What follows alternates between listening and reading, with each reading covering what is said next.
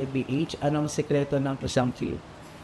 Para sa akin siguro yung passion ko sa gaming talaga. Kahit anong game kasi gusto ko maging magaling eh. Yung passion ko sa gaming is nakuha ko siya simula nung bata pa ako eh. Parang sobrang saya ko sa mga nilalaro ko and sobrang saya ko lalo kapag nananalo ako. So, piling ko din ko nakuha yung passion ko. Nabanggit mo din na CPU yung GOAT mo.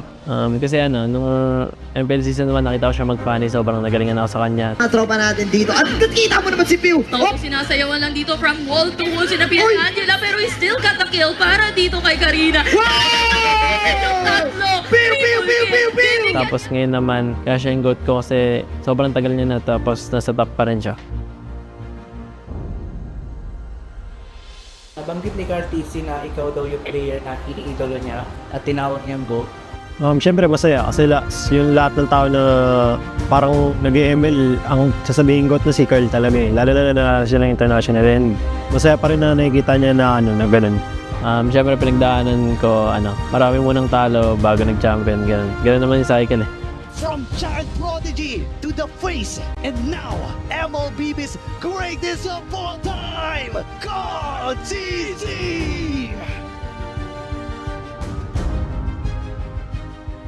Paano nito nabago yung buhay mo at yung pananaw mo sa tumay? Sobrang dami nagbago sa financially, tsaka yung routine ko sa buhay, yung ginagawa ko sa buhay, tsaka pag lumalabas ako ganun, may mga nakakilala na sa akin. Feeling ko, abang tumatagal parang napapansin ko sa sarili ko na mas madisiplina ako and mas mature. Siguro yung biggest lesson ko lang yung balance lang sa lahat ng bagay. Tapos ngayon talaga, ito na talaga yung feeling ko buhay ko eh.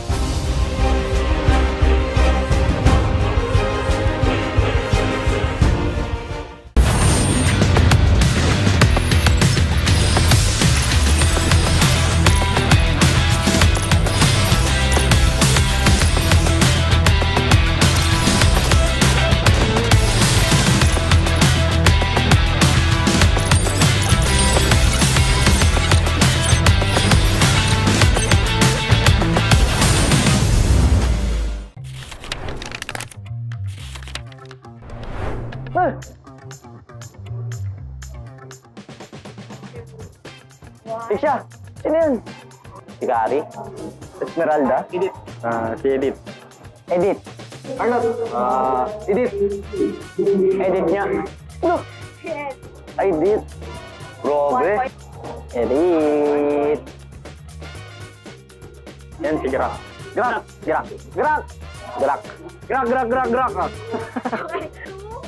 Uy, nauna ako kanina sa Edith. Sige, all one. Pinagbigyan kasi nila ako eh.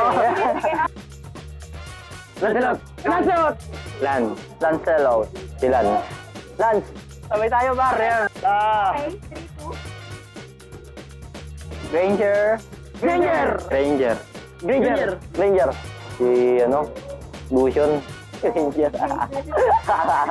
Ay, nawala ako. Okay, sabay ulit. Competitive.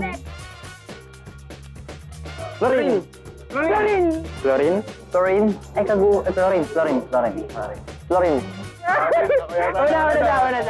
A4. Lapu-lapu. Ano yan? Sino yan? Kalea. Bruno. Lapu-lapu? Lapu nga. Ay, palakol. Parang bagong hero yan ah. Hindi si Popol. Wala, hindi ko alam yan. Sino yan? Ay, palakol! Ay, palakol pala yun! Ay! Sumati. Siya ako nagmamatilde. Matilda. Ate. Yay! Ano yun? Matilda may palakol?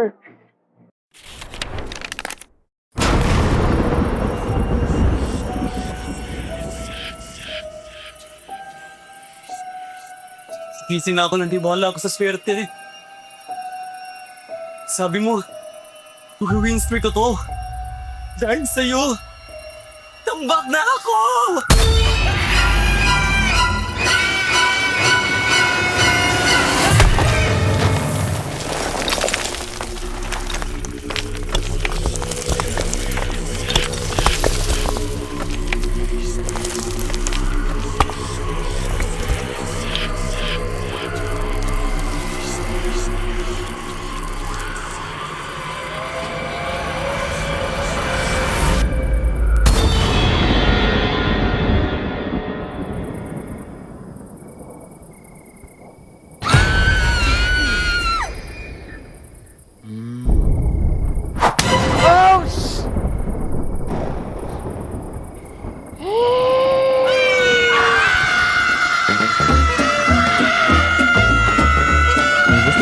swertihin, basahin mo na ang current patch notes.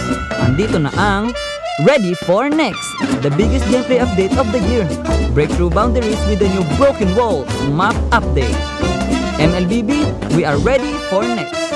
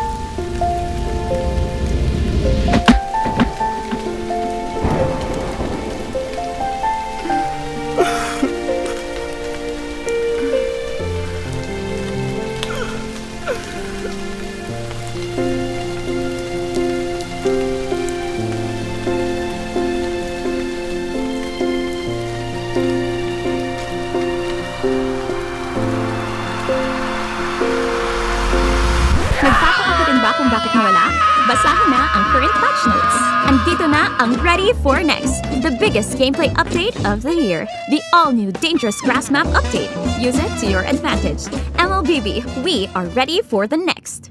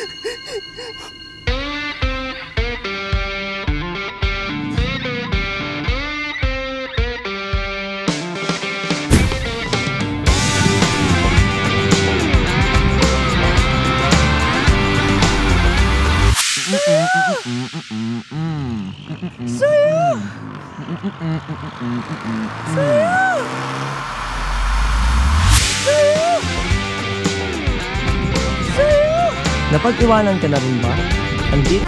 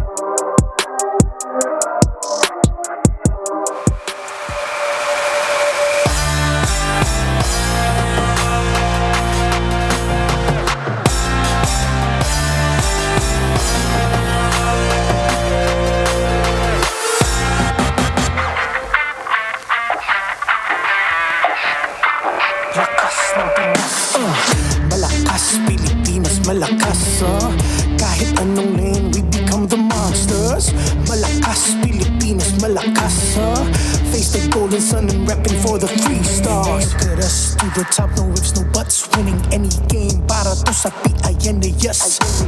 Di mo matitinag aming boses sa new level. Nasa kalye man o mobile, you know I become a legend. Listen, open fire, we unite, we winners. But with pressure, like diamonds are made of. Switching the lane na parang gera. HP Racing made a setup. Pagkakatang buhat ni Hilda, full dog SS parang Laila. Susundan ko ang wakas. Kasama pataas, tagumpay natin to. Dahil tayo'y malakas para sa Pinas. Nasa amin ang alas, hindi to atas. Kinikilala sa taas kasi kami ang malakas para sa Pinas. Nasa amin ang alas, hindi to atas. Kinikilala sa taas, ganito kami sa Pinas.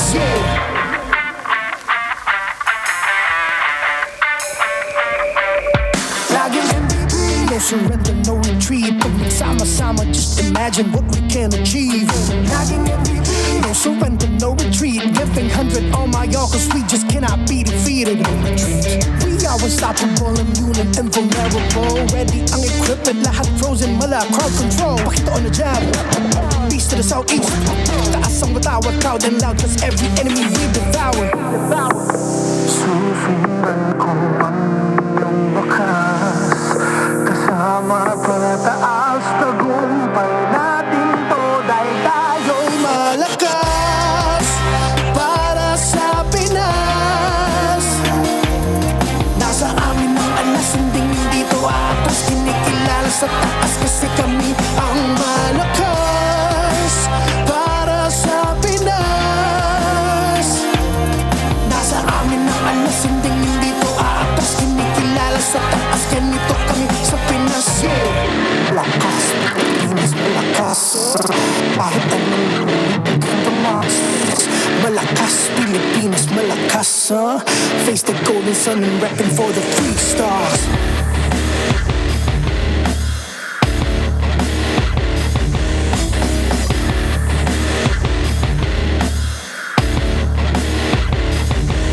Ang lakas ng Pinas, reunite with the stars. Ang lakas ng Pinas, reunite with the stars. Ang lakas ng Pinas, reunite with the stars. Ang lakas ng Pinas, with the stars.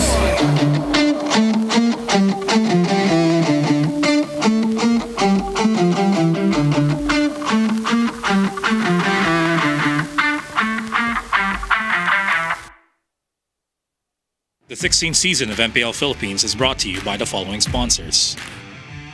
Infinix GT30, the power behind every madlang gamer. Victories you can count on. Smart, the simply reliable telco partner of the MPL.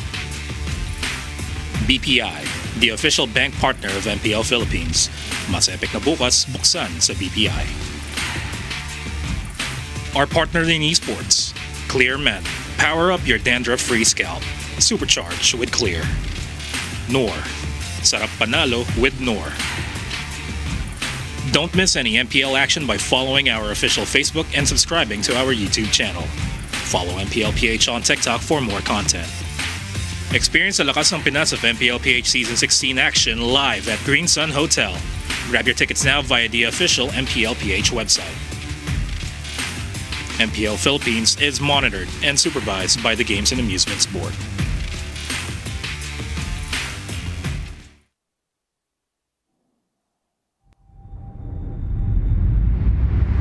Ito ang simula sa pag-secure ng wipeout against Twisted Minds. Para sa akin, hindi siya challenge eh. Parang naging sa amin, parang blessing. Tsaka nakagawa rin talaga ng magandang play yung kalaban namin. Kaya ayun, mas nakawala lang yung panalo kaysa sa amin ngayon. You have to give props still para sa Twisted Minds. It was an incredible performance.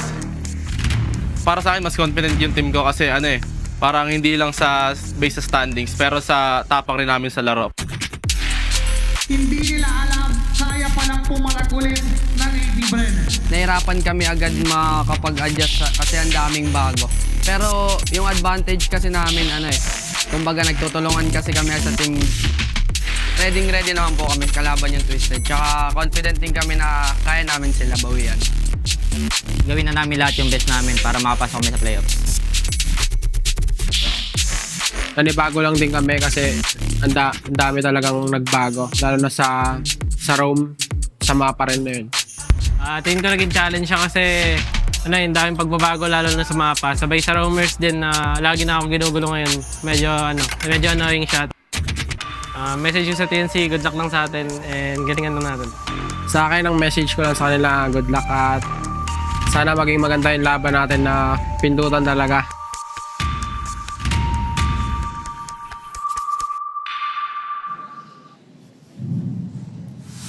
Welcome back, super fans, here at the MPL Arena. This is your very own Odin, and it's been 3 days of experiencing the Project Next. At talagang nakikita natin ang mga advantages at challenges na kinahaharap ng ating mga kupunan sa loob ng Land of Dawn. And I'm pretty sure that the teams have now crafted their strategies para sa mga mapa na maaaring matapat sa kanila. And since Week 5 started, palagi tayong dinadala sa Game 3 ng ating action-packed items. Matches ng ating mga kupunan. Dalhin din kaya tayo sa Game 3 ng ating mga teams ngayong araw at yan ang malalaman natin mamaya. Para sa mga nanonood sa tahanan o di kaya naman sa mga nasa labas, katulad na lamang ng aking co-host na si Hans Galleria, keep safe po sa inyong lahat. And this is Sunday, kaya naman Family Day. Sama-sama nating tunghayan ang Lakas ng Pinas. Welcome to the final day of Week 5. Today, the movement in the country comes to a head. We wish for safety and a peaceful resolve for all. But the action continues here in the MPL Arena. At your service, Leo, Naisu, and Renmar Santa Cruz. It's We Bear Bros bringing you 2 best-of-3s in today's broadcast. All of this is brought to you by Infinix. Experience victory with the Infinix GT30 with GT Trigger and MLBB certified 120 FPS. Enjoy ultra-smooth gameplay and outplay the rest. Last night, we went all the way once more. 9 games back-to-back-to-back. I think we might do it today, man. I think we might have a full, well, Brigitte is not here. I don't know if that's the whole thing, but I'd love to see 6 games today. Yeah, I'm skeptical, man. A part of me is thinking that we're just going to see some sweeps and the quality of the games might be different, but I hope I am proven wrong. I hope because of what Project Next has done to us, what it has done to the players, that they just show up and give us banger after banger, playoffs level MLBB. So about 15 games in, after Week 5, after Project Next, I think it's safe to say that is a sample size that gives us enough meat to talk about how these changes to the map, to the game, to the items, to roaming, how that could change possibly pro play. But first, let's talk about BPI. Level up your game with Vibe by BPI. If you download and sign up for Vibe, you'll get 50 raffle entries. Last month, 200 lucky winners received 1,250 MLBB diamonds each.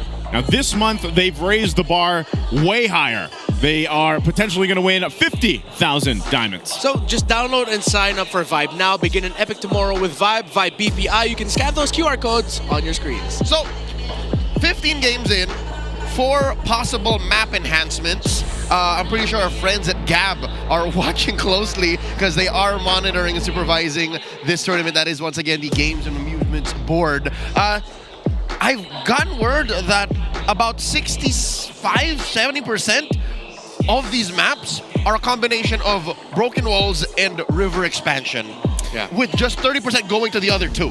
You know, I feel like that's true because I feel like my games that I've played myself since the patch has been that, because maybe that can play into a part of this as we look at our Infinix standings here for the teams on how this is going to be going forward. But yeah, I think some of the teams are still figuring out what they like best. Yeah, we didn't see a lot of movements in terms of the wide options in the maps. We also didn't see a lot of movement in terms of our standings. Rora still on top. Onyx and TLPH still fighting for that 2-3 slot.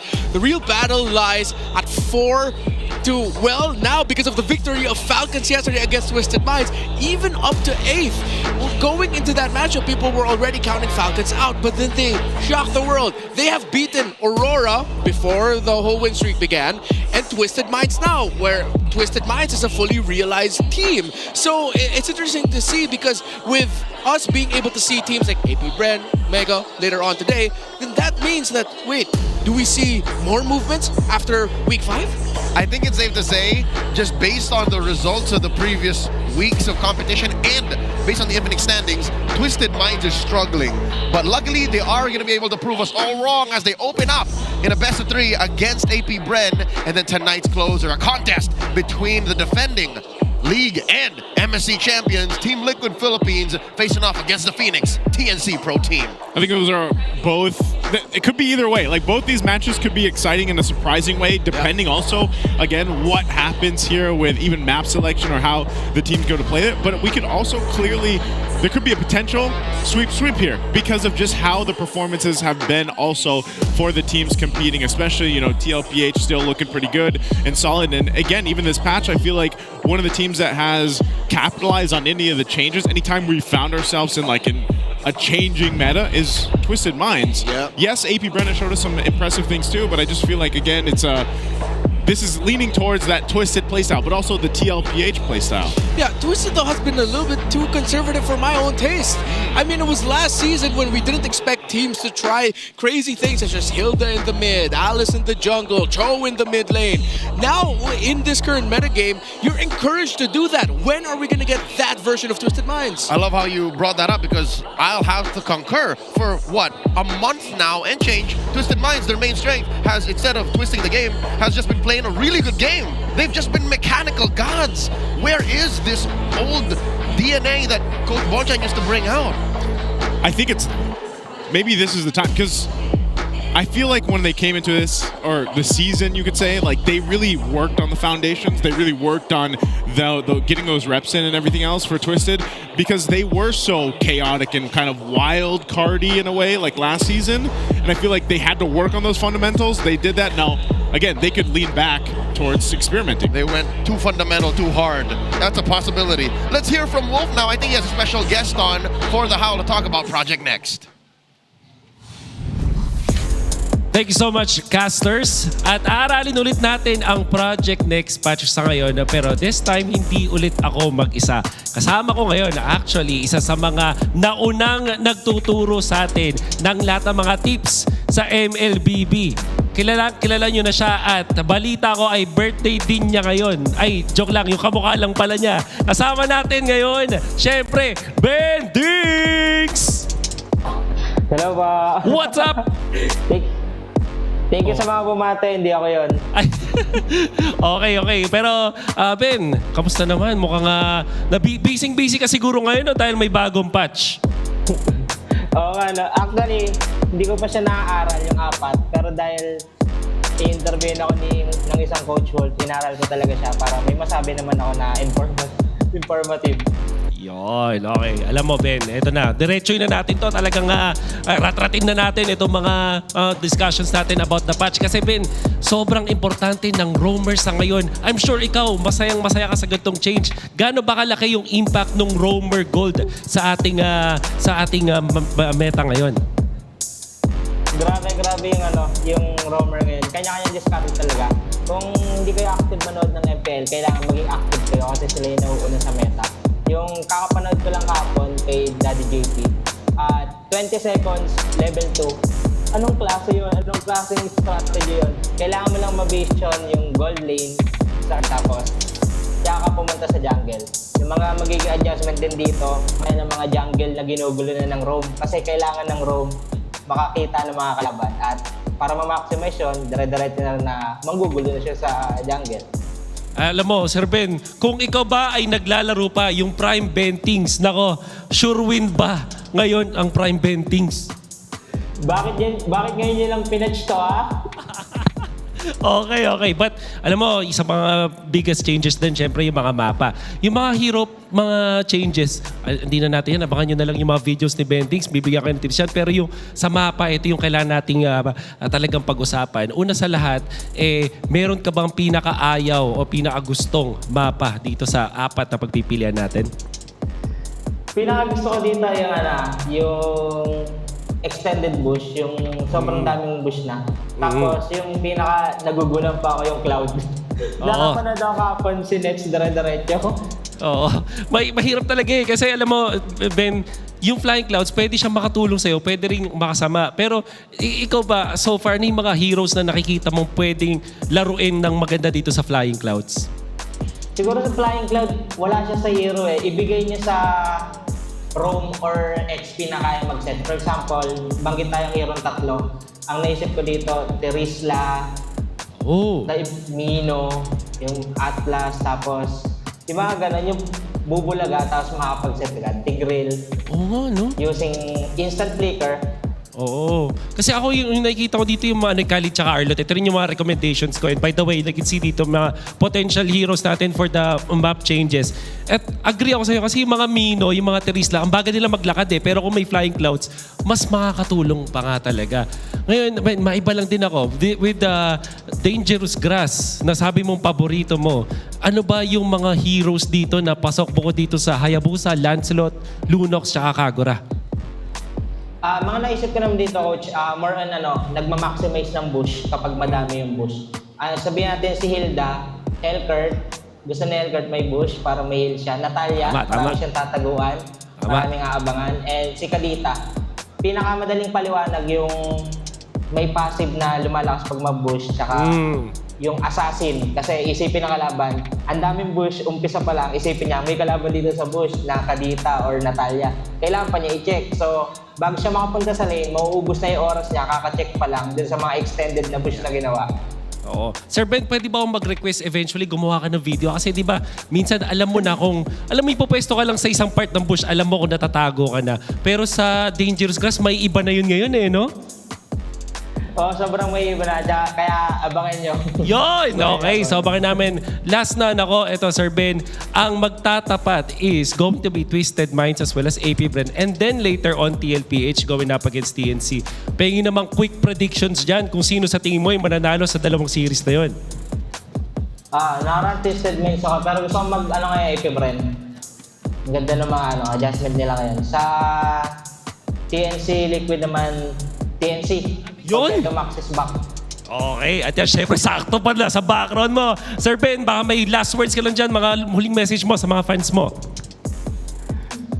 Sa mga fans natin dyan, wala naman, manood lang kayo lagi ng MPL para matuto kayo at mabawasan na yung mga kadiliman sa RG. Ayun.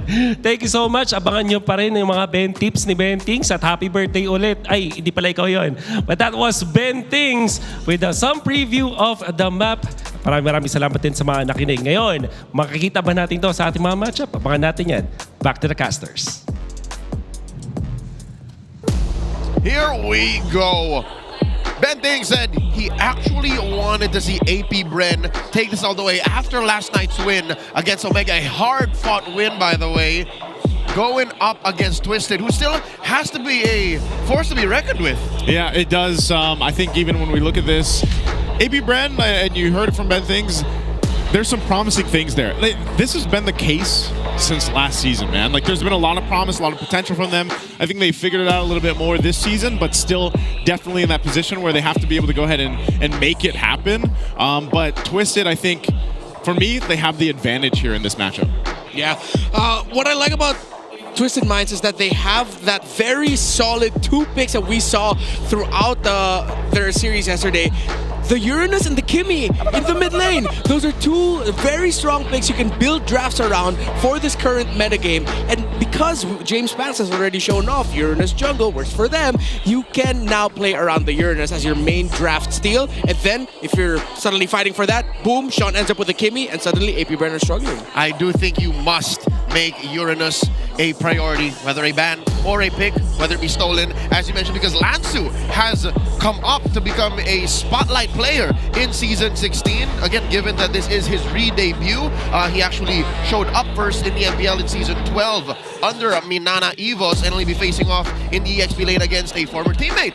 Player that also played for Minana Evos on that same roster, Lord JM, also known as Mr. 50-50. Lansu here, after this whole time, has since then won the MDL Championship with a majority of the squad under Onyx 9 lives in Season 5. And here's a quick look back at their stats.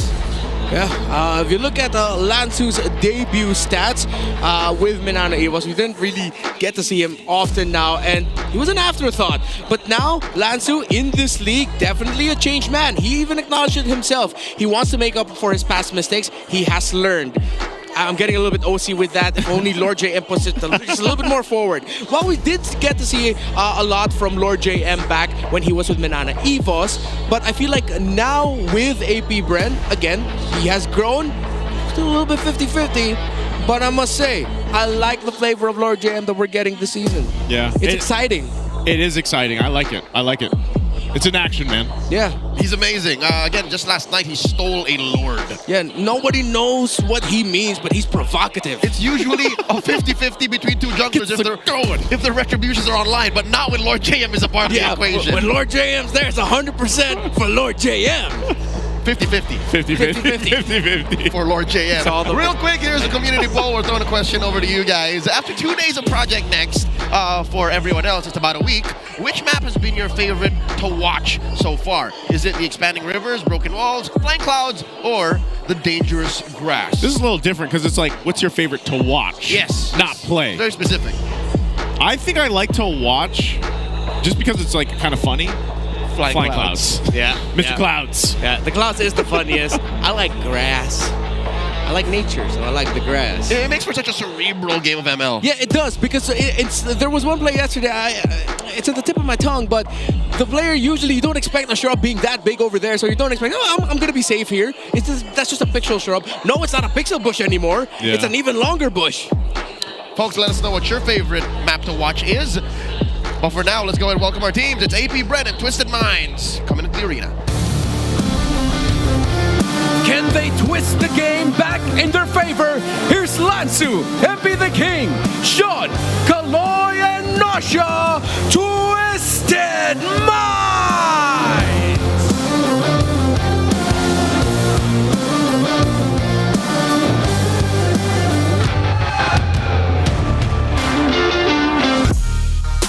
But can the Hive raise their momentum with Lord JM, James Banks, Aqua, X Nova, and Shizo, AP Bren?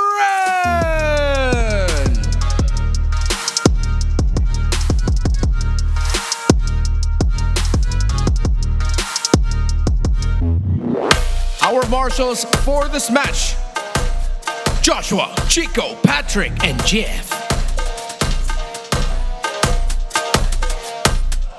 And the coaches for Twisted Minds: Coach Eson. For AP Bren, Coach Jeff. MPL Arena, it's Twisted and AP Bren. Make some noise! Let's talk about Twisted Minds. It's been a rough time for your fan base. The Minds have suffered loss after loss after loss. What makes this so different for them tonight?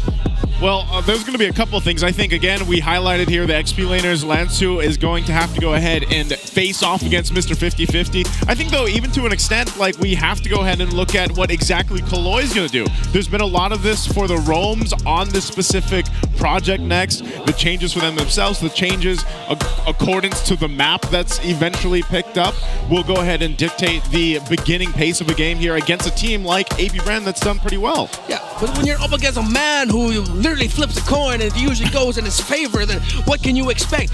That's actually my biggest question for AP Bren. What are you going to put in the hands of Lord JM, who has shown that he can play heroes such as the Benedetta in the EXP lane, in a meta game that seems like it's already shoehorned EXP laners, and this is what you must play. So now you veer off also into the jungle. James Banks, what else has AP Bren prepared for him in terms of his jungle picks?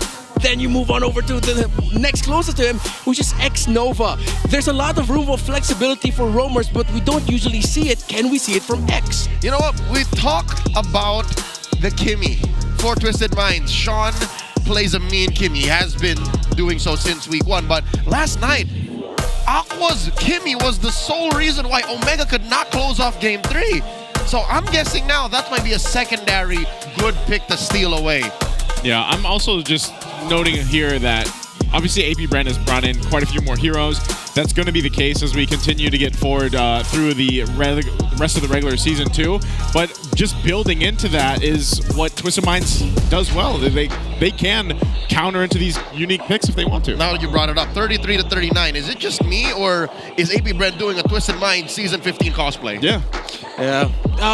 Well, hopefully we do get to see a little bit more flexibility. I really feel like, and I've been very vocal about this backstage, feeling a lot of the teams are just a little bit too overly cautious about what they can decidedly push off. I know we're heading into the playoffs, but come on, more experimentation, please. Let's listen to what these teams need to do in the Infinix Keys to Victory, brought to us by Wolf in The Howl. Welcome to The Howl. Ako nga pala si Wolf, bringing you the Infinix Keys to Victory. Twisted Minds going up against APBR ang paunang seri natin ngayong araw. At para sa dalawang teams natin, dahil sa new patch, kailangan nilang protektahan yung assassin junglers nila. O kung sakaling mag-utility junglers naman sila, kabaliktaran, kailangan mas maging hyper-aggressive sila. Nakita natin sa Twisted Minds na gumagamit na rin sila ngayon ng mga utility junglers kahit si MP the King ang naglalaro. At it's noticeable na parang bumabagal yung kanilang gameplay with a little bit. Kailangan lang maging hyper-aggressive sila sa lahat ng times dito sa ating mga laro. And that's also true with APBR, especially them dahil mahilig sila maglaro ng mga utility junglers. Now for Twisted Minds specifically, kailangan nilang irespeto yung late game ng APBR. Kapansin-pansin din para dito sa side ng Twisted Minds na nagsastruggle sila sa mga late game scenarios recently. Although merong mga magandang mga performance sa Twisted Minds in the late game, and in this particular series, kailangan nilang i-master lahat ng kanilang decision making para mas maganda ang kanilang late game. Now for APBR, ang kailangan nilang gawin, i-deny yung Kimmy, yung mid, at yung Granger na gold lane naman para sa side of Twisted Minds. Sobrang komportable ng Twisted Minds with the Granger gold lane and how they are exploring the map with this hero. And also when they're playing the Kimmy, unstoppable talaga itong si Sean. Merong mga talo si Sean eventually with the Kimmy pero napakahirap na mga laban na yan and APBR cannot be in that scenario. Yan ang bakbakan ng Twisted Minds going up against APBR. For now, let's get back to the casters. So it was acknowledged by the Howl man himself, deny the Kimmy, and the Granger actually was a little bit of something that I overlooked. And now thinking about it, yeah, I think maybe it would be best if you take the Granger away from Nausea, because it seems like Twisted Minds, when they're playing around cores or main carry damage options for the team that are long range and you just have to play so well in the front that they are free to hit from the back, that seems to be like some of their biggest strengths. So yeah, definitely take it away from them. Pretty good Howl there, Joseph. That was really good. No, if you can get away with both, all right, this is best case scenario for APBR. Ban out the Granger, put Shizo on the Harith. That would be their winningest image. But this also opens up more priorities in the jungle. It's clear that it's MP playing, right? Yeah. He's the one who walked in. Is there a way that they can take him away from Assassins and still give James Banks a good matchup? That's a good question too, especially, I don't know, because now we've seen like these different versions of Twisted, whether it was MP or Sensui, and I think, you know, both of them have showed us different things here, but let's go. It's gonna be dangerous grass. So this is Ben Think's favorite. This is also Renmar's favorite. Yeah, he likes grass. He likes grass. I like grass. Earlier, I jokingly told X-Nova, hey, X-Nova, maybe one game of Saber Roam, maybe. Hell, we might even see it here, but no, maybe not the Saber. But there are a lot of names getting floated around in terms of Assassin Roams. Helgert, yes. Natalia, yes. Fanny, kind of iffy on it, but I'm not gonna hate on Zorn. Okay. What if Selena Roam? It's been a while. It's been a hot minute. Should be good too, especially if they have a tanky fighter jungler and then maybe a mid laner with strong crowd control. But with the Juice and Gone, I feel like that is one of the things that you can pair up very well. Unless they're loco enough to go like Roam Selena, mid Novaria, and then like a jungle Fredrin. That one might actually work, but I'm worried about your mid early to mid wave clear. Yes. Going into the draft here, Twisted Minds decides to go blue, banning out the Chip, the Esmeralda, and the Zushin, while AP Bren taking out the Uranus, the Lance, and still at large would be the Wanwan. This has got to be the Wanwan. Has to be. It did slip through yesterday, though. Oh, no. Coach Jeff. Yeah, what is he going to do? Is he going to ban it out? Coach Jeff. I think the Wanwan should be the ban. Oh, okay. Yeah, I mean, one of the most overpowered heroes in this meta, even though there are some people questioning why Falcons picked it in the first pick. But come on, Angela's really strong, guys. So, we actually have something from Eson here. Not Coach Eson, excuse me, Sean. Until now, he still carries the discipline. The times where he studied, playing, you really need to maintain both. Oh. I got this for you. The time he was playing and studying. And studying there, thank you. He had to do both. Yeah, confirmed, Naisu, better at Filipino than I am. Salamat. That's right. So, that's 1-1, by the way. There it is, 100% win rate. The one time it slipped through yesterday, again, we learned why it shouldn't slip through. But what is Bren's gambit here? They answer with a Baksha and a Kimmy. Yep. Neither of which are like solid answers just yet. I'm not convinced. Yeah, but I'm 100% with the fact that AP Brent decided to take the Kimmy away because you cannot give both. Well, I mean, the Granger is no longer going to be an option here. AP Brent actually has the option to play the Granger if they want to. So if they want to start off their draft with a jungle mid gold show, I'm actually okay with that. But that was a lot of pressure in their drafting so that the Roman EXP pick are just winning. It's a good thing that this Baksha is even a flex pick because now that you see a Fars on the other side, a Clay on the other side as well, it helps you contextualize what you might need. Agatha Kacho might actually be good for X Nova, so instead of picking up the Granger now, they might be tempted to pick it here. So it sort of turns the sort of like power of the draft here towards the Twisted Minds because now it's clearly them making AP Bren react. And that's what I'm trying to say is the whole 1-1 opener doesn't seem worth it just yet. Coach Baum and Coach Jeff and the rest of AP Bren are still cooking, and we haven't even sniffed what the broth is like. One more pick for red side. All of the big picks are already out there. I don't think I want a Harith here. Harith against the Wanwan? I'm with Redmar. I'm with the Granger. I would rather Granger. It's safer. Okay, well, they're going to wait for that. They go to Phobius, so they get the XP. Yeah, I think this is them slowly, softly preparing themselves for a Harith 4 pick. If it comes through. If it comes through, or maybe even a Harith 5 if somehow Twisted Minds doesn't ban it out. Because I think it's tacit proven that the Phobius and the Harith together in one team is actually a huge headache to deal with. Count on Lord JM to be very gung-ho with flickering forward, trying to get the Dark Wave sets off. Maybe if you can even find Sean or force out the Needles and Flowers early on from the 1-1. Yeah, the 1-1, like, I guess that's what we're looking to see because 1-1's been banned out for so long that it's like, all right, how does this fare up into the lane matchup now? You know, how is this going to be played against? And I guess you can look at this as what is Shizu going to play? There's no gold lane bans coming out, though, in the second phase, so it seems like Twisted's going to be pretty confident playing into that matchup. So the one strength that AP Brent has going into the second phase is with the way they opened up so much in the early, they're sandbagging all the potential in the late because they're still holding on to where this box is going. We still don't know if it's Rome. We still don't know if it's James Pank's hero. And I think Coach Jeff, he's looking really sick. He's got that look in his eyes. I've seen this look when watching him play, and MPLMY is like, oh, you don't even know. They don't know who I am. I'm Jeff. They don't know what I'm thinking. Yeah, in my Coach Jeff does sound like that, right? Or am I misremembering? That's a different Jeff. Yeah, oh, different Jeff. All right. So, okay. Smart ban as well on the Matilda. AP Bren, are you going to ban out another EXP laner like a CC? Or...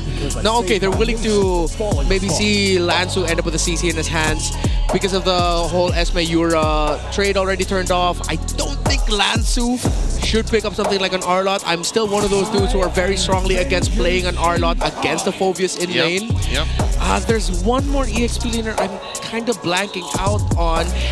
Not glue or anything. If this is an overly frontline heavy lineup from AP Bren, there might be an argument for an X-Borg to come in for Twisted Minds. If it's a very tanky roamer, tanky fighter jungler in the Baksha, XP Phobius, an X-Borg will be well warranted for Twisted later. I actually agree. There's no need for a carry jungle anymore. Yeah. All their cores is right here. They just need the 1-1, the Farsa to take off. Yes. And then AP Bren's cooked. But let's see what AP Bren has been cooking. Come on. We know that this box can go in many different places, but where is it going? Now we know! Now we know. No, wait, we still don't know. Well, technically we do, right? Khalid's going to go in the roam. No, we've seen XP Khalid last night. But where then the Phobia's going to go? Yeah, the Phobia's there. Oh, you're right. Yeah, they're I'm fine, blanking they're out. So it's Rome Khalid, XP Phobias, Yep. Jungle James Box. Box. Okay. There's the glue. That's what I was thinking earlier. Yeah, all Solid. right. There's no answers to the glue. No one to pop the little longs. Yeah, in terms of the damage profile, unless APBR force themselves to play a carry, but they're playing a carry into a Farsa, Kalea, 1-1 lineup, softly drafted into a corner here. What's MP playing? Shizu can honestly just play safe and pick up a Granger, honestly. Is he just going to go Hayabusa? Okay, yeah, I was going to say. Still Assassin, no need for X-Borgs here. Yep. Okay. And then this is... Okay, it's good that the APBR picked up Khalid because the Twisted Minds rotation is going to be fast around the Kalea and the Farsa together and the Hayabusa as well. So you need at least one guy, well now you have two to match that speed. Granger, I think, is the last best pick here for APBR, and it can't be something like a carry. Could be too tough. Nor the Harith. Nor that. You're going to get caught. I think this is where you see the map enhancement actually dictating what picks are viable. I wonder if Shizo's willing to play a Claude or something? No. Granger, yeah. Granger. I mean, just play around your range, backline, let the three dudes in front of you give you space. Even Claude might be dangerous because you could randomly throw a BMI in, and sometimes you move before you even see. Yeah.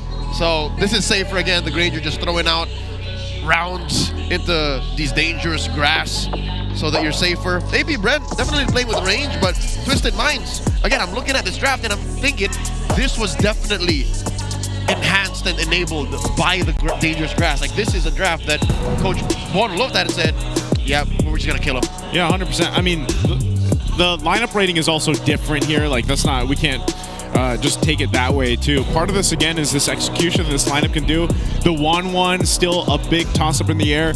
I do notice, yeah, there's still going to be two Purifies over here too for APBR. So playing around the CC is going to have to, they're going to have to be able to do that. Here we go, game number 1 in a best of 3, a contest between Twisted Minds and APBR. I'll tell you now, gentlemen, I'm really excited because even in the battle spells loadout alone, you can tell that Welcome to Mobile Legends. While Twisted Minds are trying to find those pickoffs early on and make them snowball. Yeah, I mean, we did see it was Twisted Minds themselves with a Kimmy and a Granger together that can stretch out the game for so long. We even saw that not only from Twisted Minds, we saw that multiple times throughout yesterday, that if it doesn't end quickly, suddenly the team that got the snowball realized it's way too hard to play into it in the late game. So strong trading in the center of the map. As expected, Kaloy and X-Nova are going to spend a lot of resources, and that resources in their own life to make sure that the mid lane trade goes favorable for their teams. It evens out though. Okay. Also with this early action, it just looks like Twisted will go ahead and get what they need. Looking at the emblems real quick too. Quite tanky over here, you know, for APBR. It is that defensive kind of composition and lineup that needs to work. Yeah, 3 tank emblem sets for APBR. But again, there's a chance Twisted Minds might run away with this within the first 7 to 9 minutes. But if they cannot end it before 15 minutes and it stretches to 16 to 19, that's already APBR's territory to completely turn the game around. Hold up, that's news to me. Debut? That Sean actually just played Farsa never in this whole season. Yeah. This is his first time playing the mid lane artillery mage. Yeah, played a whole lot of Jusins and Kimmies, Kagura as well. Yep. But I think now we're going to see a different flavor of the team fighting of Twisted Minds. Now that they're going to be playing around a very static mid laner who, yes, can have individual outplays, but in terms of your formation, you really need to be tight and make sure that you're checking where the Phobius, the Baksha, and the Khalid are, because those 3 will definitely be just hunting down for that Farsa. There you go, jump you. As soon as you set up that Feather Airstrike too, so... Again, both teams stand up here towards that XP, doing a damage already. Actually, a surprising amount. Already popping the shadow, killed Lord JM. There's the backup from Kaloy. He's gonna force X-Nova. X-Nova's still up, but Lord JM finally goes down. First blood in the hands of Sean. There you go, traction pulse. Oh, Aqua wasn't able to pick up a kill. So 2 people getting out with their lives, but first blood in the hands of Twisted. It was all for Jimmy James. He took the turtle. Now he's getting the turtle, or rather the steal. Oh! James Banks gets a kill on MP. I guess he stayed way too long at low health, and now... Wow, that was a mistake there. That was a Freudian slip. I did not mean to say he was going for the kill, but for the steal. He went for both. He went both. Yeah, he got it. If you can get all the good things in life, why not go for both, right? And he's winning. That was a great call by APBR to just invade the jungle right away. They understood the situation, that the trade up top for Twisted Minds just extended too long, excuse me. Already a Dreadnought armor for this boxer. They know. Spot. They set him up again. Wow. Kaloi spotted out in the brush. Good usage of everything. I mean, they even had to use the Raging Sandstorm for him, but still, now they're in the jungle. MP, can he do anything about it? Top of the Prozance, he's gonna have to go out. Shadow Kill is already gonna be used. He's gonna get stunned again. Oh, shot comes through. And Aqua will pick up a kill. This is not looking good for MP the King. X is literally just buying time. He's standing there and he's using his quick sand guard as an extra layer. Like he doesn't even have items, but it feels like he does. Yeah, as a great prophet once said, X gon' give it to you. And I like how James Banks used that shield unity. The shield unity was perfect timing. It seems like he calculated that so that the animation of the Shadow Kill ended, or if ever MP the King canceled it early so that he can just try to get a basic attack off onto James Banks, he'll get stunned right away. And that stun felt like an eternity. Oh, whoa, look at the damage of Sean. Wings by wings on out. Kaloi has no option but to flicker on out. So 2 battle spells actually used up from Twisted in that. This is just APBR punishing with this kind of composition they have, putting pressure where they want, and another turtle comes up here for the taking. Fellas, 4 minutes in, and it's APBR playing like they're the ones with Flicker and Twisted Minds with the Purify. Second turtle up, approaching half health. I don't think Twisted Minds want any of this. Yeah. No contest at all. Gonna be way too tough to do. So APBR, the great thing about their composition is, yes, we talked about how Twisted Minds could potentially run over and take control of this game, and it'll take too long, or very long time for APBR to get it back. But if on the other side, APBR is the one dictating the early to the mid game, Twisted Minds' window is so small and they've lost it. Kaloi's gonna go and have to use a Tsunami Slam after taking the Traction Pulse. He tries to disengage. Twisted might jump in. X-Nogum takes a couple shots from MP. Lansu joining the fight from the top side. He's jumping on in, but he's got no backup, so he has to flicker out himself. It just seems like Twisted Minds is just disconnected on how to answer APBR. I'm clenching to see when X presses his quicksand guard. He never did. He felt like he was never in trouble in that whole sequence down bot. Yeah, APBR have just done everything perfectly in terms of the rotation, stealing that purple buff right away, continuing the pressure into the jungle of MP the King, and now Twisted Minds are going to be climbing in a huge uphill battle. Because if they cannot find a big win through maybe a huge crossbow of tank through Nausea, maybe somehow miraculously Kaloi and Sean picking off Aqua and or Shizo, who both have Purified by the way, then APBR will be able to end this before 14 minutes. This is a clear sign that Twisted Minds understands the brevity of their early game advantage. MP the King pressed the Shadow Kill to try and clear the wave. He knows that they're not going to fight anytime soon. He's going to have to fight in this jungle though for the buff. Lansu taken with the team. He's still with Aqua. I'm not sure what the plan is here. If he's just going to go ahead and sacrifice himself, he does try to get away, but he doesn't have a flicker, so only a matter of time. Shizu will take him down, but a good push down bot from Nasha to get the tier 1, so that at least that's something for Twisted Minds. Yeah, that's a Skypiercer stack. So market, that's one for Shizo.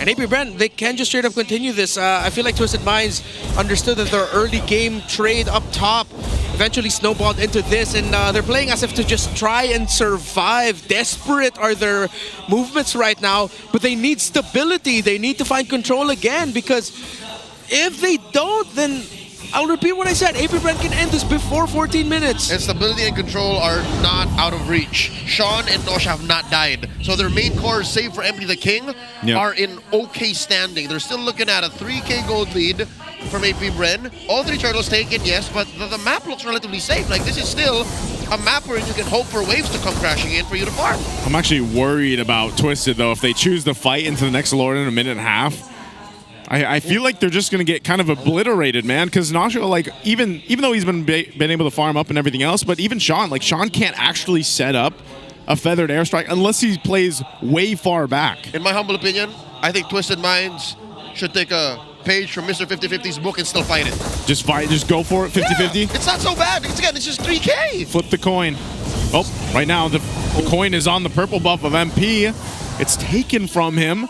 So he's been dealing with this all day in this game 1. Okay, you know what? They got a minute to change my mind. So maybe after a minute, you're looking at a 5 or 6K, I take it back. Yeah. Let that one go. Straight up starving right now. Even Aqua and Shizo, their timing of when to use the Purify and how quickly APBR are collapsing towards their main damage dealers if ever someone gets a jump on them are just way too sharp. Even if they can force out a Purify, the Twisted Minds have room to answer. Uh-oh, down in the mid lane. They're in trouble. Lansu's going to bring back Lord JM, but still fighting in the jungle. Nasha's gone. Not even a chance to get the damage off, but finally Lord JM punished. That's it, bro. But I think APBR's happy with that. They got 2. Lansu, Nasha, not part of this one.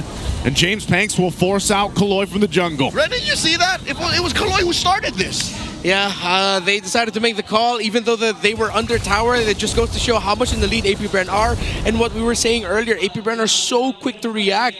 And if it's not the Kimmy or the Granger, team fights are so tough for you. Because Lancio isn't even in a right spot in terms of his own economy to be able to sustain a team fight long enough, even if he gets a grab on the right target.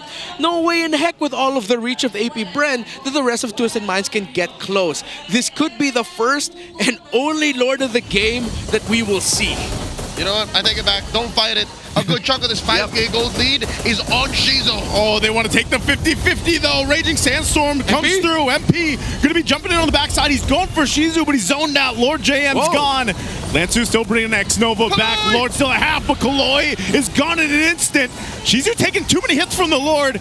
He's got to back off. Sean's on the hunt, but meanwhile down bot, James Panks will be able to pick up. And Shizu's gone from Sean. It's all split up. There's a crossbow tag. How was Twisted turning the fight around? This one should have been for APBR, and they just lost this lead they had. Early. A blunder, a double for MP, and Sean might get another. What a fight for Twisted. They took the 50-50. That's a delayed swipe out. APBR off the map. Lord for Twisted. You know what? This has always been Twisted Mind's strength in Season 16. Yes. They played that fight perfectly. I was skeptical. Obviously, what Twisted Minds did there was sheer mechanical genius. No, Sean, first, let's start with him not giving up on the hunt for Shizo. Shizo, for some reason, still damaging the Lord. I think he was trying to regen through it. Yeah. But actually, him taking hits from the Lord hurt his chances of surviving. Lord JM going for the deep dive because they thought, okay, we win this, is already okay. But Twisted Minds, MP the King held on to his shadow kill, and they couldn't get the 1-1. We said one of their main conditions is a big crossbow tank play. Didn't get it, but man, he was able to just stay alive and deal damage. They got something better. They won a fight and a contest when they were down about 6,000 gold. And now everybody can take care of this major objective, but the map has turned blue. So if you were going to make a list of top 10 5v5s in Season 16, I would argue that would be part of it. Yeah. Just because of how down Twisted was and how perfectly they executed. And remember Project, wait, no, Kaloi, not going to go in. Woo! The most recent Project Next adjusted so that teams that are trying to make a comeback from behind through a huge gold lead is actually encouraged for them to make riskier plays to try crawl back even faster. And that's exactly what Twisted Minds did. It seems like in Project Next, even if it's a 4 or 5k gold lead at this point in the game around Lord 1, there's still a chance for you to make a comeback. That's right. So it was the 8-minute mark that gave them the go signal that maybe we can try. Which was part of it. Again, you also pointed it out already, but APBR's positioning was just not ideal for, and maybe it was a point where we're like, okay, we're pretty far ahead. We got 5,000 gold lead, but they just forgot the fundamental of the team fight. I think it's more Twisted Minds put him in that situation. Yeah. Twisted Minds divided and conquered. Made that gold lead less of a factor. Issue, yeah. Because like Shizu, if I remember, he didn't even use the Purify, and yeah, maybe a couple of those shots from the Lord were just like too much. Yeah, it was like that. It felt like APBR were fighting under a turret, which is in this scenario, it was the Lord. Yeah. But they were controlling it, but it was hurting them, the fact that they were the ones holding it. It's like they were trying to tame a level 50 Charizard with 2 badges. Yeah. not going to work out. Yeah, don't do it. You need cheat codes for that, and we don't do that here. Oh! There it is. Traction Pulse. Lansu gonna be in trouble. Takes a blunt of the damage. Chloe's gonna jump in. Doesn't pull the Tsunami Slam. Crossbow of Tang to keep them at bay. They're just gonna disengage, but X-Nova might not let him. Goes in with a Raging Sandstorm. He does have an immortality. He gets thrown in with the Tsunami Slam. He flickers on out. James Panks decides to fight it out. A Feathered Airstrike to cover the ground. They're gonna go in. They're finding Nasha. Nasha's gone. Lord James will be able to pick up that one. And Sean tries to get away. He'll flicker on out, but they lost 2. So right now the trades are still there, but MP and Kaloy are left here. AP Brand have a huge amount of the climb, but they found MP. He tried to make a play. He tried to be the hero, but he just got punished for it. Why? Why? We saw this happen last night with his Baksha going deep against Falcons, but why? It's the same question. I guess he saw the low HP bars and maybe thought he could make something happen, so now the Lord is up. He salivated. He wanted the kill. That's tough. Right now, AP Bren, knowing that MP is down, they're going to get themselves this Lord unless Kaloy and the rest of Twisted can do anything about it to delay it. But Aqua will secure the Lord. Lantu's already gone to double for Shizu. They're hunting for more. Nasha and Sean have to disengage, but it looks like AP Bren will be happy with what they get. That was way too close. AP Bren actually almost lost that Lord because James Banks got knocked up. MP trying again. Whoa, MP! MP, chill. Going for Aqua. All right. Okay. The Baksha wasn't there. He wouldn't be Shield Unity'd or Dark Waved or anything by the Phobias. AP Bren, they could end it, maybe. Yep, they're pushing in on this base turret, mid turret, going to be worked on. MP's in trouble. He's gone. What happened to MP? Just deleted, and now the rest of the team has to work with Nasha. Nasha trying to get the crossbow of Tang off if he can. He does. There's the Winter Crown, eating up the crossbow of Tang, but Lord JM's gone. Aqua trying to get space. Lansu connected to Shizu. He's got an immortality. He's going to try to bring him back, and now Shizu and James Panks are on the run. Twisted again. Kaloy jumps in with a flicker. Shizu trying to get space. He's bobbing and weaving the best he can, but immortality is popped, and he's going to be gone. James Panks just has to watch him die. The minds go wild in the arena. They turned it around once again. Terrific back and forth. I thought Twisted Minds would be out there, but this is what we're talking about. Nasha and Sean's positioning in team fights, slow front to back. They are way too damn good at this. That if AP Brand don't cast them off guard, if Lord JM or James Banks, X-Nova, if none of them can get to this Farsa, pressure this 1-1, then they will lose this fight. Oh no, a Tsunami Slam on James Panks, pops the Winter Crown, but Aqua going to be in trouble now. They're going for an MP, jumps in onto the turret, pops the Shadow Kill. He'll take out Aqua, but he tries to get away, and Lansu goes down instead. The trades here, but right now Twisted with a lead towards the base of AP Bren. That's a win in my book. Anytime you can throw Lansu at AP Bren and take out Aqua, take out Shizu, hell, even compromise James Panks, I would do it. So this coming Lord, a minute out, I'd say Twisted Minds should focus on heroes first. That's what they're good at. Yeah. Okay, Phobius and the Baksha, as we've seen in multiple engagements, both have the Winter Crown. Aqua has one too. Force those! Yep, try to force those out. It's down to Sean. Nasha needs to play the most absolutely 100% disciplined 1-1 game of his life now. He has to wait for those Winter Crowns to show before he uses the crossbow of Tang. So looking at Nasha's play here, it's clear that they're giving him all the waves, all the farm. He's still down, by the way, this whole time. Shizu is still ahead. It's tough because you basically have had this whole thing. Oh, okay, Lansu.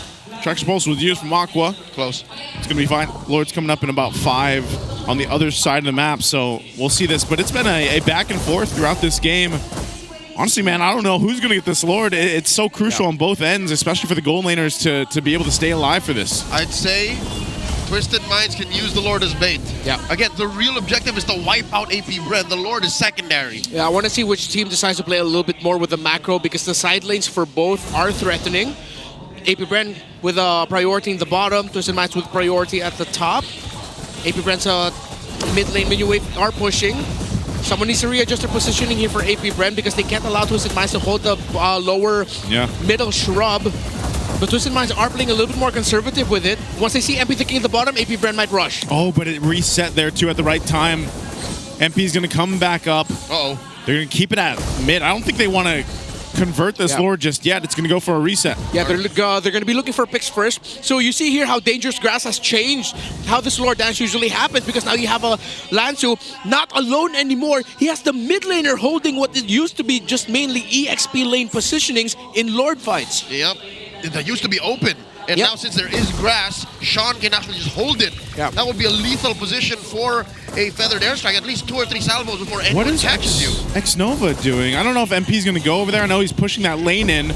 The long lane. Kaloi will take a couple shots. He goes in with a flicker. Tsunami slam. Lord JM could be in trouble here. Feathered airstrike. He's going to bob and weave out of it. Pops the winner's crown. He's going to go down eventually, but they're going to re-engage Xnova, waiting for the rest of AP Brent to fight.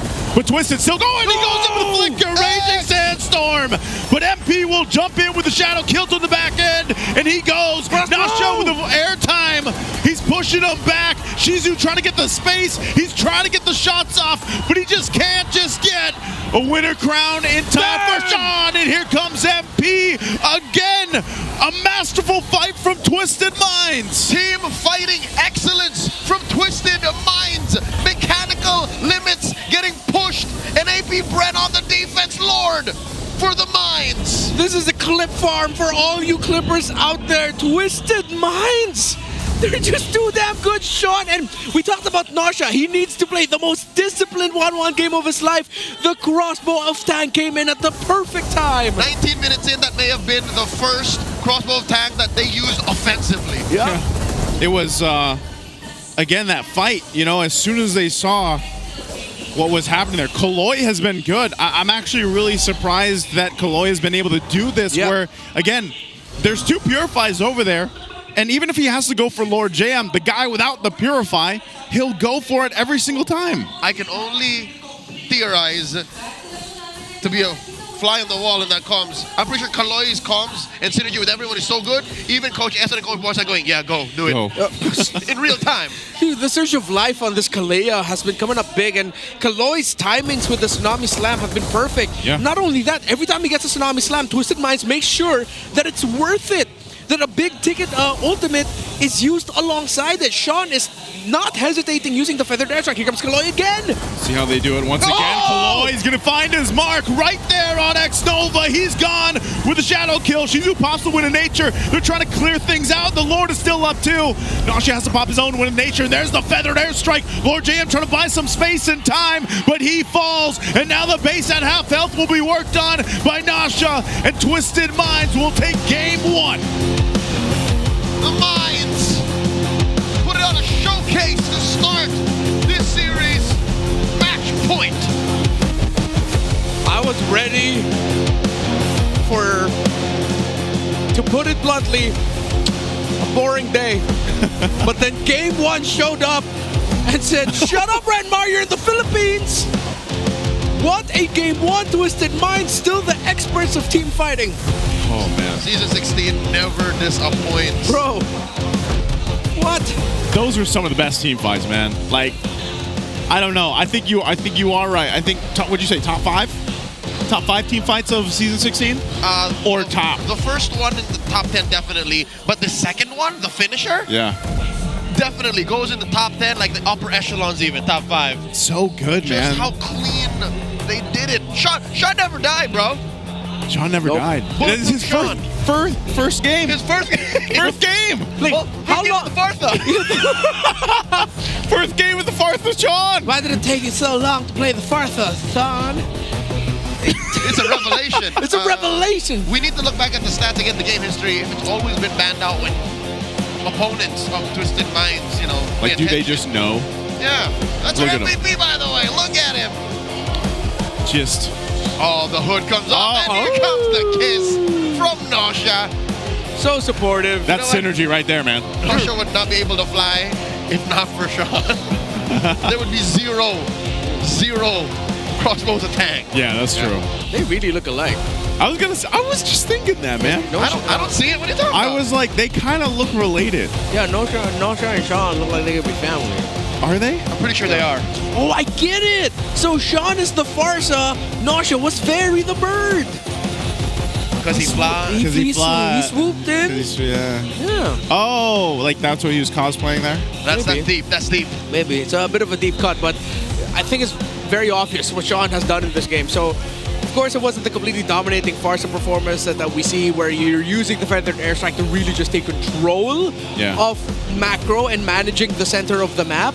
But it was how he timed his feathered airstrikes every freaking team fight, and how it seemed like Twisted Minds were just playing around that, where Kaloy starts things off. Sean uses feathered airstrike. They rope-a-dope and extend the team fight to such an insane amount that, of course, APBR are going to be thinking, yeah, the feathered airstrike isn't going to come back in time, right? Next thing you know, there's a feathered airstrike again, and APBR have lost the fight. Multiple times that happened here in this fight, and gotta commend Lansu, not the most statistically impressive game, but as the game went on and every team fight started to swing a little bit more for Twisted Minds, you really see the disruptive effect on the glue. And Sean laser focused onto where Lansu is, helping him out and say, you know what, the rest of the team can't help you out as much in terms of making the most out of your grab. Let me drop one feathered airstrike pop and then use the rest for the remainder of the team fight so that the rest of us have a little bit more chance to catch up to Lansu's glue, who is way too far back in the back. Yeah, I gotta say, man, it's not about the KDA, you know? Like, Lansu was doing work on the glue, and there was a couple times in the early game where, like, the idea was there. They just they weren't able to follow up the way they could at this point in the game or later. All right, gentlemen, I've looked it up. I'd say 20 to 30% of Twisted Minds games, their opponents actually banned or stolen away the Farsa. That's why Sean never got to play it. But also, another little bit of trivia, Twisted Minds have never also banned the Farsa themselves. So this is a secret weapon. They've been holding onto this. Oh. I'm gonna have to double check that. That's true. Yep. Yeah, that's good. Again, that's an estimate, rough estimate. 20 to 30%, especially in the earlier half of season 16, opponents would always ban or steal it. And then, if I should be correct, Twisted Minds have never banned Farsa. Not a single one. You're right there. Yep. They must, I guess they just know. This is one of Sean's most deadly heroes. Best kept secrets. Yeah. I mean, this was that team fight that broke out here, and this was just so good. I mean, even this, the winter crown. He did two feathered airstrikes, sir. Yeah, and that bought enough time, like that little window for that to happen. And then, like I said, Kaloy, a lot of times it's either X-Nova, Lord JM, or James Panks. He'll take someone for a Tsunami Slam. And can we not forget to acknowledge the king, MP. Despite having a very rough early to mid game, just kept at it. He started out as a little thumbtack over Hayabusa, and then eventually he just kept forcing these, little cuts up to when APBR was forced to respect him. That's impressive. That's almost Carl TZ-like perseverance. When he would just play the box in season 13, throw his body over and over again at the opponent until they win, until they give up. Oh my goodness.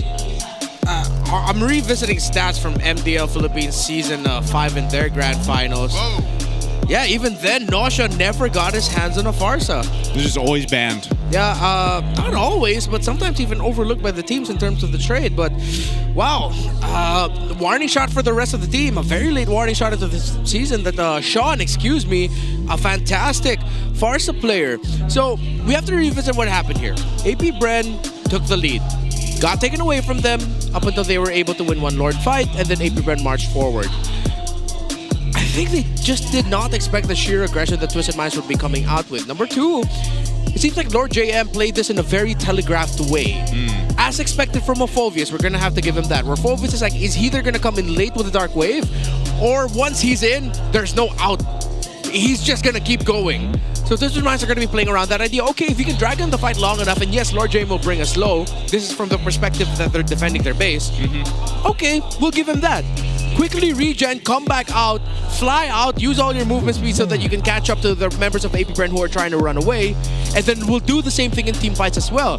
Because it seems like as this game has gone on, the glue survived significantly longer than the Phovius does. Yeah. And that, in terms of how long they survive, Lansu gets to do his job more than Lord JM can. I think that's why, if you also look at this lineup and the way that it was executed, Twisted Minds played with the dangerous grass better.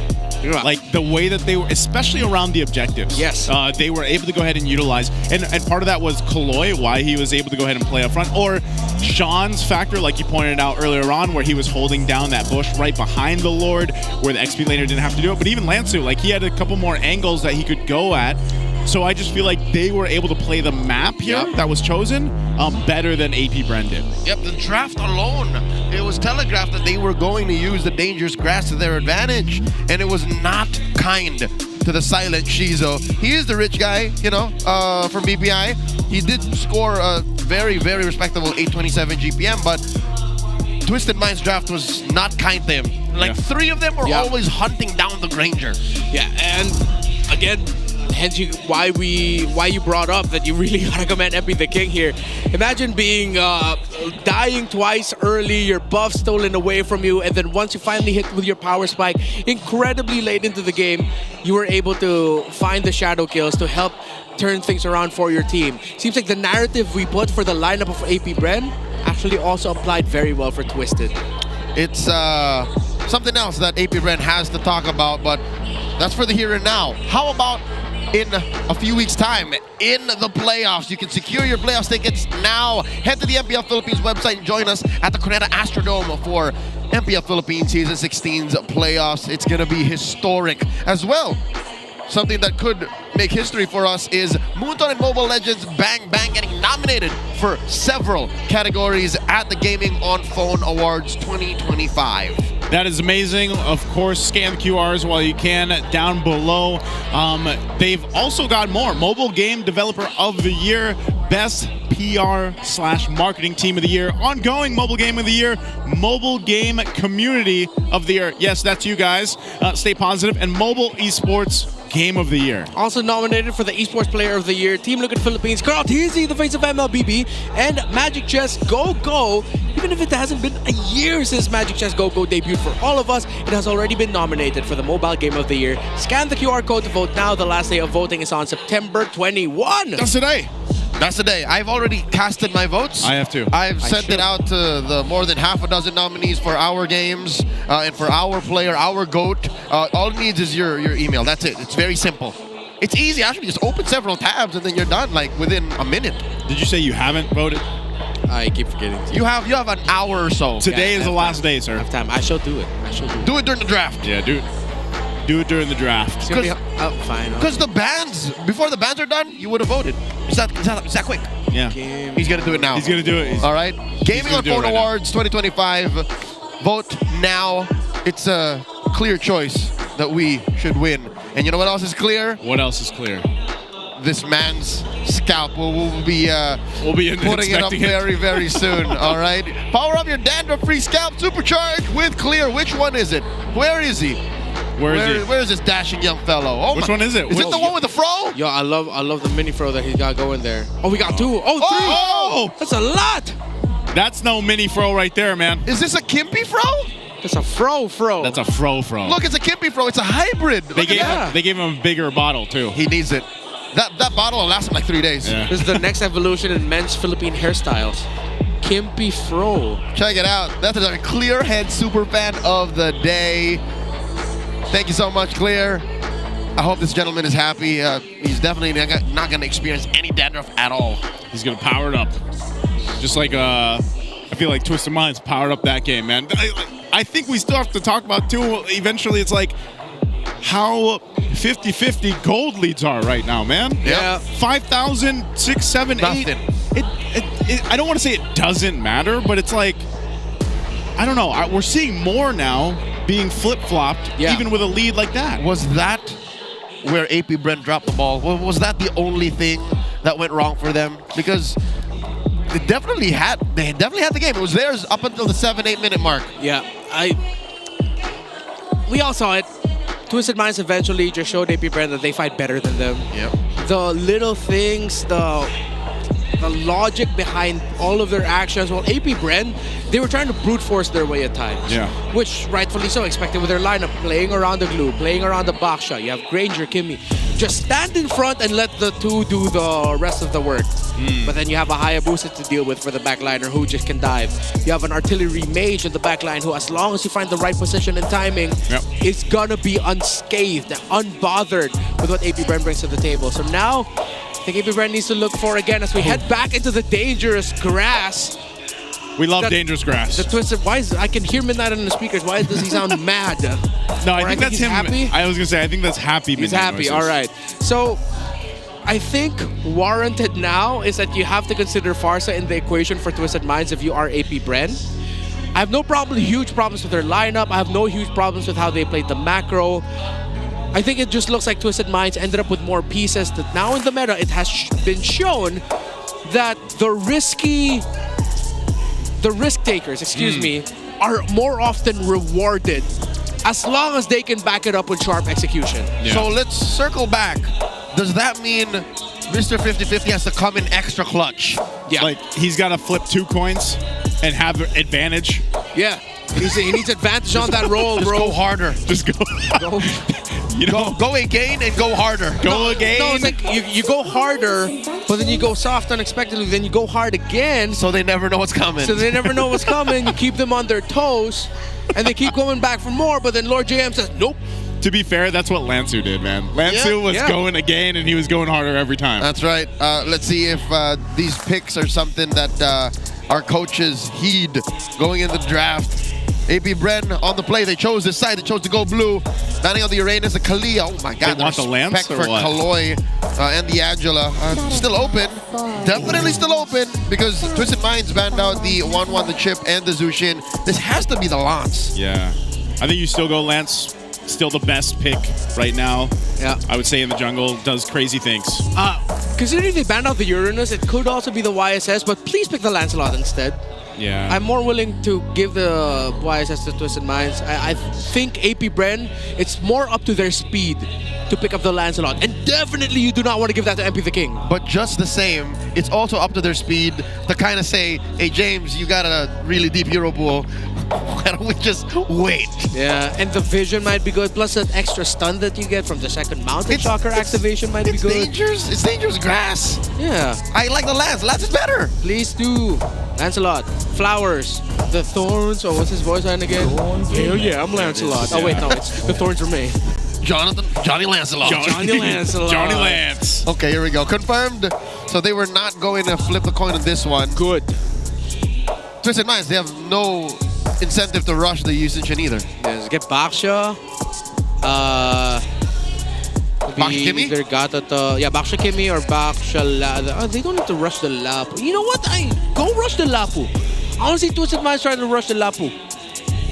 You need someone who can just take control of lane.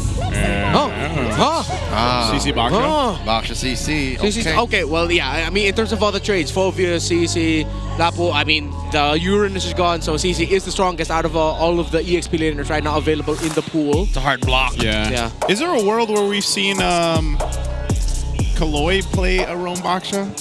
Has he actually done that? Yes, I'm not against it.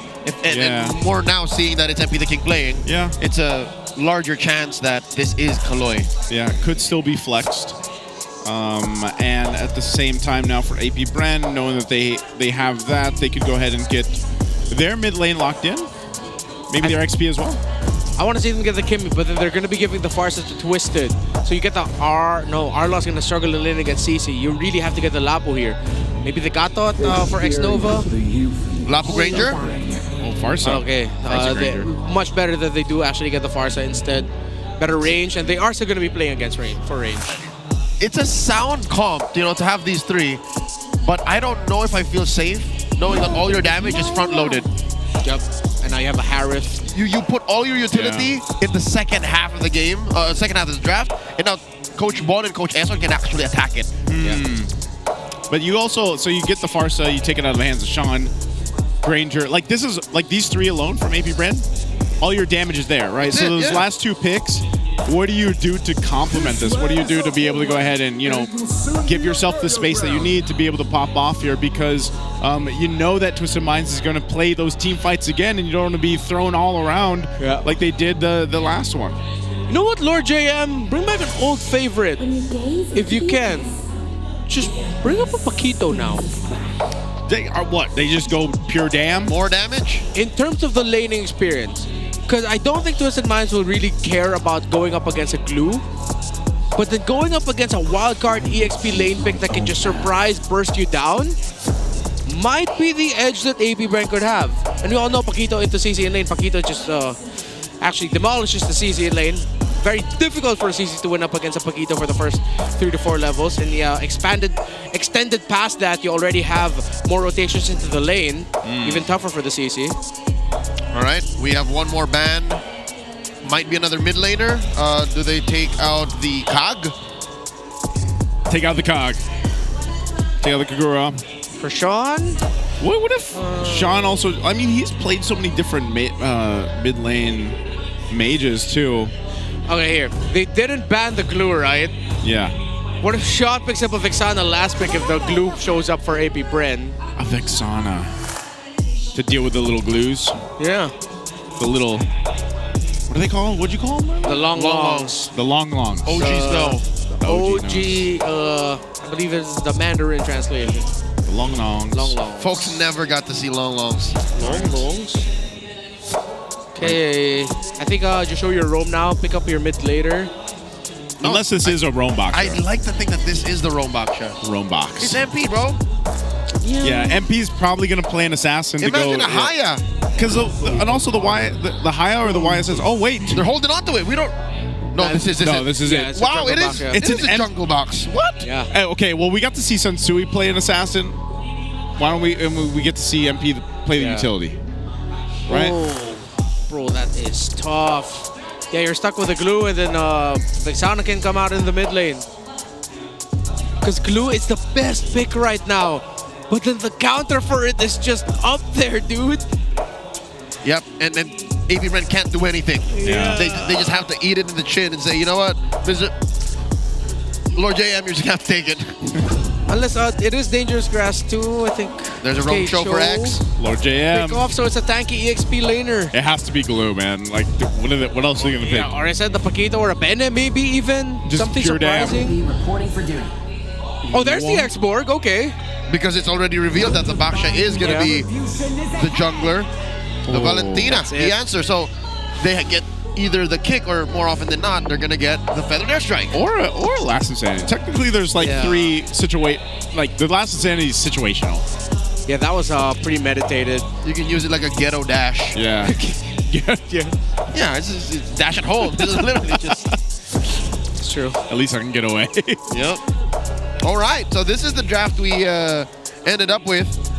For some reason, even on red side, going into another dangerous grass map, Twisted Minds gets the more proactive, more, focused draft. Very similar to how Game 1 dynamics were in the draft. Yeah. Okay, trying to find the window here for this X-Borg because the X-Borg is a wild card pick. I asked for something surprising. But I don't think right now the X-Borg is what you need or what you want. Okay, theoretically, the Last Insanity is something that you could just pop. Once you see the Zaman Force, you load up your Last Insanity there so that you push back the Harith away from the Zaman Force, reducing the time he has with his ultimate. Welcome to Mobile Legends! Fighting perspective, macro perspective, there's a chance X-Nova, Aqua, and James Banks can pull off some stuff too that could catch Twisted Minds off guard. Okay. I think part of this too is, again, for Twisted, playing into having this Valentina, choosing the right ultimate to take for the right moments here is going to be one thing. But also looking at this, emblem-wise, isn't too crazy. Yeah, all pretty standard. Standard, yeah. See, Rupture, Lord JM going for the Festival of Blood and Vitality as well. He extra understands extra HP. He understands he needs to be even tankier for the team to help sustain.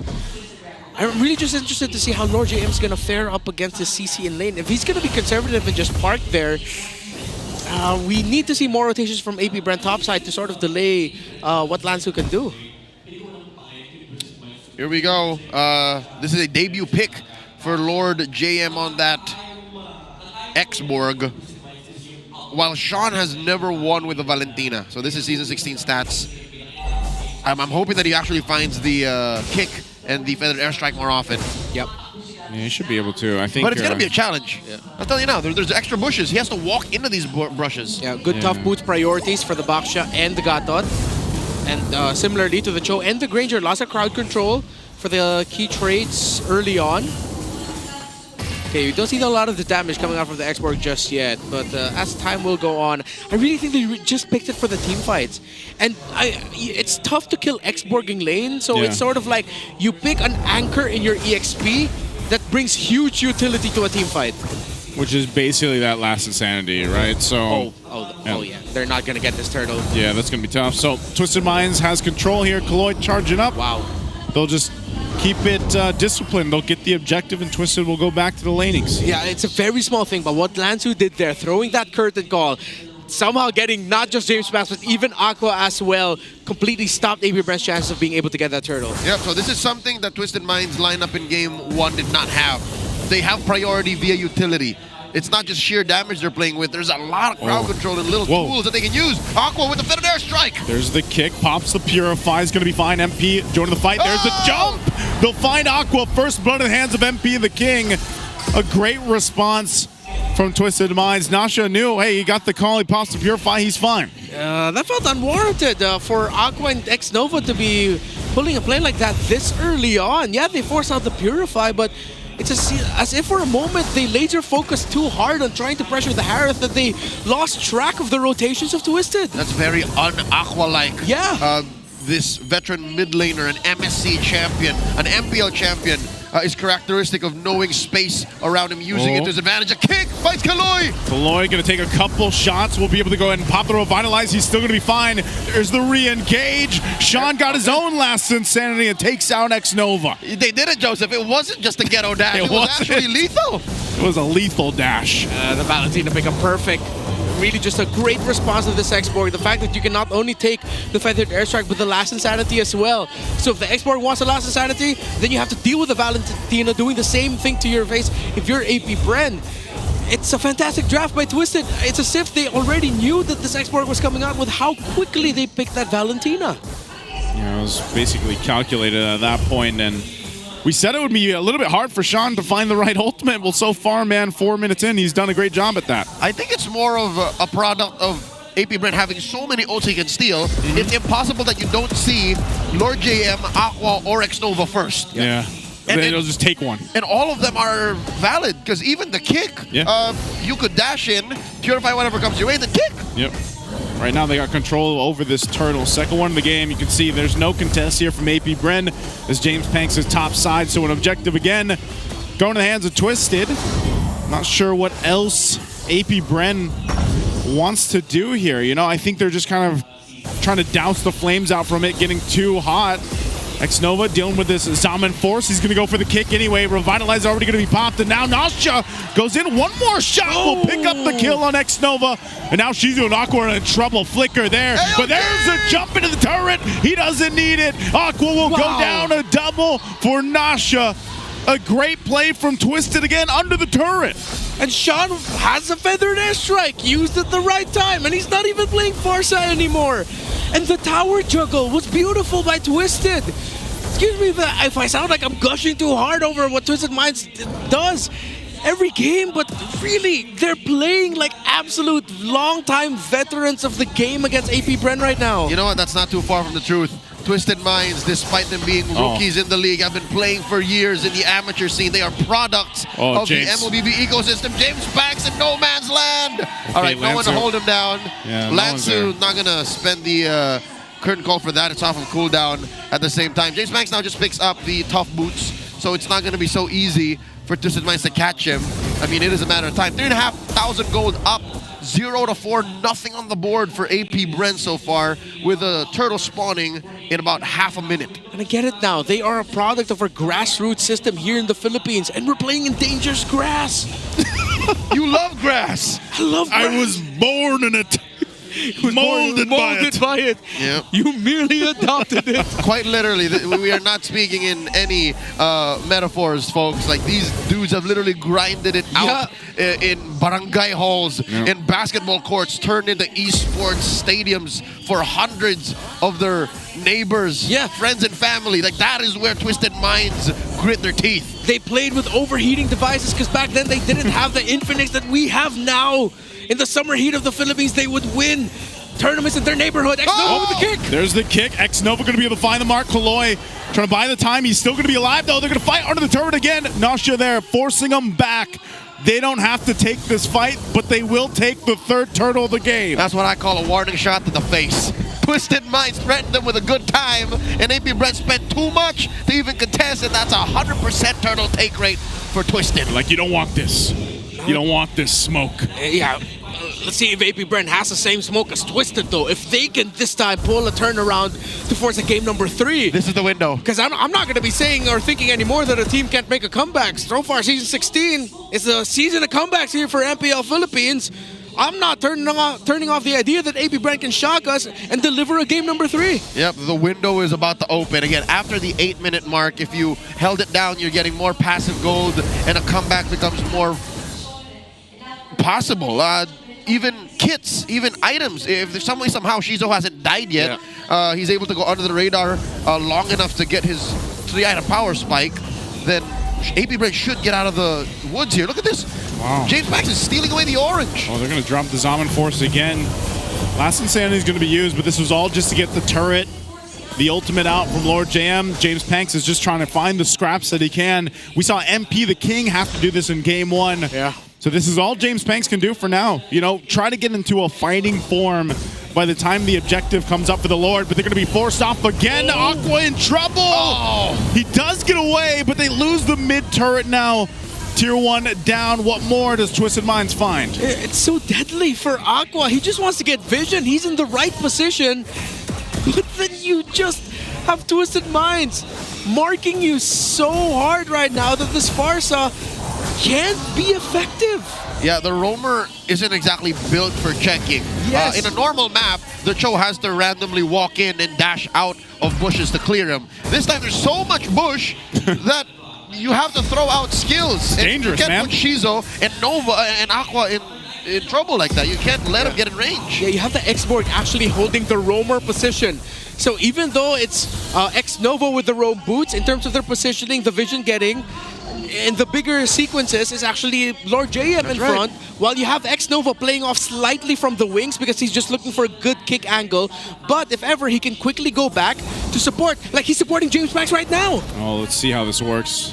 X-Nova might still try to go ahead and get some vision or a possible kick here. Lord JM will make his way too. Good zone, good use. James Panks in trouble. There's an AOG jumping forward. They're just zoning him off with this Lord. And meanwhile, in the mid, Shizu's going to push that lane down into the turret. They know they can't take this objective, so they'll try to get something. It happened again. A warning shot to the face. Folks, Twisted Minds are actually allowing this. They are on purpose not forcing fights to go too deep against AP Brent because they have a clear direction. They have a call. Uh-oh. She's over the MP. Trying to get away. MP hunting him down. Here comes Sean. Has the last Insanity too. He'll use it anyway to cook up Shizu. And now they'll disengage. They got the kill they wanted, and they'll get ready to march towards the base of AP Brent. The Silent got cooked. God.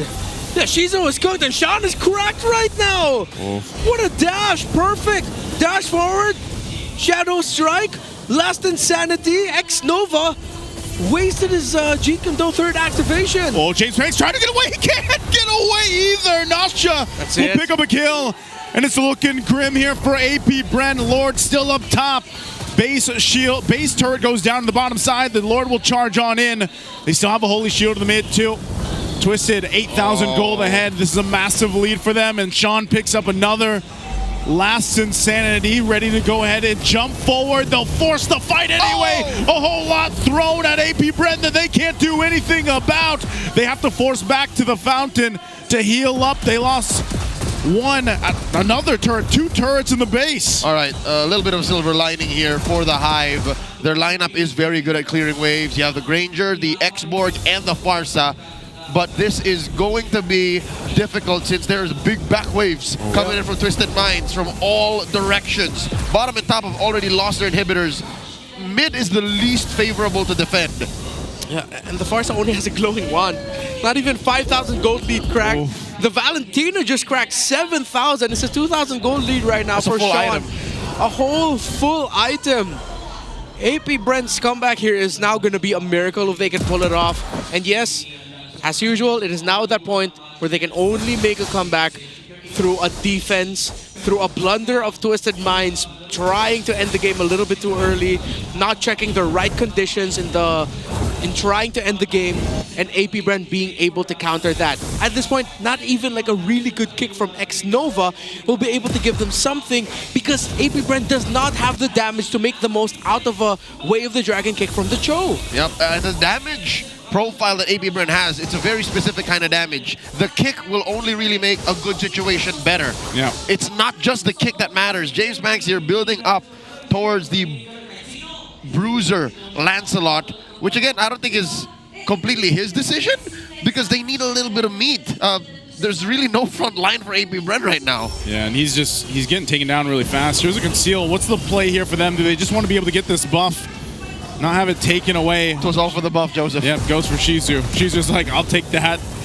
At this point, AP Brand can use anything. They know that they're in no contest form to really do with this Lord, so it's just, all right, let's get ready for this defense and hope that Twisted Minds makes a misstep here.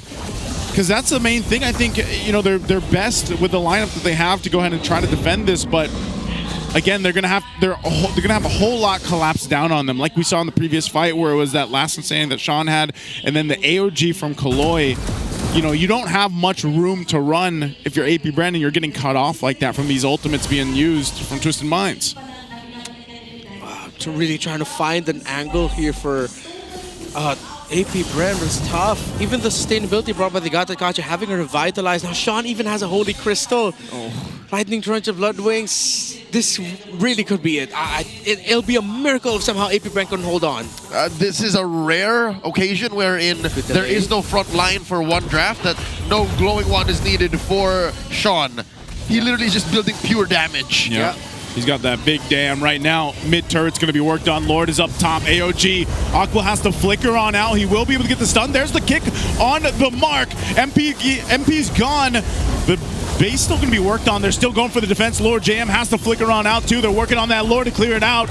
X-Nova now on the retreat. They clear out the Lord. They clear out the minions. But Twisted trying to end the game.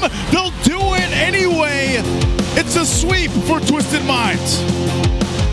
Back to their winning ways. Twisted Minds needed this victory. 2-0 against the Hive. It really looked like AP Brand just ran out of gas after getting taken to the limit in game number 1, while Twisted, true to their fundamentals and their textbook execution and a little bit of spice that they've injected into our league, they did that in this series. What a win! It was good, man. I mean, it was very good. That was clean. Like, game 2 was super clean. I didn't see there. It was hard to really look at where that possible moment for AP Brand could have been. But we are still staying the course of AP Brand being the more experimental squad. Their game 2 draft, I'd like to revisit it after we hear from them in the post-match interview. But Twisted Minds really cornered AP Brand here. Let's go on over to the stage with our host. She'll be talking to the winners. It's Twisted Minds. Getting back into the winning column, here are your winners, Twisted Minds! Guys, congratulations. This was a really good victory para sa inyo. Gaya ng nabanggit ng ating mga casters, it's a sweep, alright? After so long, ano ba to? Sean, completely na bang nakapag-adjust ang Twisted Minds considering na sweep ang nakuha nyo sa labang ito, or meron pa bang kailangan i-tweak after what happened yesterday? Parang tech pick lang yung kahapon. Ayun, binigay namin yung best namin ngayon. Alright. I see the confidence. Parang kung siguro 60% kahapon, ngayon medyo nasa 99% na. And that was a clean execution sa kanilang match today. Sean, since nasa iyo na rin naman ang mic, naging maganda yung performance mo the past games that you've had. Lalo na yung game number 1 kanina with your Farsa. Ang dami mong naaabot na mga heroes. And kung babalikan natin yung graphics na nilabas na MPL Philippines, 3 kayong rookies na entering this week na parang sinabi na no rookie mistakes the past week.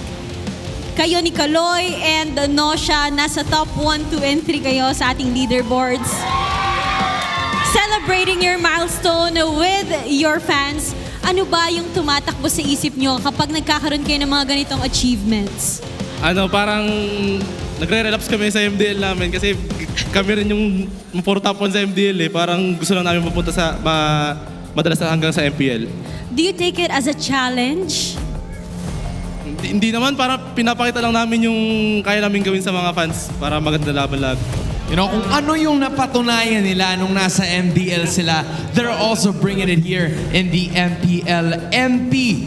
I want to know more about the conversations that you've had yesterday. Kasi kahapon, na talo kayo ng Team Falcons and they've broken their losing streak. What was the conversation like? Ano yung mga naging pag-uusap nyo? Pauwi? O kaya yung naging huddles nyo right after the match? Siguro yung kahapon sa Team Falcons, kayang-kaya na namin tapusin yung mga laro eh. Parang madali na lang pero nakukulangan kami sa disiplina kaya yung mga openings na yon nakakapitalize ng Falcons. Thus, the checkping na sinabi ni Sean kanina. It was indeed a close fight din naman kahapon pero ang malayo naman yung stats. Ang makikita natin ay si Lansu. Lansu! From your former stats to now, sobrang layo ng difference sa yung rookie season. Lansu, kung meron kang gustong sabihin sa old Lansu, ano yun? Ano yun? Mahina yun eh. Iniwan ko na yun kasi sobrang basta down na down ako nung dati. Parang walang nang motivate siya akin. Motivate. Nandito na si Coach Bon at Coach Eson. Ayun Yung mga coaches pala natin sa aking tabi. Coach Bon, Coach Eson, kayo nga muna, ano ba ang sekreto? What made Lansu such a formidable XP laner now? Kasi dati, hindi siya satisfied nung nandito siya nung Season 12, pero ngayon, very happy siya with this performance. Ano bang proseso ang ginawa to be able to have this kind of kid? Hinubog lang namin siya dito nung pagdating niya sa MPL, pero yun, pinapaalala lang namin ang number 34. Yun lagi. May kita nyo na lang minsan yun. Okay. Sige, ano ba yung number? Alam mo, malalaman din namin yan later on. Siguro hindi pa namin gets eh. Pero Lansu, you also have 3 rookies together with you today na naging rookie ka din naman a few seasons ago. Kung meron kang laging sinasabi sa kanila as a piece of advice, bilang rookies din naman sila for the season, ano yun? Wala, pinapalakas ko lang talaga loob nila. Kaya wala naman eh. Basta malakas loob mo, hindi talaga mo mararanasan na rookie ka eh. Parang kayang makipagsabayan sa lahat. Wala talagang takot. Walang takot, kayang maipagsabayan. Were you satisfied with their performance today? That was just an incredible moment. Mabilis ang shoutout. Sige, gawin mo na, Sean. Go! O, yun lang.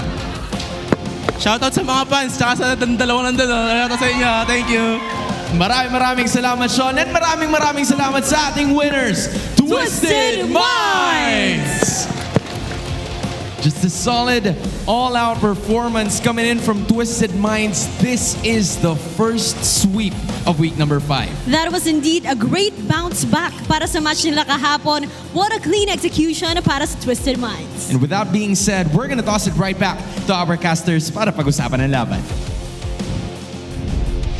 Thanks, Hans. And Odin, once again, some words with Twisted Minds. Again, a dominant sweep, decisive in their win, and you can see it in their faces. And you know, if you spoke Tagalog, you would understand. They really needed this dub. They did, and also, yeah, first sweep of the week 5 here. I think this is. It was apparent that they were able to go ahead and clean up some of the mistakes that we had seen in previous games of theirs or previous matches here. Of course, our MVP for Game 2 is going to be Nasha here, 3-0-2 on the Harith. Definitely got things rolling, but it's fun. It's so funny because Renmar mentioned that maybe the idea of the X-Borg was to go ahead and play into the Zaman Force. It was weird how it worked out because Sean was there for Nasha. That was like, I have my own Last Insanity. I'll go ahead and or my own Feathered Airstrike, which allowed Nasha to just have these winning fights or winning skirmishes. Yeah, it was a checkmate move. It really looked like we saw one team that had ideas garnered from their scrims and another team that saw the same thing and already had the counter prepared. AP Brand picking up this X-Borg. Again, it felt like an idea to just hold the lane. Not really the easiest task in the world to take an X-Borg down while he's laning, and you sort of just like stunt the CC a bit in terms of what she wants to do because you have an X-Borg who can manage it somewhat okay, delaying what CC can bring to the rest of the map for Twisted Minds. But when you translate that into the team fighting scenarios, when you have a Valentina on the other side to think about, everything changes. Because now you have another Last Insanity on the side of Twisted Minds to deal with. And this is one of the few times that we actually got to see Sean use it to great effect. And every time he used it, it was a nightmare to deal with. It seems like the gun that AP Bren came with into this battle was just used against them. Twisted Minds, I'd like to think that no matter how AP Bren drafted, if Twisted Minds end up with a draft like this, we would see the same results. Yeah. Because there was very little interaction. Yeah. The fact that Twisted Minds never really pushed the advantage. Again, a lot of these fights, what was it? Oh, see, look, 1-6. This is a very Filipino MLBB kill score. Yeah. They were just doing checks until they were sure that they could walk away with a win. And then a lot of these deaths actually happened towards the end game. I think it was great too because when you look at it, the early game was so dominant, 3 for 3 in the Turtles right off the bat for Twisted, that it was almost like AP Bren knew, like, oh damn, you know what, like we can't really fight this, like we can't really find that window in these early fights, so let's just kind of hunker down if we can and get what we can. Because anytime they showed up to try to make something happen, again, a lot of those early things were coming from X-Nova's kicks with the Way of the Dragon, but then they realized, like, we can't really capitalize on it. We were lacking so much, and even Shizu never really had the opportunity to shine on the Granger and pump out that damage. And even Aqua, man, Aqua himself had a hard enough time setting up a Feathered Airstrike. He wasn't very Aqua-like. He was not Aqua-like here. Yeah. Again, it felt like at some moments it just felt like aggression. They tunnel visioned a little bit too hard and getting an advantage when they really needed to, but it just wasn't the right timing. Twisted Minds obviously just had the tempo set for them. X-Nova and Aqua, they were looking just mainly at the kills to try and turn things around, the pickoffs that they can dish with.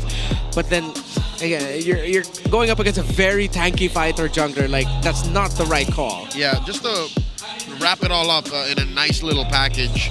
I mean this in the most objective and sweetest ways. AP Bren, their draft and their gameplay, it seemed like they weren't all on the same page. That was never the case all throughout this 14-minute game. Like there was only like 1 or 2 parts of that draft that felt like they were trying to do something else. Yeah. That they needed to be on the same page to answer to what Twisted Mind was doing. Yeah, it just didn't seem, I don't know, again, AP Bren, maybe it was the carryover from game 1 too. It just didn't seem like things were clicking the way they wanted to. BPI Rich Guy, Nasha here, 758. Again, this is a quick game too, 14-ish minutes, and it was more so Nasha just capitalizing on what the team was able to do for him, and he held his own in the lane too. Yeah. A lot of things for AP Bren to look back going to just in terms of how they want to draft, how they want to execute really in game. Again, similar to what you said earlier, I don't want to pinpoint on this X-Borg pick way too much, because looking back at it now with how Twisted Minds, just the lineup they ended up with, the fact that they got the Prio on the Harith, they got a strong burst mid laner who does really well in dangerous grass. I think that's another learning here. In dangerous grass, look out for Valentina. Let's listen to how their comms went. This is Twisted Minds, Infinix mic check.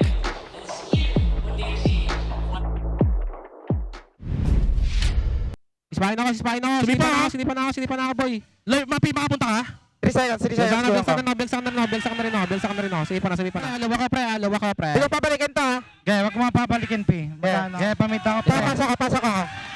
Ako nakatangke. Patay niya para sa wall. bibigyan na ako.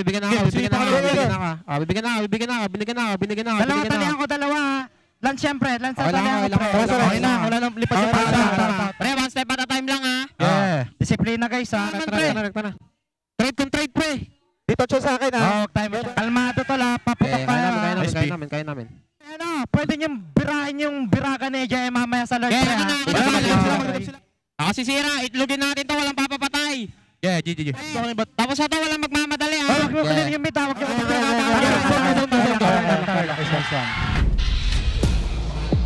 Uncharacteristically, it's the XP and the gold that are the most outspoken. The side laners. Yeah, the side laners. It's always fun to hear the different styles of comms from our winning teams.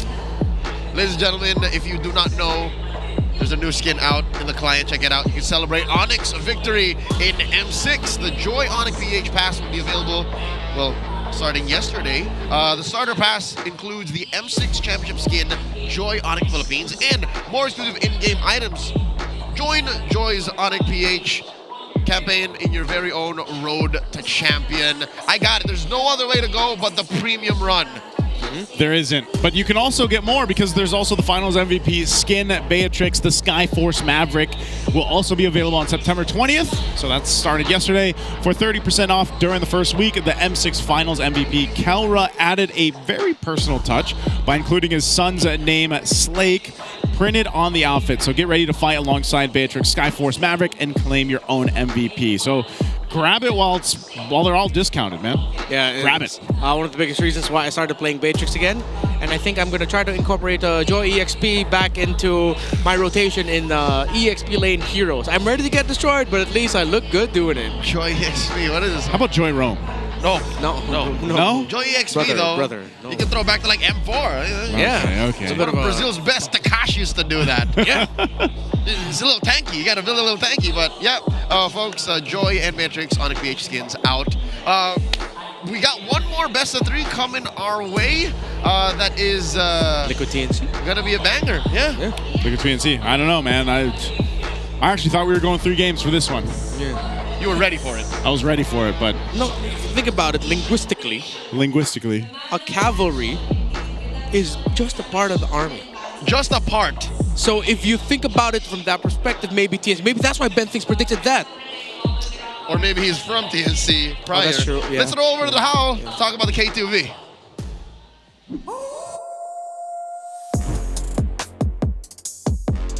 Malino sa drafting katulad ng Twisted Minds. Opo, Master. Ito kailangan mong gawin. Twisted Minds Gummies. Ayos ba yun? Galing sa community natin yan.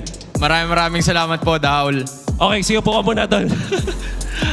Ang naging malaking factor sa laban na to, lalong-lalo na sa game number 2 ay yung amazing na drafting mula sa Twisted Minds, lalong-lalo na with their hero counters. And unfortunately, APBR, masasabi na natin, in-overthink talaga nila ang draft na to at nag-overreact especially with that X-Borg last pick na kinounter lang seamlessly ng isang Valentina. Isa po sa mga classic counters sa X-Borg ang Valentina at laging hindi na to dapat pinipick kapag available pa yung mid laner na yun. Katulad ng sa Grak na din. Kaya nga naman, napakadali ng laban na to para sa side ng Twisted Minds. At apart from that, alam naman natin, this is the Sean Series. 0 deaths in 2 games, maximum impact, the man of action, napakagaling position dito ng ating monster mid laner na talaga namang kailangan ng pag-usapan. A very good rookie performance from Sean allows Twisted Minds to be so dominant in this series. Kaya kung kayo gusto nyong gumaling sa pag-mid lane, kung gusto nyong gumaling sa pagda-draft,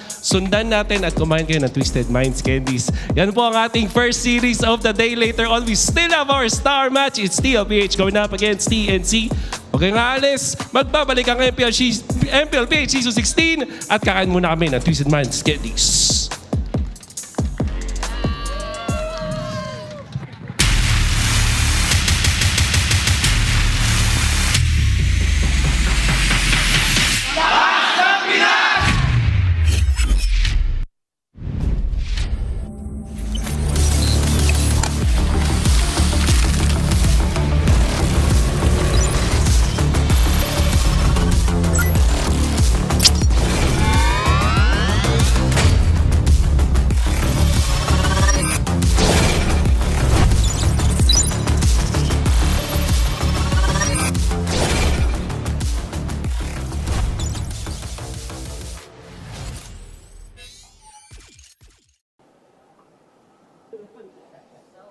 ano ng mga roaming sa Broken Woods eh. Ano pa ng mapa na yun?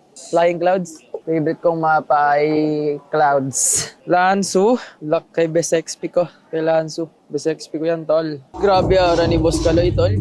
Kasi dun, may nagpanalo sa amin kagabi. Shot call ni Yosh yun. Ito pala, flying glass pala ano natin eh.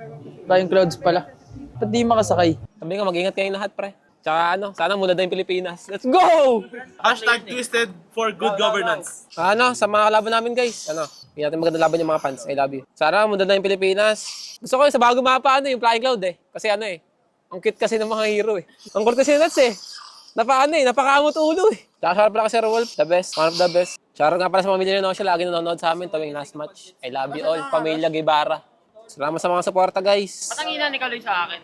Tid! Ang hina ni Kaloy sa akin. Mahina ka daw. Anong checkping yan? Wala nagsasalita. Mic test ba yan? Okay na yan. Ay! Sino yun?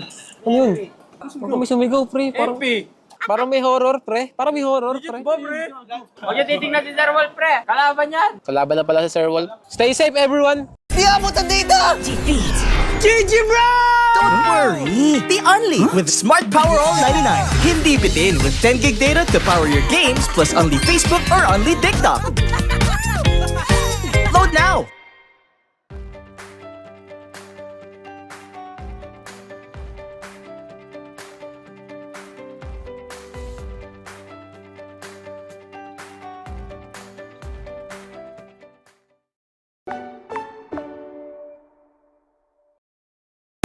Enemy alert. Your scalp gets 1.5 times greasier, causing dandruff. Get triple anti-dandruff power. Supercharged with Clear. Pang-marinade! Pang-gisa! Pampasarap! Ang daming ititimpla! Luto mo yan with Knorr Liquid Seasoning. Mula luto to plato, sarap panalo! Luto to plato, sarap panalo! Luto to plato, sarap panalo! Luto to plato, panalo ang luto mo!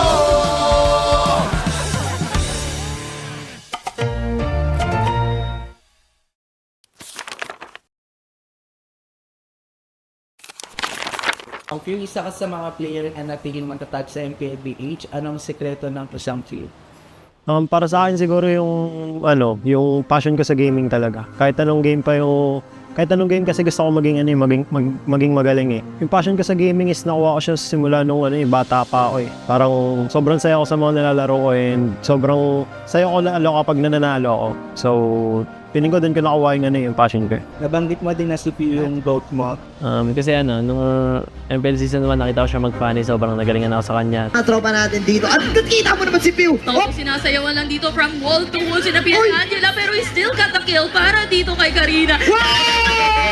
Tatlo! Pew! Tapos ngayon naman, kaya siya yung GOAT ko kasi sobrang tagal niya na tapos nasa top pa rin siya.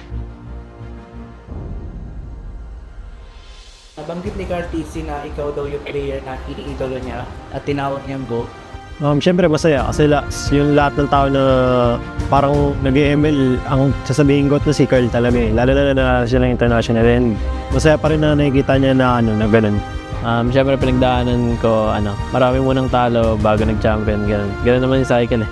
From child prodigy to the face, and now MLBB's greatest of all time, Cartesi!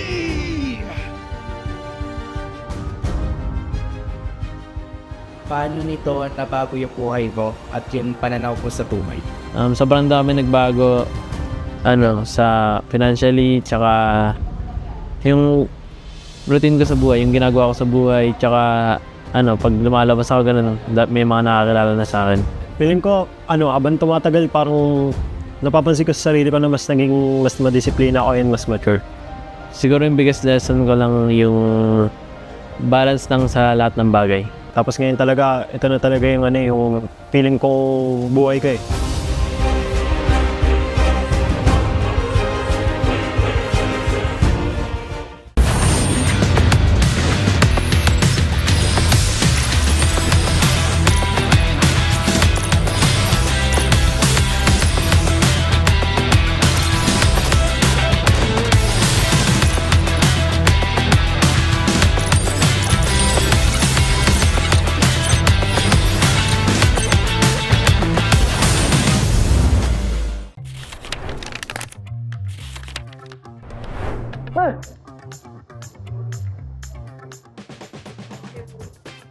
Isha, sino yun?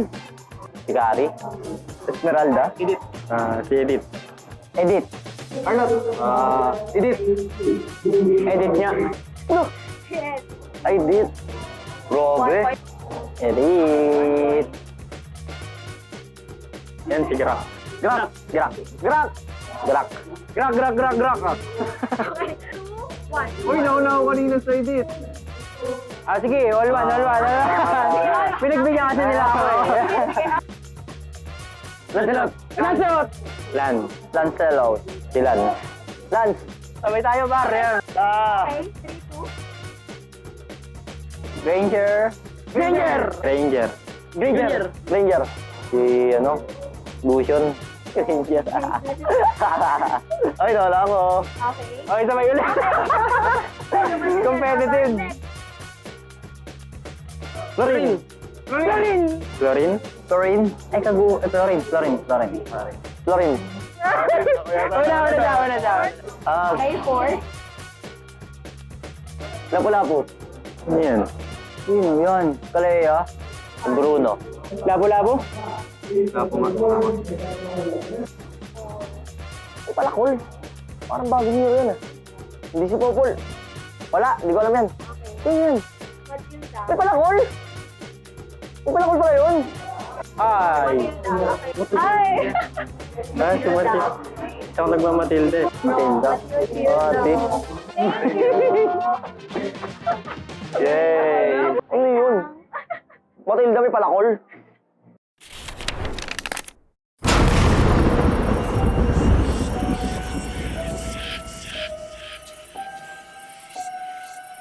Gising na ako nang di wala ako sa swerte.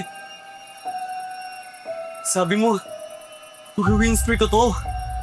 Dahil sa'yo, tambak na ako!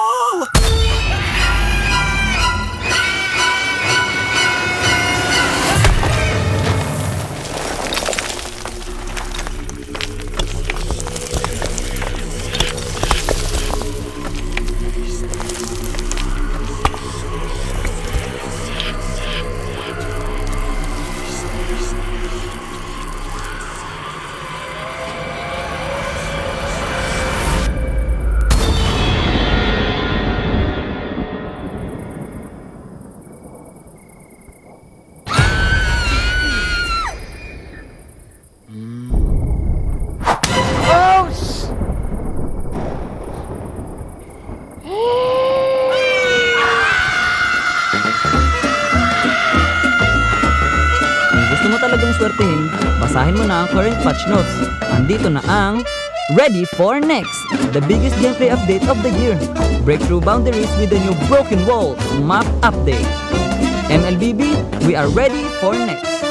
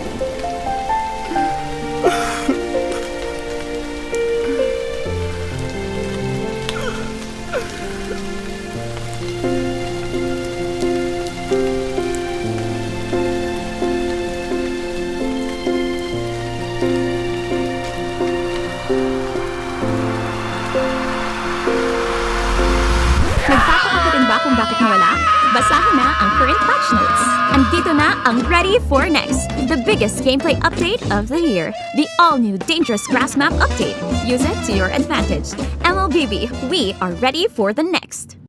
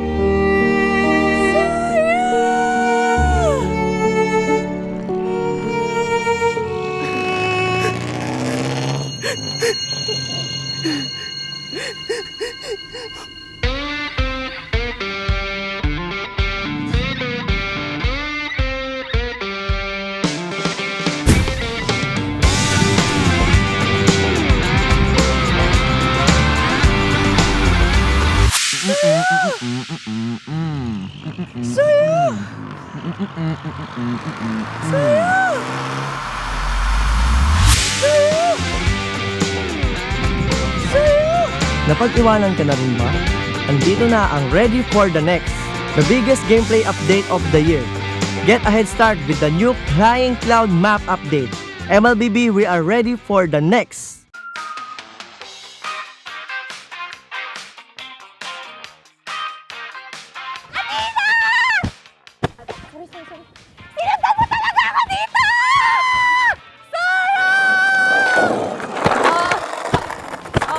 Hoy, ano ba mga bulag ba kayo? Hindi parang mga bulag kasi wala ba kayo nakikita?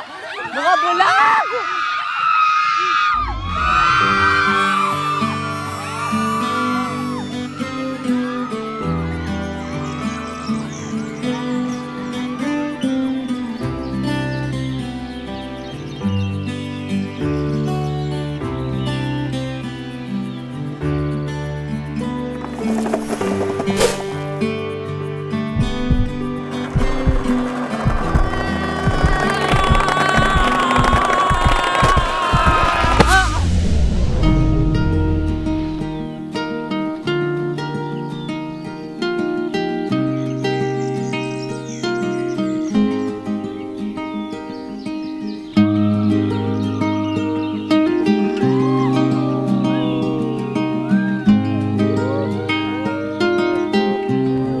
Minsan, love comes rushing in.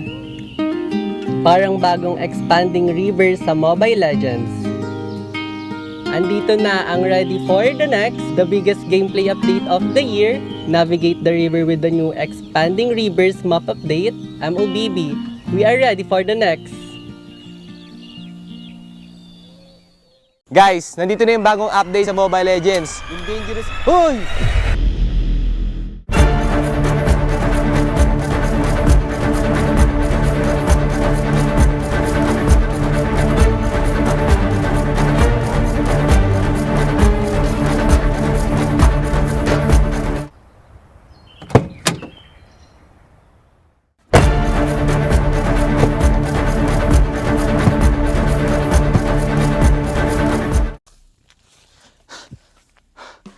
Okay, guys, yung sinasabi ko nga pala kanina yung bagong update. So una, yung dangerous grass at yung broken walls. So sa broken walls, guys, meron mga iba't ibang butas yung mga walls sa mapa. So mas magbe-benefit dito yung mga jungler kasi mas magiging mabilis na yung pag-gank nila kasi mas mabilis na yung pag-roam nila sa mapa dahil may butas na. At guys, magbe-benefit din dito yung mga heroes na walang mobility dahil di na nila kailangan ng mobility para humakbang sa mga walls na to kasi may butas na nga. At sobrang magbe-benefit din dito, guys, yung Johnson kasi mas marami na yung shortcut so mas mapapabilis yung pag-roam niya sa mapa. At yung pangalawa naman, guys, is yung dangerous grass. O yung dangerous grass, nagdadagdag si Muntun ng mga iba't iba pang grass sa Mobile Legends para mas maraming opportunity para mag-gank at mag-ambush. At marami pang iba guys. So, yung pangatlo naman is yung Flying Clouds. Doon sa Flying Clouds, pwede kang umapak sa base at mapupunta ka sa lane mo na mas mabilis kapag ginamit mo ito. At yung pangapat naman, yung Expanding River. So, si Moonton magdadagdag daw siya ng maraming tubig sa river kaya mas magiging mabilis yung movement speed nyo kapag umapak kayo sa river. At yun lang, yung mga bagong update ni Mobile Legends kaya i-check nyo na. Payong mo. Ang lakas ng ng mga comment sa broken rules eh. Ano pa ng mapa na yun? Flying Clouds. Favorite kong mapa ay Clouds. Lansu. Luck kay Best XP ko. Kay Lansu. Best XP ko yan, tol. Grabe ara ni Boss Kaloy, tol. Kasi doon, may nagpanalo sa amin kagabi. Shot call ni Yosh yun. Ito pala, flying glass pala ano natin eh. Flying Clouds pala. Ba't di makasakay? Sabi nga, mag-ingat kayong lahat, pre. Tsaka sana muna na yung Pilipinas. Let's go! Hashtag twisted for good governance. Sa mga kalaban namin guys, hindi natin maganda laban yung mga fans. I love you. Sana muna na yung Pilipinas. Gusto ko yung sa bago mapa, yung Flying Cloud eh. Kasi ang cute kasi ng mga hero eh. Ang cute kasi nuts eh. Napakamot ulo eh. Tsaka shoutout pala kasi Wolf, the best, one of the best. Shoutout nga pala sa pamilya nyo siya, lagi nanonood sa amin tuwing last match. I love you all, Pamilya Guevara. Salamat sa mga suporta guys. Ba't ang ina ni Kaloy sa akin? Tid! Ang ina ni Kaloy sa akin. Mahina ka daw. Anong checkping yan? Wala nagsasalita. Mic test ba yan? Okay na yan. Ay! Sino yun? Ano yun? Huwag kami sumigaw, pre.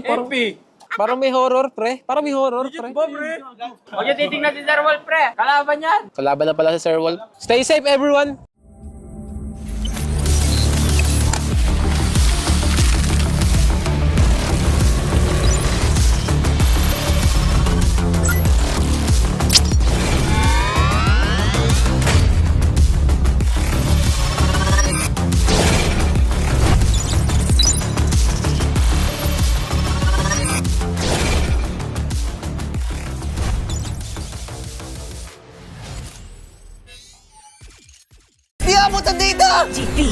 GG bro!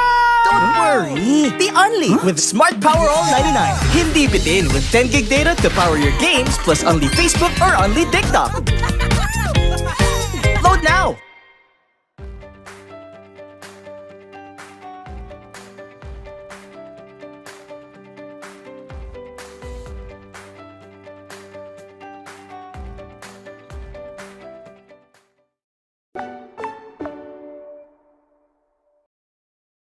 Enemy alert. Your scalp gets 1.5 times greasier, causing dandruff. Get triple anti-dandruff power. Supercharged with Clear. Pang-marinade! Pang-gisa! Pampasarap! Ang daming ititimpla! Luto mo yan with Knorr Liquid Seasoning. Mula luto tong plato, sarap panalo! Luto tong plato, sarap panalo! Luto tong plato, sarap panalo! Luto tong plato, panalo ang luto mo!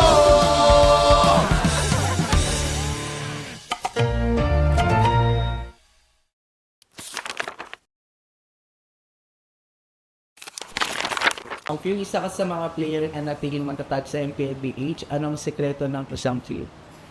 Para sa akin siguro yung passion ko sa gaming talaga. Kahit anong game kasi gusto ko maging magaling eh. Yung passion ko sa gaming is nakuha ko siya simula nung bata pa ako eh. Parang sobrang saya ko sa mga nilalaro ko and sobrang saya ko lalo kapag nananalo ako. So, piling ko din ko nakuha yung passion ko. Nabanggit mo din na CPU yung GOAT mo. Kasi nung MPL Season 1 nakita ko siya mag-funny, sobrang nagalingan ako sa kanya. Tropa natin dito. At kita mo naman si Pew! Tapos sinasayawan lang dito from wall to wall si Angela pero he still got the kill para dito kay Karina. Tapos ngayon naman, kaya siya yung GOAT ko kasi sobrang tagal niya na tapos nasa top pa rin siya. Nabanggit ni Cartesi na ikaw daw yung player na iniidolo niya at tinawag niyang GOAT. Siyempre masaya kasi yung lahat ng tao na parang nag-ML ang sasabihin GOAT na si Carl talaga eh. Lalo na siya ng international and masaya pa rin na nakikita niya na ganun. Siyempre pinagdaanan ko, marami munang talo bago nag-champion, ganun naman yung cycle eh. From child prodigy to the face, and now MLBB's greatest of all time, GOAT!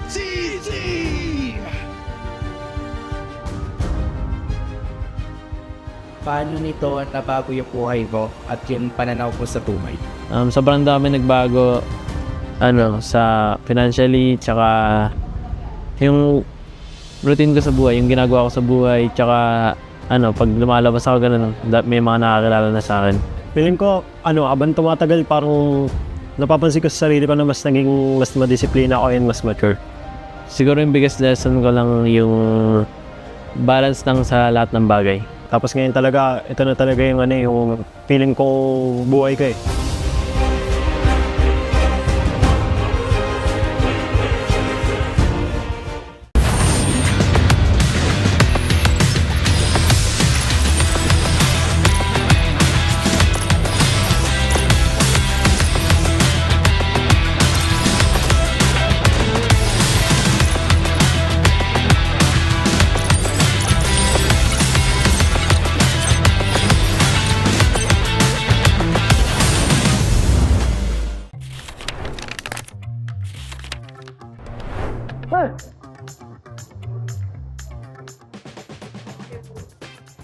Siya, sino yun? Si Gary? Esmeralda? Edith. Si Edith. Edith. Arnold. Edith. Edith niya. Look! Edith. Grabe. Edith. Yan si Grak. Grak! Grak! Grak! Grak! Grak! Grak! Grak! Grak! Uy, nauna ako kanina sa Edith. Sige, all one. Pinagbigyan kasi nila ako eh. Lancelot! Lancelot. Si Lance. Lance! Sabay tayo, bar. Okay, 3, 2. Ranger. Si Bution. Ranger. Okay, wala ako. Okay, sabay ulit. Competitive. Florin. Ay, Florin. Una. Okay, 4. Lapu-lapu. Ano yan? Sino yan? Kalea. Bruno. Lapu-lapu? Lapu nga. Ay, palakol. Parang bagong hero yan ah. Hindi si Popol. Wala, hindi ko alam yan. Sino yan? Ay, palakol! Ay, palakol pala yun! Ay! Si Matilda. Siyang nagmamatilda eh. Matilda. Ate. Yay! Ano yun? Matilda may palakol?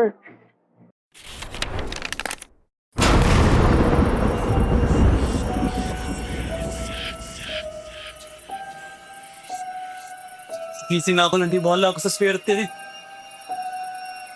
Sabi mo, win streak ko to. Dahil sa'yo, tambak na ako!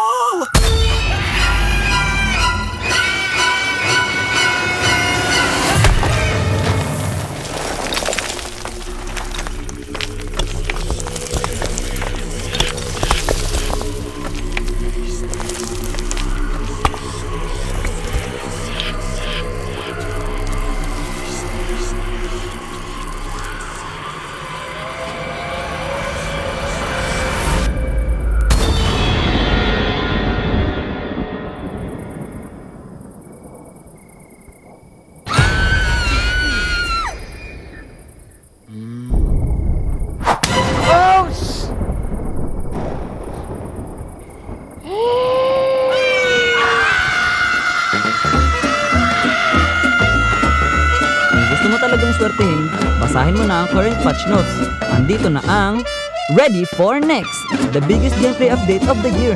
Break through boundaries with the new Broken Walls map update. MLBB, we are ready for next.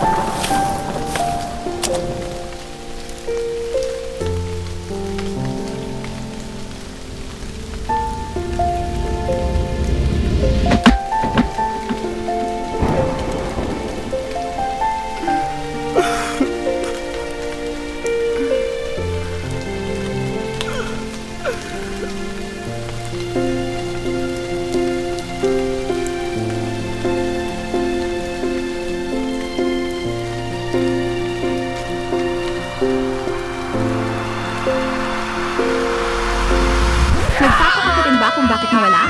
Basahin na ang current patch notes. Andito na ang Ready for Next, the biggest gameplay update of the year. The all-new Dangerous Grass Map update. Use it to your advantage. MLBB, we are ready for the next.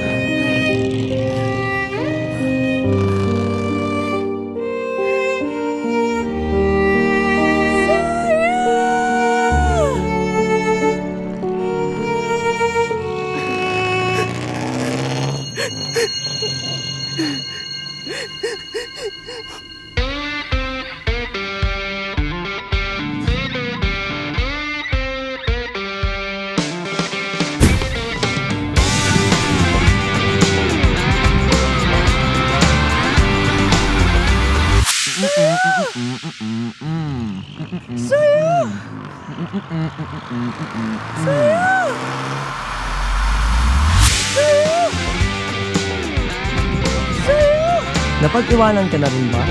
Andito na ang Ready for the Next, the biggest gameplay update of the year.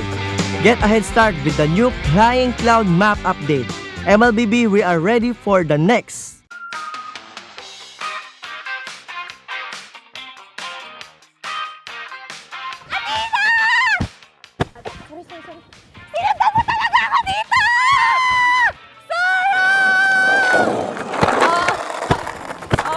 Hoy, ano ba mga bulag ba kayo? Hindi parang mga bulag kasi wala ba kayo nakikita?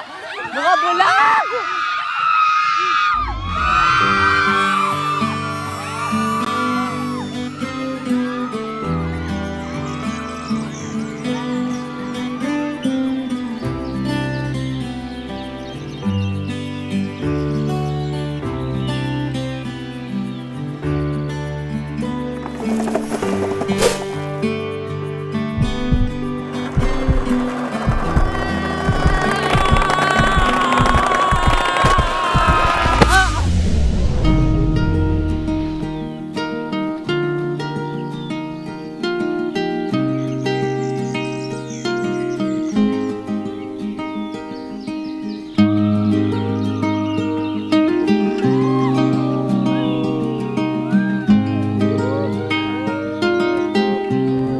Minsan, love comes rushing in. Parang bagong expanding river sa Mobile Legends. Andito na ang Ready for the Next, the biggest gameplay update of the year. Navigate the river with the new expanding rivers map update, MLBB. We are ready for the next. Guys, nandito na yung bagong update sa Mobile Legends. Yung Dangerous... Hoy!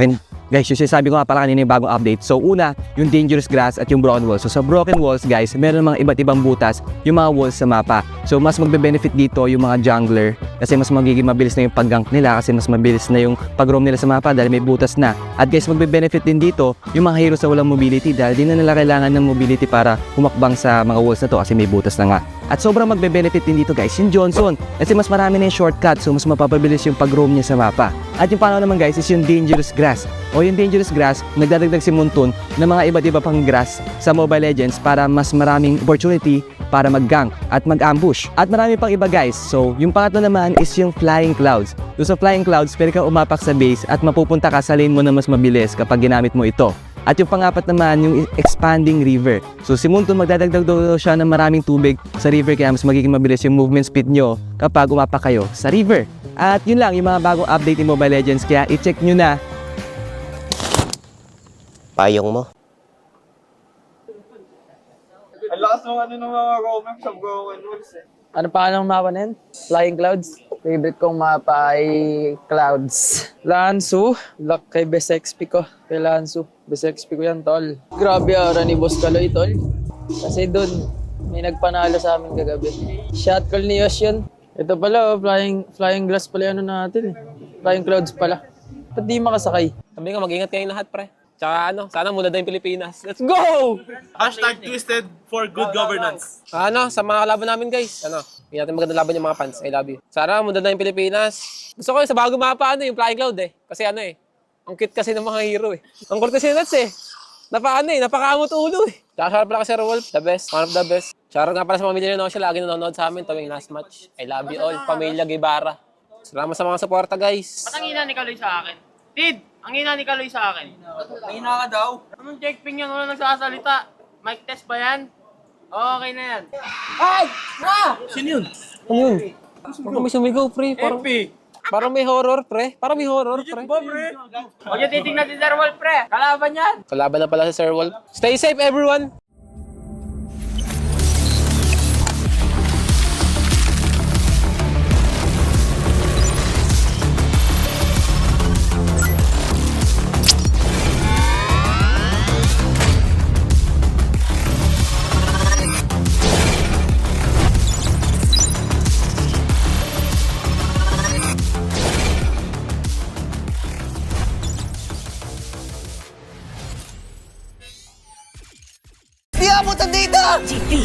GG bro! Don't worry, be only with Smart Power All 99. Hindi bitin with 10 gig data to power your games plus only Facebook or only TikTok. Load now!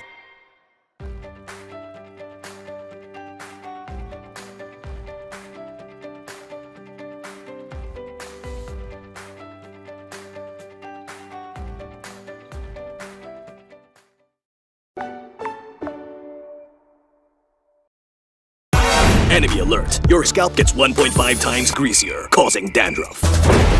Get triple anti-dandruff power. Supercharged with Clear. Pang-marinade! Pang-gisa! Pampasarap! Ang daming ititimpla! Luto mo yan with Knorr Liquid Seasoning. Mula luto tong plato, sarap panalo! Luto tong plato, sarap panalo! Luto tong plato, sarap panalo! Luto tong plato, panalo ang luto mo!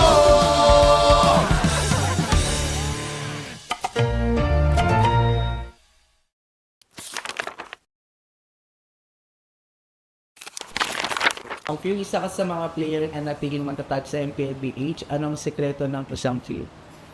Para sa akin siguro yung passion ko sa gaming talaga. Kahit anong game kasi gusto ko maging magaling eh. Yung passion ko sa gaming is nakuha ko siya simula nung bata pa ako eh. Parang sobrang saya ko sa mga nilalaro ko and sobrang saya ko lalo kapag nananalo ako. So, piling ko din ko nakuha yung passion ko. Nabanggit mo din na CPU yung vote mo. Kasi nung MPL Season 1 nakita ko siya mag-funny, sobrang nagalingan ako sa kanya. Mga tropa natin dito.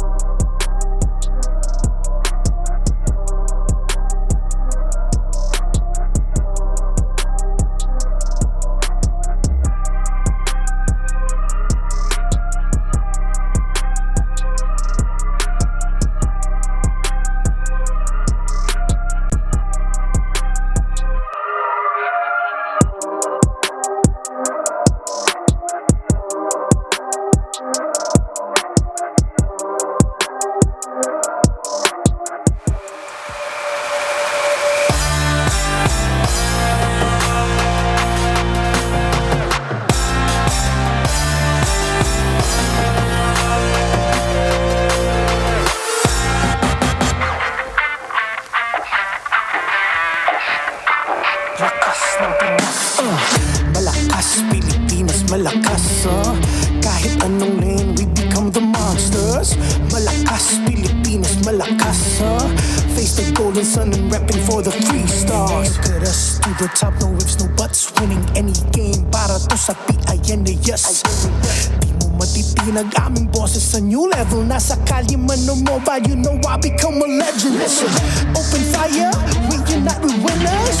But with pressure, like diamonds are made of. Switching the lane na parang gera. HP Racing made a setup. Kakatang buhat ni Hilda, full dome SS parang Laila.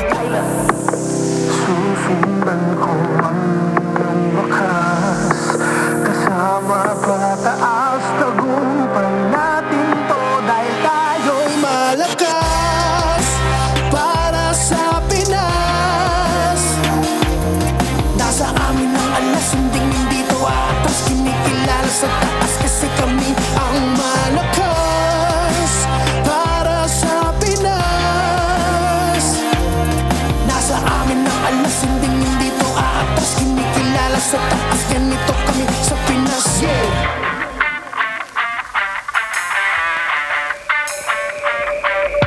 Laging MVP, no surrender, no retreat. Pag nagsama-sama, just imagine what we can achieve.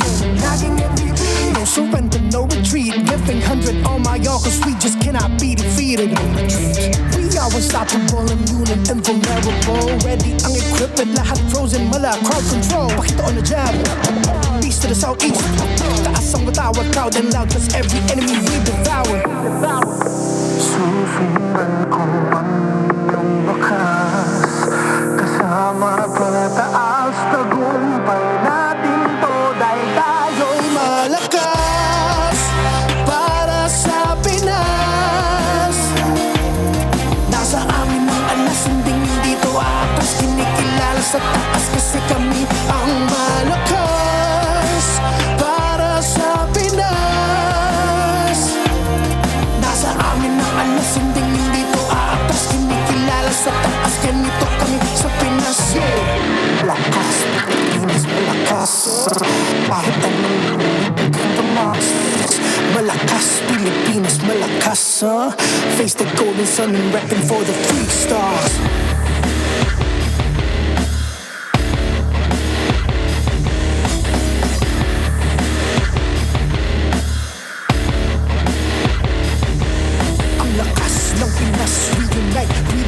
Ang lakas ng Pinas, we unite, we the stars. Ang lakas ng Pinas, we unite, we the stars. Ang lakas ng Pinas, we the stars.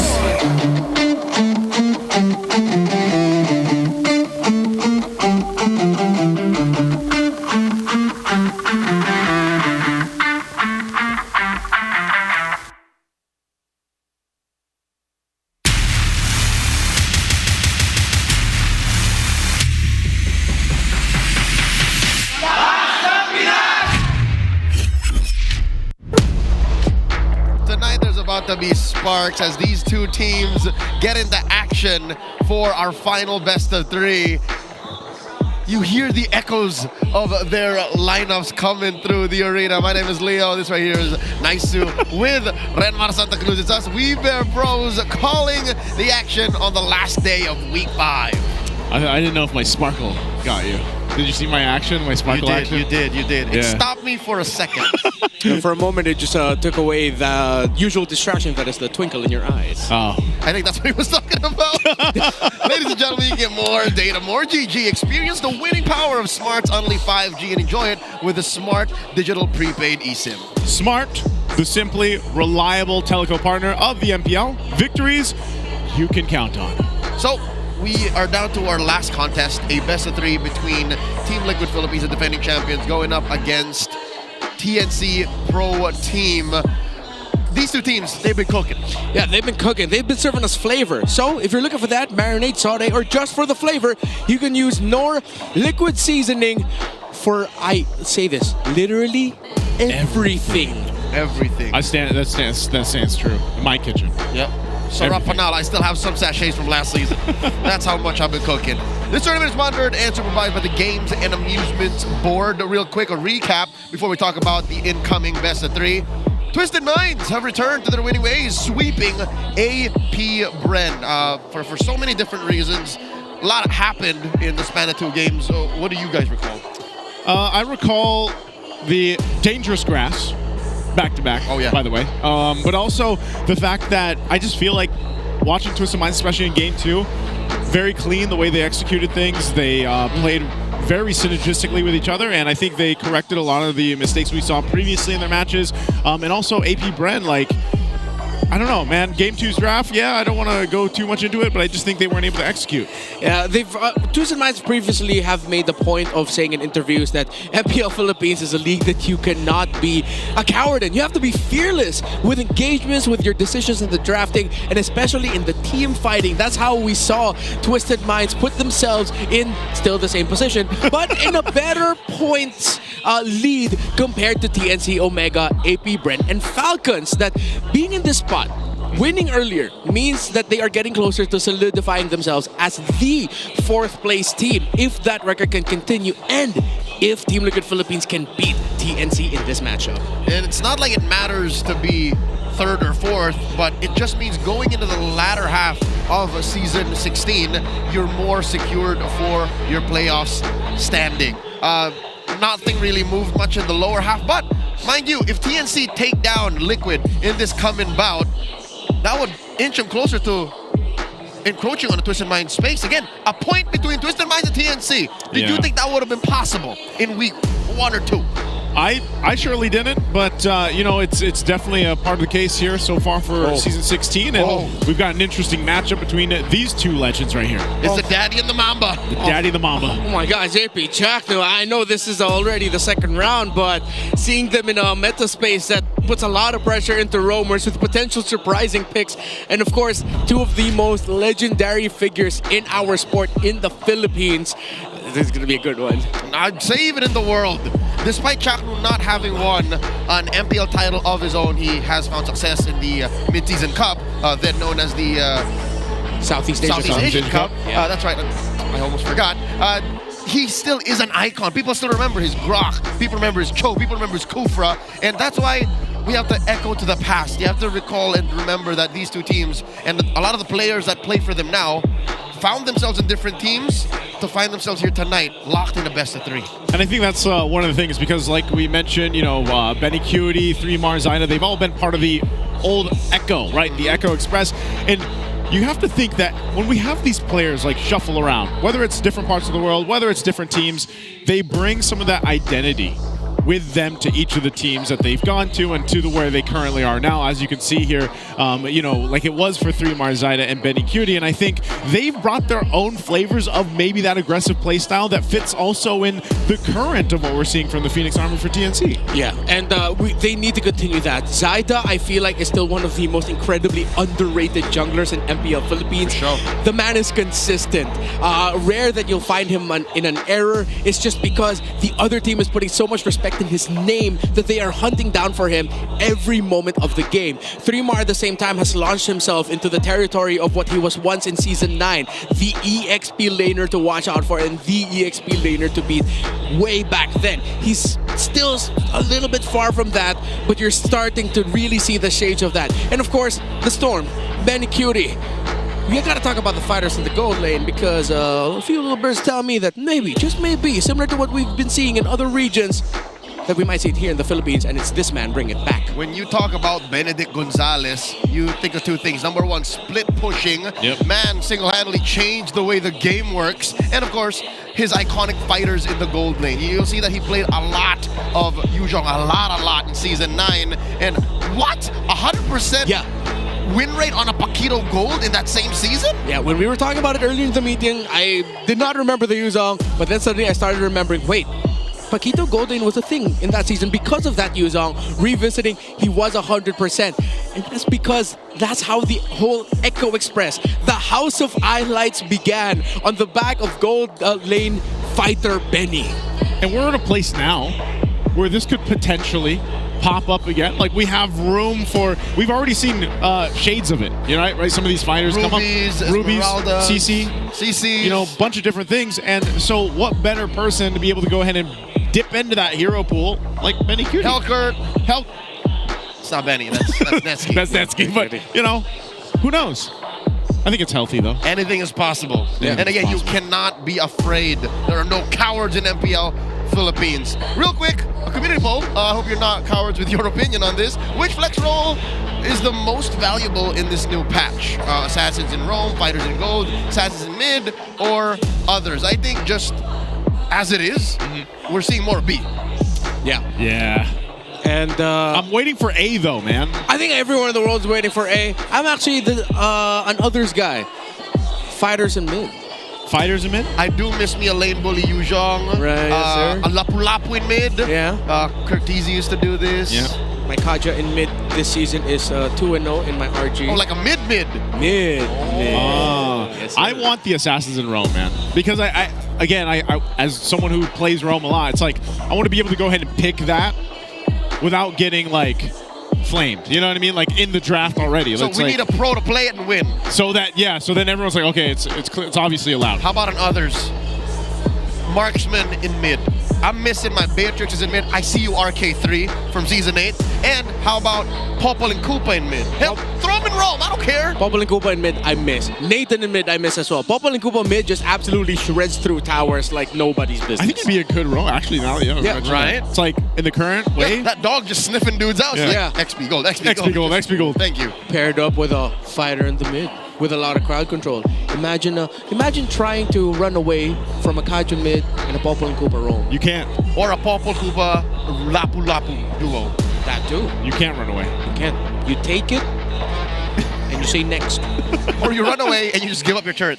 Yeah, that too. That works too. Yeah. And then go again. Don't give death. Go harder. Yeah, go harder. And then you can because it's a scaling mid. Yeah. I mean, it sounds like we're just like wishing for a lot of things here, but try these out in your ranked games. Again, I am in your classic game. I'm encouraged. In your classic games. Do it in rank. Do it in rank. It's your time to shine. All y'all with crazy ideas, play it in your ranked games right now. But make sure that you part of the dark system. Don't feed, yeah. If you don't want the dark system to beat you, be the dark system. Be molded by it. Or no, be born in it. Born in it. And molded by it. The opinions of 2 Bear Bros do not represent the opinions of all of the Bear Bros. It says the Bane player. Yeah. Hey, if Bane comes out, you know that the weird sounds you hear are coming from me, all right? I will attest to that. Ladies and gentlemen, let's welcome our teams making their way into the arena once again. This is Team Liquid Philippines and TNC Pro Team. The cavalry marching towards the land of dawn. It's Sanford, Carl Teasy, Sanji, JP and Oheb. They are the MSC champions and the defending champions of the Philippines, Team Liquid.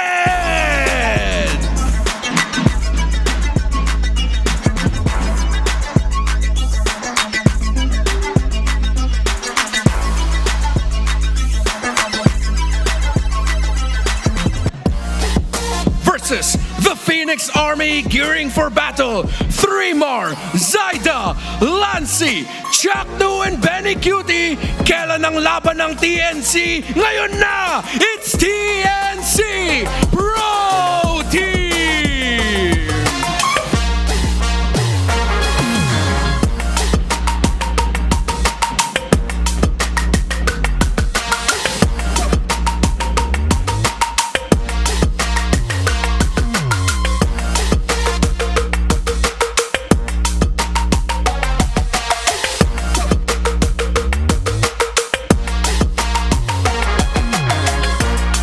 Overseeing and upholding the tournament's integrity, our marshals for this match are Joshua, JJ, Patrick, and Jeff. And the coaches for Team Liquid Philippines, Coach RC. For TNC Pro Team, Coach Finding Hito. All right, let's do this one more time. Cavalry, Phoenix Army, Magingay!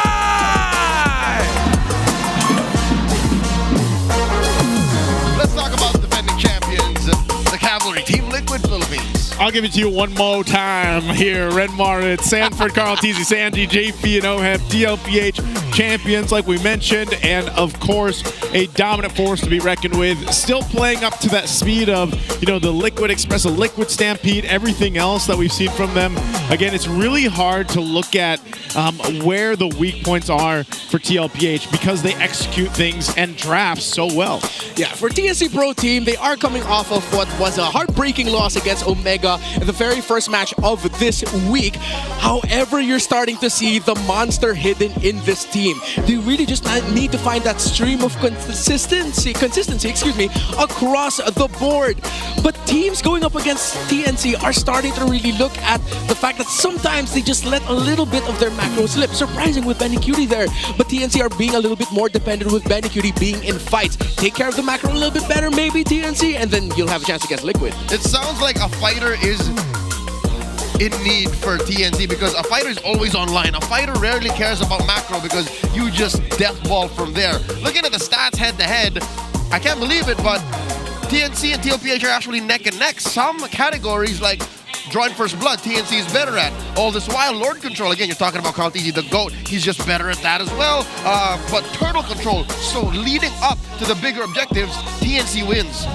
It's partly because of just the way I feel like when TNC came into season 16, it was really nice to see this like newfound synergy that they made work. And again, there's so much experience here between these players and they're able to execute things even around the objectives. And I think they can start things quickly too. They're one of those teams that can get a burn going and maybe match the Stampede here.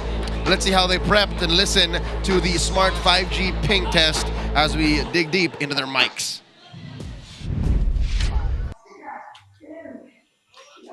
May sakit na mga tao, guys. Ngalagdat mga tao. Low. Uy, ano na? Ano? Topic, boy. Favorite kong map? Ay, di ako tinanong. Paano yan? Favorite ko sa Project Next yung Flying Cloud. Kasi pangarap kong maging si Goku.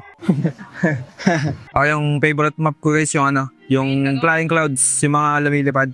Ang angas eh. Ang cute, parang pag sa base na naglilipad na lahat. Dapat ito may kitsuri eh. Anyway. Tigas mo Shout kay 4D, guys. Miss na kita. 4D, laki ng katawan mo, Ford. Nakakamotivate. Dito ka lang. Ano yan? Block me. Woo!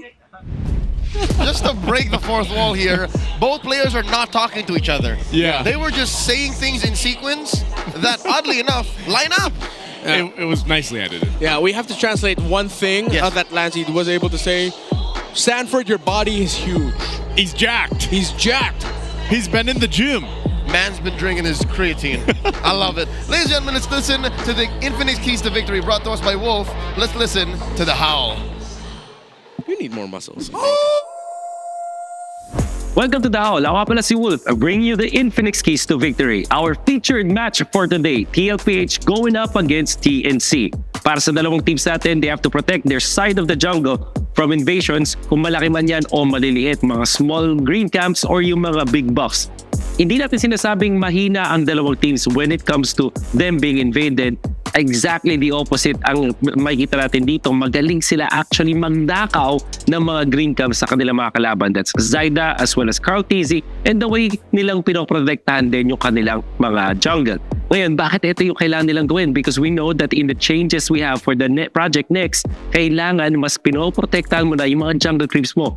Humina yung nakuha nating gold from these sides of the map. So, lalo kang ma-delay kapag nananakawan ka pa ng mga nakakalaban mo. Now for TNC specifically, kailangan nilang i-high pick yung mid lane heroes at preferably makakuha ng stronger mid duo draft. Sakaling makakuha sila ng isang Kimi or ng isang Jushin, make sure lang na mapoprotektahan din ito with a Grok for example. Kasi yung nakikita natin mula dito sa side ng TNC, kapag nalulugi sila ng hero sa mid lane, lalo silang hindi nakakakilos sa mapa. And now for TLPH, ang kailangan nilang gawin ay i-punish yung slow lord setups dito ng TNC. Kapansin-pansin na ang TNC ay magaling mag-setup ng kanilang mga north fights at lumalaban sila sa mga ganitong senaryo. Pero minsan ay napapabagal nila to. In fact, pag nakita natin yung pagkatalo ng TNC dun sa most recent na laban nila, ay dahil yun sa kanilang mabagal na pag-setup doon sa mga lord fights. If TLPH punishes this, mahihirapan ang TNC kumilos. Yan po ang ating bakbakan ng TLPH versus TNC. Back to the casters. Very evident that in the Howl, we'll focus a lot on the roam mid trio. Greatly so because, again, Zyda, Carl TZ have been really good this season. But there are two picks I'm looking at that is going to be in high contention between these two prolific roamers in JP and Chaknu. Actually, I'll add a third one there. Franco, Khalid, Mathilda. I feel like those are going to be some of the key hidden trades that these two teams really need to play for. Especially since after yesterday, actually not just yesterday, even in day one, we started seeing so much more Khalid perform very well. And Daddy JP being the more prolific Mathilda user, they're picking blue side. Liquid could use the draft to kind of obfuscate the fact that if the Gatot doesn't get picked in the first phase, or even the Baksha in the first phase, and then TNC don't see the Mathilda coming, they could go blue 4 and 5 Mathilda. This is why I love seeing TLPH draft too, just because there's a lot of things that they can do, a lot of flexing that they're able to pull off here, just with how deep the hero pool gets and even the difference in terms of Carl TZ being in the jungle. But we can see that from TNC too. They mentioned Cloud. Oh man, it's dangerous grass again and again and again. I like big grass. He loves grass. I like dangerous grass, and I cannot lie. Wait, you other brothers can't deny. Given the triple dangerous grass starter we had in today's broadcast, this it's 3 in a row. Adjusts the current standing, because again, 65 to 70% of all games in the first 2 days of broadcast were broken walls and river expansion. Yes. So we're kind of evening out, leaving flying clouds in the dust. So now, as we head into the draft, look at some of the key bans here. So obviously the Baksha getting taken out by Team Liquid Philippines is not only a strong jungle pick for Zyda, but could have potentially been a flex pick for Chaknu in the roam, something they have shown before, while especially the chip in dangerous grass is a danger and a must ban. So you're gonna start looking more for bans such as these, including the Angela as well, because more heroes can place themselves in dangerous scenarios trying to look for pick-off. Lancelot, you mentioned, is open and most likely will be picked up. There we go. TNC Pro Team would probably want to look at picking up a strong EXP lane roam flex, maybe an EXP lane, and then if they can, consider taking away the Juicin away from Sanji. Because if Lancy can end up with the Juicin and then you don't have the best hero that Sanji loves to play and bully in the center of the map with, then that's a plus for TNC. Okay. I think that I like that. So maybe they go this route. They pick up the XP lane, the flex. What would that be though? There's like you mentioned, there's a Juicin on point. Yep, has to be a Juicin. For the EXP. You don't need to rush the jungle right now. Just pick up the Lapa or the CC, maybe? The Arlo is good because the Phoebus already banned out. Oh, you're right. I wonder if they're racing for that. Yeah. My life. Oh, wow. They picked their core right away. Okay, so no fighter Benny. Yeah, straight up Benny Cutie Harith. And with the Phoebus gone, actually, yeah, Team Liquid Philippines have picked into the scenario. I think Glue would for Sanji. Maybe even a... choose my own path. Oh wait, no, okay. Yeah, they go for Arlot. They punished the whole Arlot no prio in the first 2 red picks. So they steal it away. Currently the win rate on this Arlot in the hands of the Apex Predator is 2 out of 3. Okay. Not bad. Pretty good. But Carl TZ is also sitting at a 2 out of 3. Yeah. I think the NC Pro Team, if they're not going to ban it out later, they could consider taking away, picking up the Gatakacha. They can just go ahead and pick up their jungler now so that they don't run out of it. However, there could be a chance that they'll consider about picking that later in the draft, considering there's a lot of options on the board. Even if the Hayabusa for Zyda gets taken out, because I saved there's a lot you can go for. So yeah, they just go ahead and pick up their Yisun Shin. Okay, so they really want to prioritize getting good matchups in the EXP lane and making sure that Chaknu ends up with a strong roamer. It's going to be a tough choice here because even if you pick up a Khalid, the risk of that is that you're actually just going to get countered by an Arlot. Surprisingly enough, the Quicksand Guard, sometimes an Arlot user would save the final slash to stop that, and the next thing you know, your main roamer is gone. Oh yeah, because I would just stop the Quicksand Guard, right? Yep. Like you would just scoop him up, and because that's always like one of the power moves of Khalid, man. You know, Quicksand Guard tanks up a lot of stuff, and you can work around that. And that's the key here. You draft Khalid when you can see that it's not so simple to Quicksand Guard because CC is on demand. So we see now the Hylos, the Uranus getting banned out. I think the coast is still clear. If it's just the Arlot that has hard CC this early and, you know, as simple to trigger, Khalid is still a go. Yeah, I really like just the combination of the Arlott and the Kimmy alone. So it's like, what else are they thinking for TLPH to go ahead and cook up and bring to that crowd control? And that's why I think for TNC, like, they got to be kind of aware of that, obviously, and play into countering that, because we have seen where, like, Arlott's alone, like the final slash, it's like it's almost like one of those hooks, man. It's like the iron hooks from the Franco or the bite down. It's like, yeah, you might miss some, but there's sometimes it's like that one final slash that can change the course of a game. Experience. Sometimes the final slash adds an element of something to really watch out for if you're Benny QT, that you really have to save their Purify, because if you're not careful, you're under the Zaman force. Sanford can just scoop up with a final slash, although we'll probably see it used more for initiation. I'd want to see JP still think about rocking a tanky roamer. Gotcha wasn't bad at all, so TNC might actually be considering scooping it up, because if they end up with a Gatot for JP and then an Arlott for Sanford, that's not going to be doing TNC any favors. Gatot and Grok. Oh, Grok too, actually, yeah. Solid pick still out in the wild. I think a Grok would be a great pickup for TNC. I'd rather they get the Grok than TLPH get it. That's interesting that we haven't seen. I mean, like, Grok is still useful, but I feel like he hasn't been picked up as much. They're going to go to Gatakacha anyway. Okay. So Liquid has never played Grok. Yeah. I'm chill with it. I like it. But I'm pretty sure JP can. Yeah. Does he just... Nah, I was going to say, not Matilda. Oh, wait a minute. What if it's Oheb who ends up with a fighter gold? Whoa. Because the Granger's gone. Carries a mismatch. Moskov. Yeah, Moskov. Oh, yeah, Moskov's still there. Fine, brother. You can even claw it if you want to. Yeah, you have nothing to worry about when you go in. Maybe just a taunt from the Gatakacha, but you'll have the Purify on you anyway. Yeah. However, there's, not enough damage as well from the Sunshine. Even when you dive in, the Blazing Duet takes him down fast enough. Football and games. Oh my God, it's still the Matilda, currently 100% in MPL Philippines in 16, and of course the Bruno. How can we forget? I don't know why I doubted myself. I did say Matilda. And I was like, oh, maybe not, but yeah. Matilda. It's a great pickup. Matilda Bruno was played yesterday. Yep. Which series was that? It was either first or second. I can't recall. No, wait, it was Onic. Yeah, it was Matilda. It was Brusco, Matilda, Calra, Bruno. And then they just ran over Liquid from that. Also, it looks like Liquid's applying something that they saw yesterday. They like what they saw, man. Yeah, they like what they saw from that lineup against Onic, and now they're applying it. So, 3-Mar? Oh, this is a tough choice for him. A Lapu? Oh, there. Easy. And it will soon be a burial ground. This is one of his best picks alongside the Arlott. And that activates the 3-Mar playstyle. It allows him to be aggressive. He'll have a Gatakacha to help cover for him, and even Lancey Juicin as well. Similar to what we saw yesterday, though, TNC Pro Team needs to be careful. Yep. As Team Liquid played the Yisan Shin against a lineup that had the Matilda and Bruno and was just run over fast, as the Matilda is just too fast with setting the tempo. So maybe this time it's Team Liquid's turn to dish that against their opponents. TNC, let's see if they learned something from watching TLPH versus Onic yesterday. The numbers agree with the Cavalry, and I'm looking at their stats all throughout season 16. Yesterday, they were destroyed by this Matilda Bruno. They've never played Bruno in season 16.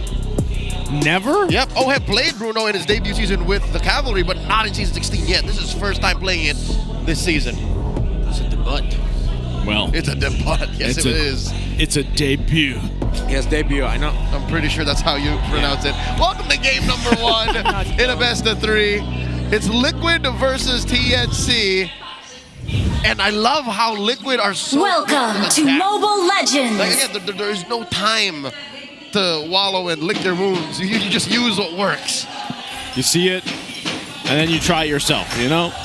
Could be one of the things here, but yeah, I think the main thing for TNC, looking at this too, with this kind of lineup is, again, being able to play into the fact that they have a good amount of crowd control themselves. They've got the Jushin to help them with these team fights. 3-Mar's done relatively well on the Lapu Lapu too.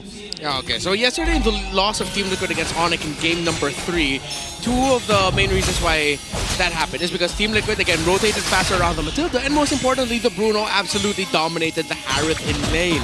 Yes, Oheb was playing this matchup yesterday, but on the other side. So let's see if we learned something, but so far it seems like Benny QT is playing a significantly more conservative position in lane, not allowing Oheb to get any free hits as he's playing mainly around the bush. So he's just playing for last hits in the minion, trying for the light pokes against the Bruno, but really not giving him a chance to take him down quickly. I love how Oheb, though, his loadout says otherwise. He went with the attack speed and then just built a random robe. Like, just I know that you're going to fight back, Benny.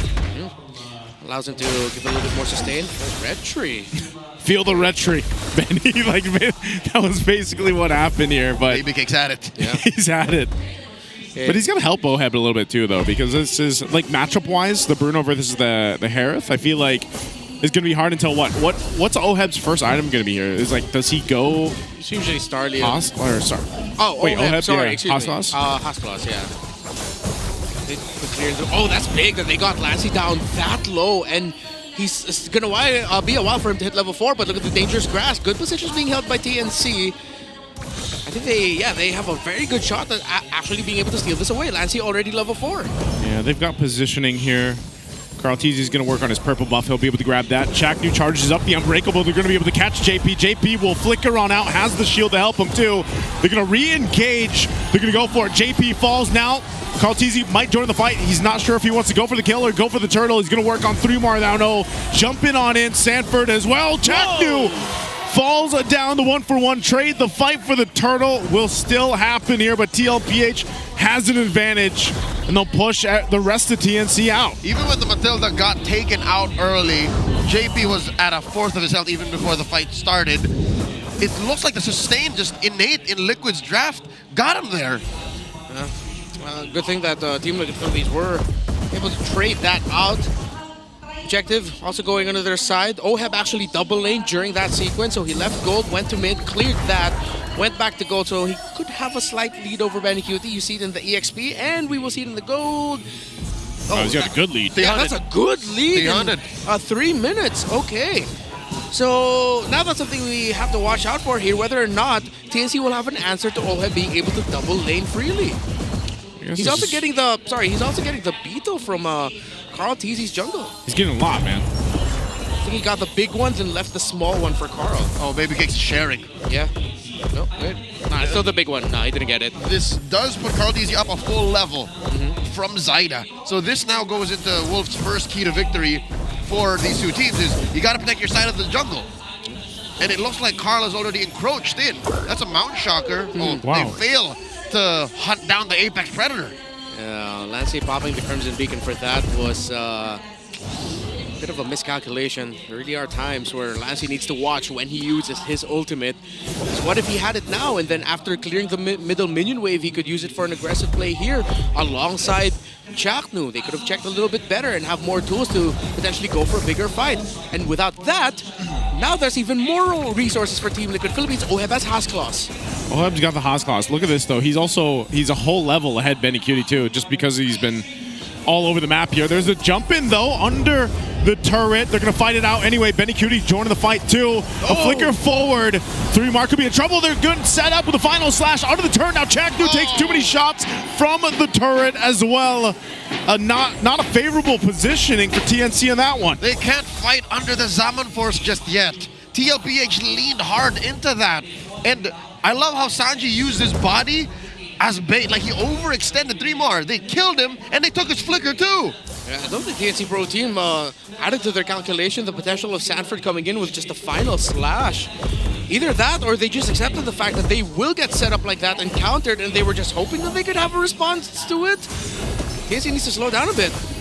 Oh, here we go. Turtle. There's the jump in from Chaknu. Carl Teasy still going to be able to get the turtle. Man. And they just delete 2 members of TNC. They're looking for more. Lancey could be in trouble. Even with the beacon, it's a double for Oheb.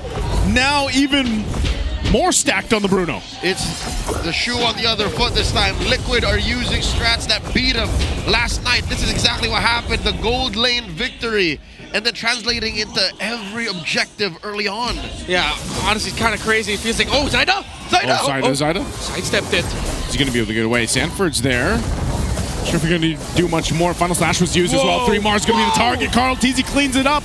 Could be looking for more. The Zaman Force drops down. Sanford trying to run away. Sanji covering fire. He's going to get dragged back with the lantern. Not sure if they're going to look for anything else. So at least for TNC, they punish TLPH a bit. Yeah, because of this though, even more farm on Oheb in the bottom lane, and Bandicuity has been beat. Bruno as the answer to the Harith. I think we're going to start seeing a reduction in the picks of Lunox because of that. Well, I know Lunox is mini for the Uranus, but I think Bruno has often been overlooked so far this season. Already going up to the Berserker's Fury. Yeah, we're starting to feel how the photo feels really good for Team Liquid as JP's maximizing his heals. #1 all-time MPL Philippines user, and in the world, it's Carl TZ on that Lancelot. He is him. He's him. That's literally the dude. 70% of the time, he will win with the Lancelot. And in Season 16 alone, this being his 4th game, he's won 2 out of 3 prior. So this is the guy. I don't know why teams still open up the Lancelot for Carl. It's funny because there's a reason why no matter where in the world people are watching, especially if you're in that live audience, you hear people cheer for a Lancelot being picked up by Carl TZ. And every discussion about Lancelot involves that man. Right now, TNC are involved in it's not even a highway robbery. Their house is getting jacked and there's nothing they can do about it. They are locked in their own rooms while Team Liquid is going, this TV's mine, that's a great looking sink.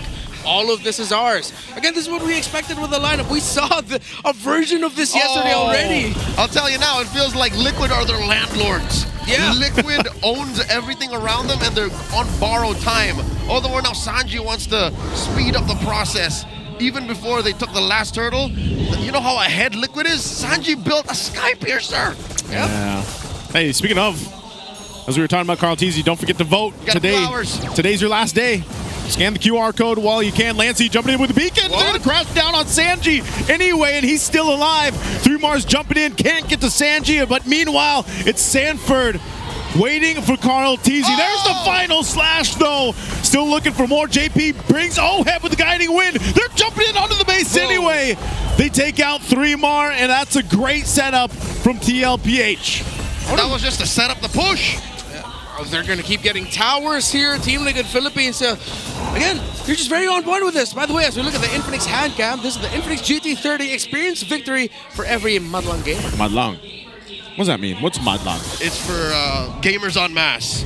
Yeah. Literally everyone can play like Carl TZ if they put their heart and soul into it and dedicated themselves to their craft the way Carl has.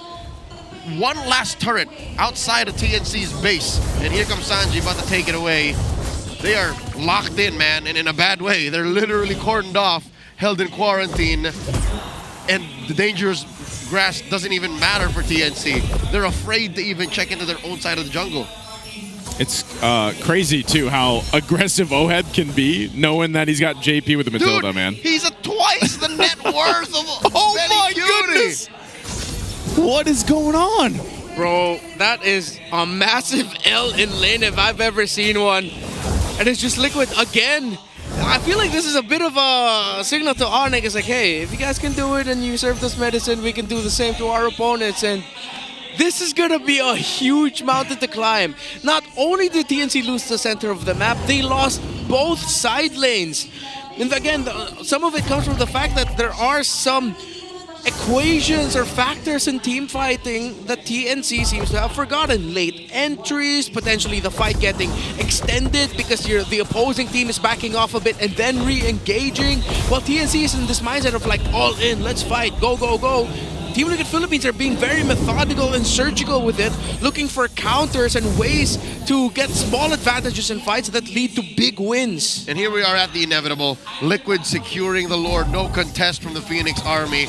If there is one thing that TNC can hold out for, and again, this is a long shot, if they can defend this Lord, oh my god, LG! Oh, they're going to jump in anyway. Oheb had to flicker out, but they're going to engage the fight under the turret anyway.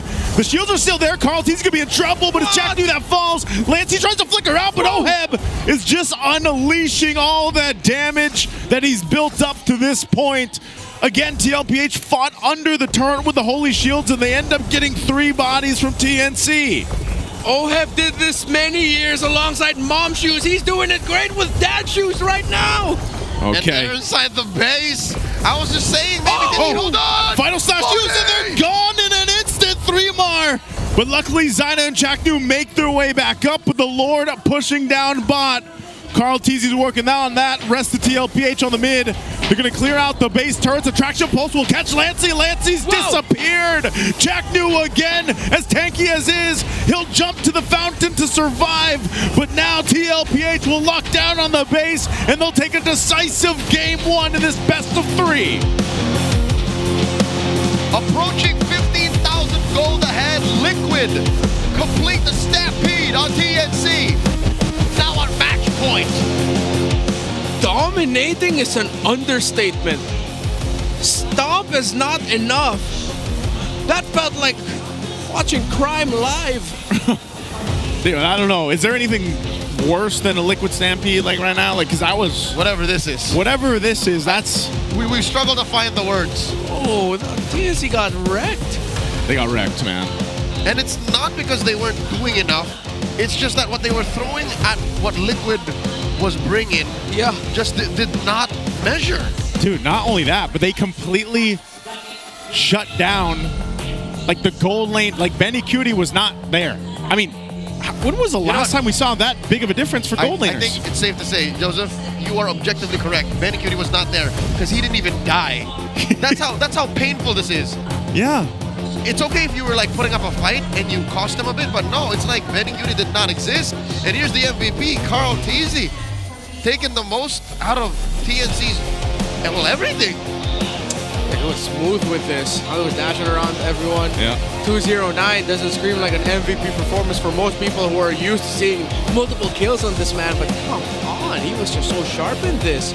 And you can even make the same point for everyone on the side for Team Liquid, but it felt like in every major trade, especially involving Sanford, Carl Teasy was there. Because sometimes JP would have to play around the map. If he's not with the rest of the team, he's with OHEB, he's going around back and forth.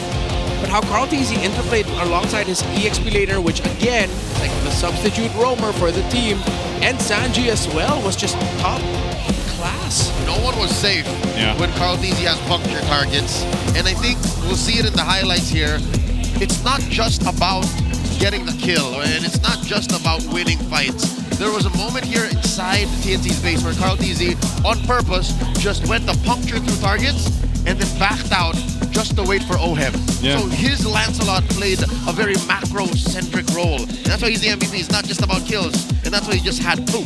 The crazy thing about this, too, is just how fast TNC was dying. Like, you can see the smile on OHEB's face because he was so rich here in this game. But, I mean, even the tankier heroes that TNC had were just gone as soon as, like, OHEB especially joined the fight here. I mean, that's just how much of a power spike they had. Yeah. Oh, here it is. Look at that. And that helped set up, I believe it was a double kill then for OHEB? Yeah, double. Yep. And eventually led to this moment. Yeah. I mean, there we go. I mean, we know Bruno does this too. Yeah. But he double lanes so well with having a Matilda. I mean, look at this. Lancey's gone. My goodness. Everything was just crumbling way too fast again. With the Matilda and Bruno together. Bruno dominates lane against the Harith. I feel like that's also one of the big learnings for this weekend. Yeah.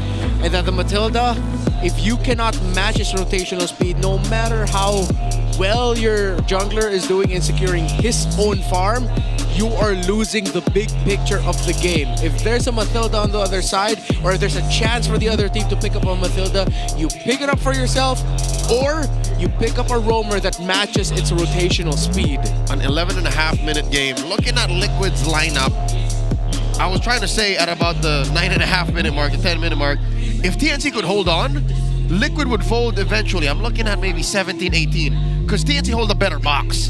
TNC are able to actually find better opportunities for crowd control, better re-engagement. So I'll say even better pickoffs.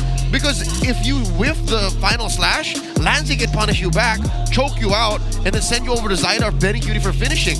But TNC, again, the fact that they even jumped down onto Liquid during the defense, I think they understood that they don't have time. They don't have 18 minutes. They only have now. And if we fail now, we'll just GG, go next, go again. Go again, man. I mean, this was just a very one-sided game for TLPH here. You can just see, too, how much damage, how many, everything they were able to go ahead and take. And really, when it's that kind of game with this kind of lineup, too, you got to think, like, is TNC actually even in a position to ever come back into it. And I know we had a discussion about this earlier where, like, you know, the current way that things are working with Project Next is like, yeah, there's some of these things in game where potentially you can turn things around at a certain point. But even in this case, man, that's almost seems impossible. I hate to say it is impossible, but almost impossible. And look at the GPM here from Oheb. 973. That has to be the upper highest. I think the he's- highest. No. Or almost. He's at 990. That is Oheb's 990. #1 chart-topping GPM So as the he's BPM number rich one. guy. I think he became #3 and #1. Oh. Who's number 2? Someone with Another gold winner. 980 or something. But this puts him at least #3 again before his #1. Big money kill. Big money kill. BMK. BMK. Good old BMK. More like kill 100. Yeah, kill 100. Yeah, and now, as I look at the draft sequencing, especially from the last series from last night and then here, it really seems like better damage wins. Whoever plays the game faster wins. And that was one of the keys to victory earlier, wherein Team Liquid can punish the slow buildup of TNC Pro Team for objectives, and Team Liquid did that over and over again. If that rings true, I wonder if it's the same in ranked games, because just by playing, you can unlock Kufra's Cursed Scroll epic skin for free. So keep playing games and tell us if somehow you're winning more with damage. Joseph, have you been playing some Magic chess? Because I know he has. I'm not going to cap here, guys. Did I say that right? Yeah. I haven't been playing as much Magic Chess, man. Why not? Because I haven't been doing cardio as much as Renmar has on the treadmill. You and should. That's the time he plays it. You should, because it's our time to dominate it again. This is how you can become a world champion, man. I want to support you guys in your endeavors. It's anybody. There are no restrictions. You play it in game. How's your run? Not good. So you're getting dominated. He's lost stars. I've lost my placements in my own neighborhood, which is bad because I was once in the city ranking, so it's not good. Speaking of neighborhood, hey, shout outs to all those in Poblacion, Muntinlupa, at the Vicar Village NBP reservation. I heard the cavalry is out there en masse with their watch party. They were out there last night in support of the cavalry against Onyx, and I think they are at it again against the Phoenix Army this time. Pobla. That's a different Pobla. That's a different one. It's a very different Pobla. Joseph, it's about an hour's away from the Pobla you know. I thought there was only one Pobla. No. Yeah, if y'all ever end up in the Philippines, look for this man either in Pobla, BGC, or T-Mode. He's going to be there. He's also going to be in Morato more often. And Morato. Yes, I'll be in Morato. Yeah. All right. Message him on Instagram. Alabang. There is time for us to take a little detour before we get back into the matchup. Let's go into an all access. I hear we have the MCC champions, NU Bulldogs, to be talking to our hosts. Maraming salamat sa ating mga casters. We are still here at the MPL Arena kung saan kasama natin ang recent champions of the MCC Season 2, none other than National University Bulldogs. Palakpakan naman po natin sila, everyone. This is such a momentous opportunity. Pero guys, before I start off with the questions, magpakilala muna na ang bawat isa sa atin. Maybe starting off with you. I'm Christian Igo. Patrick Palacio. Ivan Del Rosario po. Harold Blas. Mid lane. Estacio po, jungler.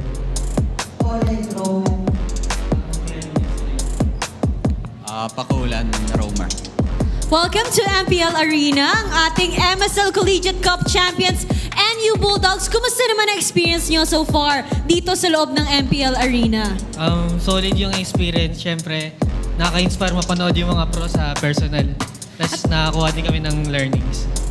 Pero kung tutuusin from everything that you guys have been through, ito yung isa sa mga taon na talagang nakilala yung team ninyo, because not only were you able to compete at the highest level pagdating sa UAAP, pero naipanalo nyo din yung iba't ibang tournaments overseas and dito mismo locally. How helpful was that? How significant yung pagkapanalo mo? Estacio, sa'yo to! Sa'yo to, Estacio! Okay, gaano ba kahalaga yung mga panalo nyo para ma-boost palalo yung kumpiyansa nyo bilang isang team? Ano po? Nakaka-proud po yung team ko, tapos Yung mga napanalunan po namin tournaments, yun po yung gagawin naming puhunan para sa next season ng UAAP. And I like the idea, you know, they're investing towards the future. Alam mo, gusto ko talaga to si Estacio eh. Kasi social media talagang, marami din talaga siyang mga vocalism eh. And I like the idea. Abangan natin yung mga pahabol niya sa kanyang social media posts. so Pero balikan natin yung sinabi ni Ren na talagang marami silang natututunan dito sa on-site habang nanonood sa ating mga pro players. What do you guys think of the patch so far sa ating Project Next? Ito. Sa tingin ko yung patch ngayon ay sobrang ganda kasi innovative siya. Tapos sa tingin ko maraming mga old heroes na magiging meta. Tapos yung bagong hero, abangan natin. Ano yung favorite yung map? For you personally, ano para sa'yo, ano paborito mo? Ano yung may clouds?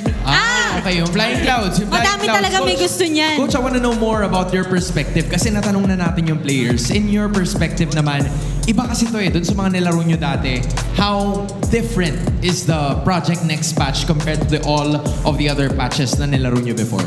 So far, sa tagal ng MPL or MLBB, parang ito yung pinaka-innovative or pinakamalaking potential na marami kang pwedeng gawing bago. Pwede mo maglabas ng luma din. At the same time, parang ito yung patch na based na lang sa creativity ng players and ng coaches. Pagka per team, magkakaroon ng strengths and weaknesses na talaga. At dito, kanina nakita namin kayo. Sa first match, nandito na kayo agad. Sobrang early nyo. Ano ba yung team na sinusuportahan nyo dito sa MPL Philippines? Sa side kami ng TNC. Sa side sila ng TNC. Alright, I see it.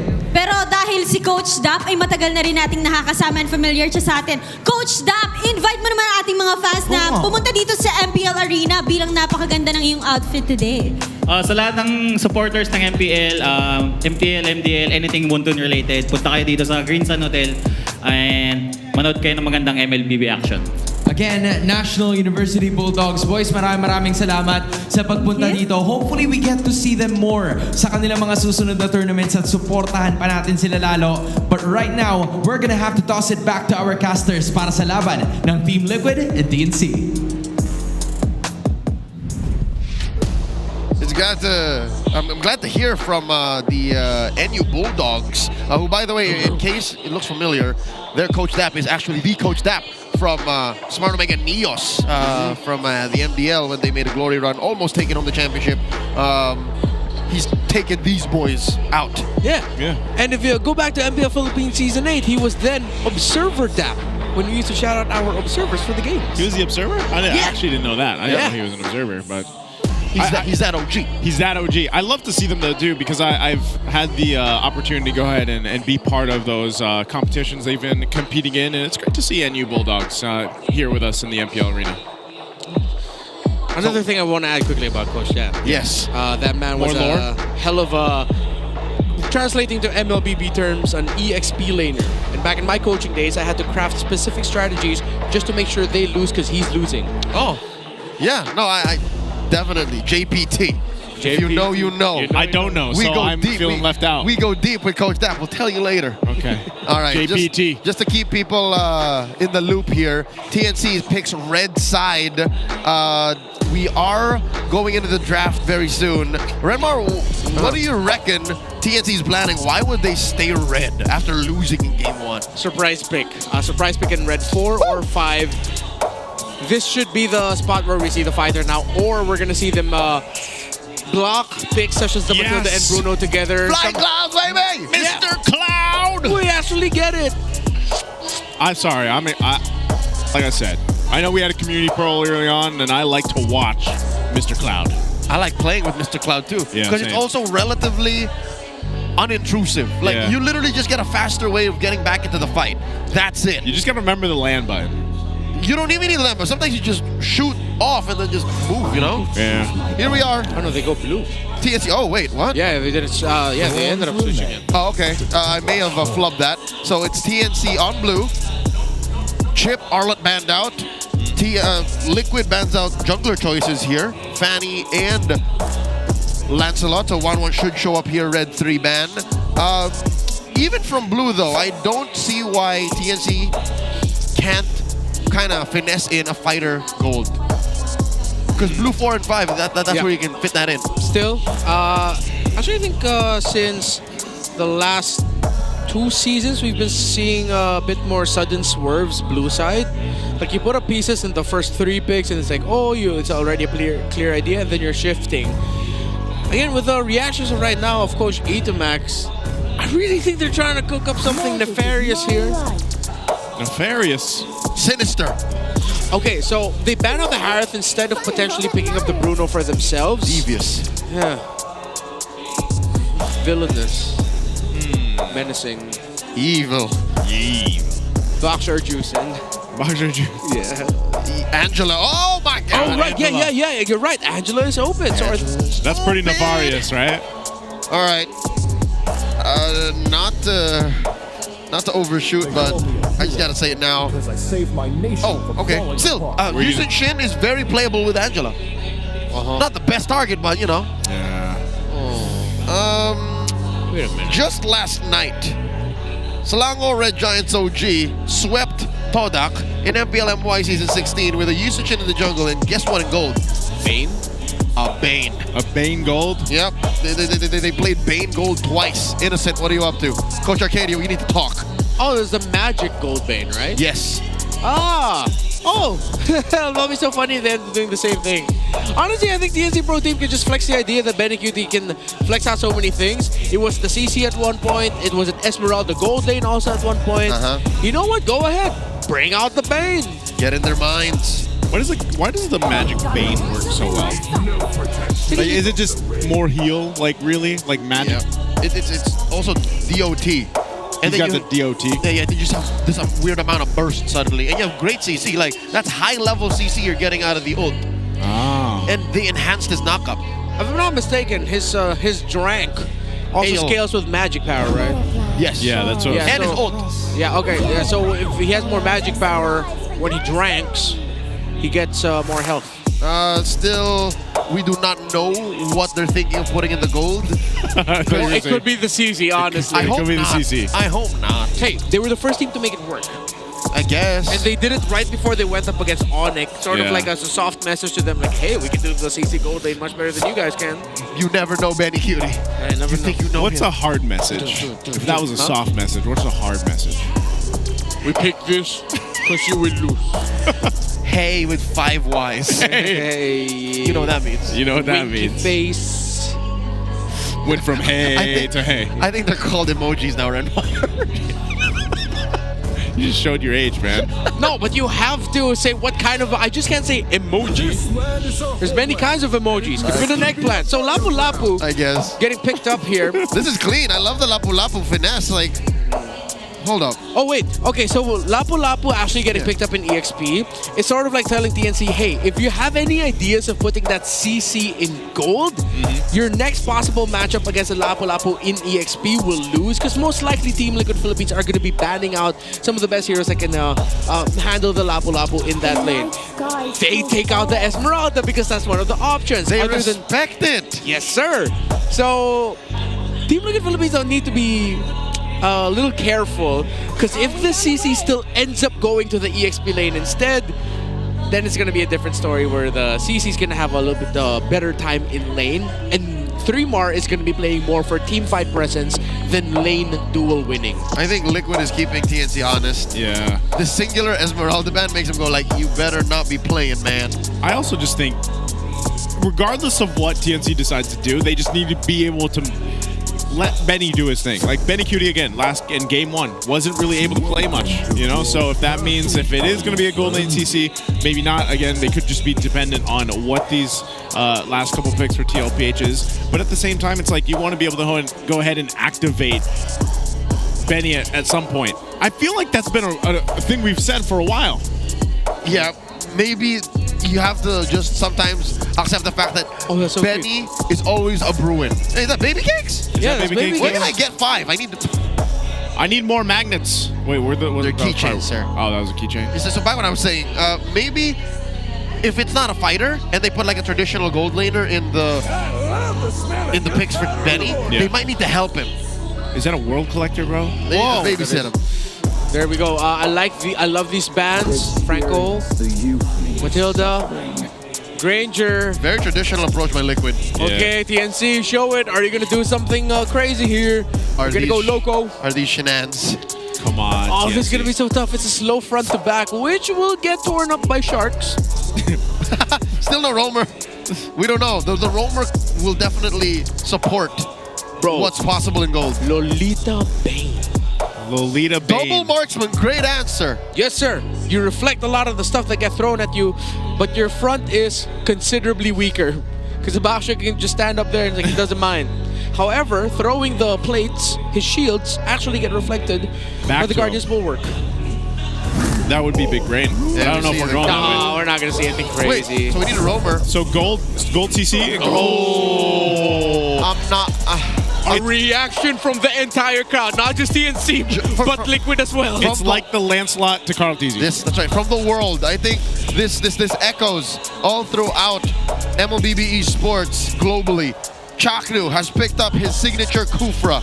Man, you gotta love it when our longtime legends pick up their signature heroes, man. He is a pioneer class Hall of Legends inductee. Responsible for so many moments with this Kufra. I'm looking back to season 7 playoffs against this young man right here. He held it back. Whoa, reach for reach. Okay, this is gonna be an interesting dynamic in team fighting. This is Carl Teasy playing front for the team as JP's playing Novaria Roam. See, this is what I love. Roamers can do this. We can do this now. You know JP can do it. We can do it in our games. This flexes out one of the changes to roaming in Project Next. That's true. The fact that by just one way or another, it's up to you. Revealing opponents gives you XP and gold. Novaria can do that in spades. Yep. She can do it in her sleep. Star Shatter, just throw that out, you get vision. Yeah. After it's been 5 seconds since you've seen the last opponent, and those opponents are marked because you haven't seen them in a while, you will get golden EXP. I mean, there is a cap on it at least, you know? Yes. But then let's see how fast. I think one of the things we really have to be tracking here is the gold between the gold EXP between the two roamers. Because there could be a good chance that the Novaria will be getting it quickly. Here we go. Match point for the Cavalry. Will TNC's unorthodox EXP normally CC going into the gold will be enough as well. Welcome to Mobile Legends. On Chaknu, his Kufra. Can this stop the Stampede? Oh man, I'm excited to see Kufra in the hands of Chaknu again. I know sometimes we get to see it. Works out, other times it doesn't. He's going to be able to find Sanji a little bit, but again, he needs that bouncing a ball too. Let's go ahead and look at the emblems here. All right, we'll see with this Novaria. Okay, Inspire, Wilderness Blessing, Impure Rage.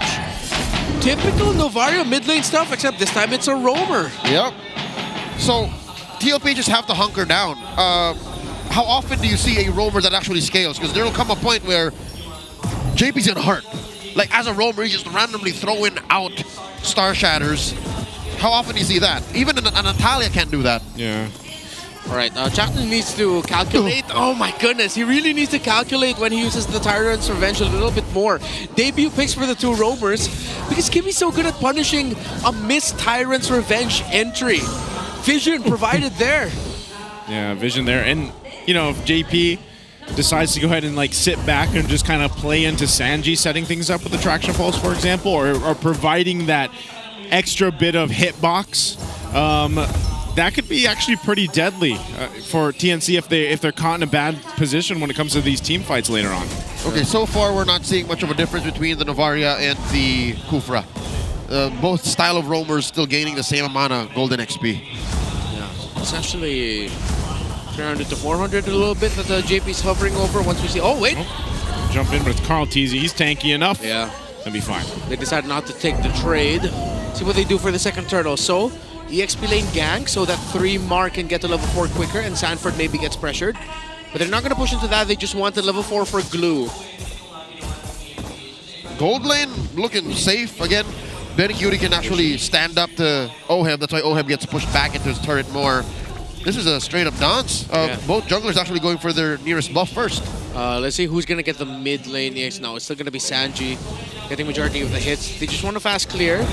A slight lead in the EXP for JP. Zada just got orange. We're going to see a full-on team fight. JP level 4 now, 2. Oh! 3 more flickering on in. Forcing the fight anyway. Chaknu taking some damage. Bouncing ball. He's stopped in his tracks, though. Has to flicker out. Meanwhile, over on there, Carl Teasy gets the turtle, but still, they're going to lose Chaknu. They're going to lose Zyda as well. 2 fall for TNC, so TLPH gets a whole lot. That's the hard thing for Yusung Shin. Sure, you have perfect information. Sure, you have a stun, but when you're really down there, when you're playing in the paint, there's no other action but a traceless out, and then if the opponent stun you before that, you're dead. PH all-time hero stats. Chaknu, the Chak Mamba, got this name because of his play in this hero. 61% win game rate, 33-21. The most prolific Kufra user in the history of the Philippines. Some might argue even in the game. Yeah, it's like a snake in the grass. And I honestly feel like even if he struggles a little bit in the early game, getting the setup potential, he could be that one setup, you know what I mean? Like later on, that's one of the great things about it. But Benny Cutie could be in trouble here, taking a couple shots with the Rhapsody, trying to bob and weave his way out. He does, and Benny Cutie will survive. Good footwork there. Oh, there's Chaknu, though. He finds that one. He'll be able to set things up. JP falls. Zyda gets the kill. But now possibly looking to re-engage here. They're going to go. 3mar will go ahead and call it off. He does get stunned, though, but that's fine. They got a kill on JP. Rennie, what do you reckon happened there? How did Chaknu find JP? I think that was just a really good read. It didn't look like he used his flicker for that specific scenario. He used it earlier when he was trying to escape. That was just good old classic Tyrant's Revenge into Tyrant's Rage. I believe also he could have gotten some help from Zyda, being able to use the Mountain Shocker as the ultimate is gone from him. Must have been bush-to-bush action there. Yeah. Jump from mid to that bush in front of the purple buff. Here we go. Once again, engage. 3mar flickers on out. As he's going to be fine. So they get a battle spell out, and that's what TLPH will get here. So Turtle's up now. All right, confirmed. Given how it's been a tough first 5 minutes for TNC, JP got the XP and gold advantage. Big actual Echo, providing a lot of vision. Full-on fight, breaking out. Half health and Turtle. Chaknu charges in again. Not the best positioning. 3mar could be in trouble. Oheb will take out 3mar, but Zyda does get the objective, and now Benny all by himself will get taken out by Oheb. 2 kills for TLPH at the exchange of the Turtle. That should not have happened. They should not have given that many kills. I think a little bit too deep was 3mar and Benny. Yep, not even for a Turtle. They might just fight more for this. So they're in trouble. Chaknu can't withstand it. He does get away, though, just barely. Now, Sanford gonna be in trouble. He goes in, bravest fighter forward. He already burned the flicker, too. He's gonna be able to find Zyda. Zyda's gone. They're still going. Carl Teasy and Sanji are both low. They might have to let Sanford go here. JP fires off a shot, but Sanford, he's actually gonna survive it all, even with the yo-yo blitz. They'll stun Benny. Benny Cutie trying to survive this, but he goes down. How did Sanford survive? You do not hunt the Apex Predator. TLPH played that team fight so well. TNC Pro Team are straight up getting outplayed.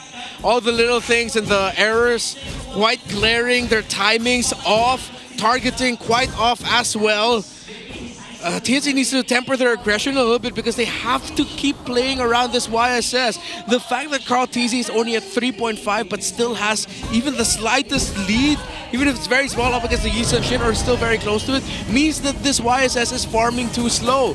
TNC really need to start playing around more farm for the YSS. They get the flicker out, 3mar. It's going to take some shots here. Shatter dropped down. He has to flicker out for safety. And Chaknu was ready to help, but you can see this. That's the damage from JP the Roam. That's why Chaknu was forced to rush build a Twilight armor here. Just way too much burst from Liquid this early on. Another quick look at the items here. Almost 1,500 up is Oheb from Benny. Something I'm noticing, shades of Game 1, TNC's behavior, their tendencies, they're very dive-centric. Again, you mentioned how they should be playing around Zyda. I feel like Zyda's getting dragged by the rest of the lineup. Like, they all want to go forward, but Zyda's saying, guys, I'm still farming up, wait. Yeah, he's not farming up, or someone else is jumping on him. They need to play a tighter formation, let TLPH engage, and then similar to what Twisted Minds pulled off earlier against AP Bren, go for the counter engage instead. Allow Team Liquid Philippines to blow all their abilities first, and then you go. Well, TZ going on for a drive-by just to be able to secure that tier 1 turn in the mid lane. And they'll do that. Again, this space from this kind of comp that TLPH is running gives them so much room to just play around objectives, even as small as these turrets are, to go ahead and play with an advantage. And Carl TZ just kind of rolling around is threat enough to let TLPH go and fire off from the back. Ladies and gentlemen, the last time Navarro was used by a roamer was in Season 13, about a year and a half ago, and it was Haji while he was playing for Blacklist. So it's been a while. Yeah. RG and Blacklist, 2 names I haven't heard in a very long time. Good times. Good times. Oh, Zyda. Okay. Oh, Sanford jumps in anyway with the flicker. Lancey there to bring in the backup, to bring Sanford back. He might have to just go down here unless TLPH can do something about it, but they're going to fight in between the turrets anyway. Benny Cutie now joining the fight. They already took care of Sanford, but Chaknu was gone, so TLPH will now get themselves a tier 2 turret bottom side. Mad punish by TNC. Again, they were fighting on an advantageous position, yet still they had to trade Chaknu just to take down 40. Yeah, but you're starting to see there what I was saying earlier, where you allow Team Liquid Philippines to play the aggressor. You have the capability to counter, because even at this point, the glue still can buy enough time to at least to get a 1-0 or 1-for-1 trade if ever you can't get the perfect trade where you don't lose anyone here. But you also have to be careful of the late Astral Echoes that JP are willing to toss out, or when you're starting to play around closer to the bushes, expect that an Astral Echo will just reveal all your position. They have to be ready to back out if that's a scenario. The good thing is TNC has all of their flickers right now, all their battle spells are online, so they can save that for when if ever Team Liquid Philippines decides to be aggressive. And if Team Liquid aren't careful, TNC can turn it around. It'll be a long fight, but there's a chance. Oh no. They're going to go for Lancey again. Traction Pulse used. They get the beacon out. That's great timing for this Lord. They know that is available, so now they've got this advantage they can work into, because Sanji doesn't really need that Traction Pulse to be a threat here, so they're going to get themselves this Lord off of that play. Oh, they caught so many dudes with the Echoes. Okay, still fighting for this buff. They're going to go for more. 3 more might be forced to fight here. Carl TZ popping the Tortoise Poissance, but it's all just to zone TNC out. Yep, that's a free Lord they were taking underneath the false engage. 6,000 gold up. The cavalry are gaining ground. The map is red, and they're about to take this tier 2 in mid and on top, leaving TNC with just their inhibitors. Yeah, the EXP gap is considerable as well, favoring Team Liquid Philippines. I think we're just getting closer to the end game here. This might not be the final siege, but right now, just looking at the items, not enough tools for TNC Pro Team to have a massive swing. It's up to a Team Liquid error for a TNC to punish, for the Phoenix Army to be able to force this to a game 3, or maybe even just a longer game. You're 150% correct. For TNC to win this, they also have to hope that Liquid makes a mistake. Oh. Massive Echoes! Sanford jumping in again, flickers forward, able to stun 2. 3mar jumps on in, trying to defend the base alongside the team, but 3mar is gone. Base turret's still going to be worked on. Lord finally there too. Carl TZ leading the charge, looking for possibly more. Well, all this space allows TLPH to fire off in the back. They're going to go get the base turret in the mid, and they might get more off of it. Again, respecting what this lineup can do. Ooh. Base turret, they find 2 for TNC. 9,000 gold up. Liquid are literally playing out of a different time. They are in the golden age. They're driving cars while TNC are still playing with rocks. I mean, that's a good way to put it. Just look at the item differential. Already up to a BOD is that Granger, while the gold lane CC still only just about to build, what is that? The Oracle. Force? Oracle? Oh, he already has the Brute Force. The Oracle. So that just really goes to show how tough it's been for TNC. They've been scrapping away with alms. Yeah. Astral Echo after Astral Echo revealing the vision. It's going to be tough for TNC to play outside of base. Look at Sanford. He doesn't care at this point. He knows that if he just does something like that and JP's nearby, then he doesn't have to worry about anything. And this is worse the more the game goes, because even JP will hurt. Yeah. A roamer that deals damage and provides vision. Yeah, and the scales. Dude, the fact that Machado already has Twilight armor, yet 1 long-range Astral Echo still takes out, like, what, 15 to 20% of his health? Yep. That's still massive. That's insane. Not only that, but man, look at this, like just how much gold OHEB has again for this game, but That's got to be one of the most, like, I guess, free feeling as a Granger when you can just fire off of the backside, because you know you got Novario with you. You know you got Carl Teasy and Sanford jumping so far ahead that you have all this space to just kind of shoot off your Destinatas and Rhapsodies freely. You know, Oheb hasn't had to even, I don't even know if he's used his Purify maybe once this entire game. Talk about financial and combat freedom. That's the best. Who's going to catch him, right? Chaknu, that's the only real option. 3 is thinking about way too much. But that front line is so far ahead that Chaknu, like this, can't even get close. Had to burn the flicker. Yes, he's got an immortality, but he's got to be careful in this. Look at the positioning for Sanford, too. This is just going to be another Lord in the hands of TLPH, and they'll get ready to march towards the base once again. Yeah, good thing Chaknu was able to use the bouncing ball just in time, because if not, then he would have got caught out. Wow, Sanford, look, he doesn't care, man! He wants Benny Cutie, but he's not going to be able to get anything there. He does. Get that stun off, but still. 3-man Landshaker. Yeah, they gotta wait. There's nothing that TNC can do but just kind of wait for this. You know, they just have to wait and buckle up. Just clench. Just clench. Clench down, man. Hold on tight. It's a 2-level gap between JP and Chaknu. This Novaria just got out of hand. The rotations of Liquid, how they fought. As we get close to what could potentially be the last major sequence of the game, not just in this game, but this entire series, unfortunate for Phoenix Army, Team Liquid Philippines outclassed the Phoenix today.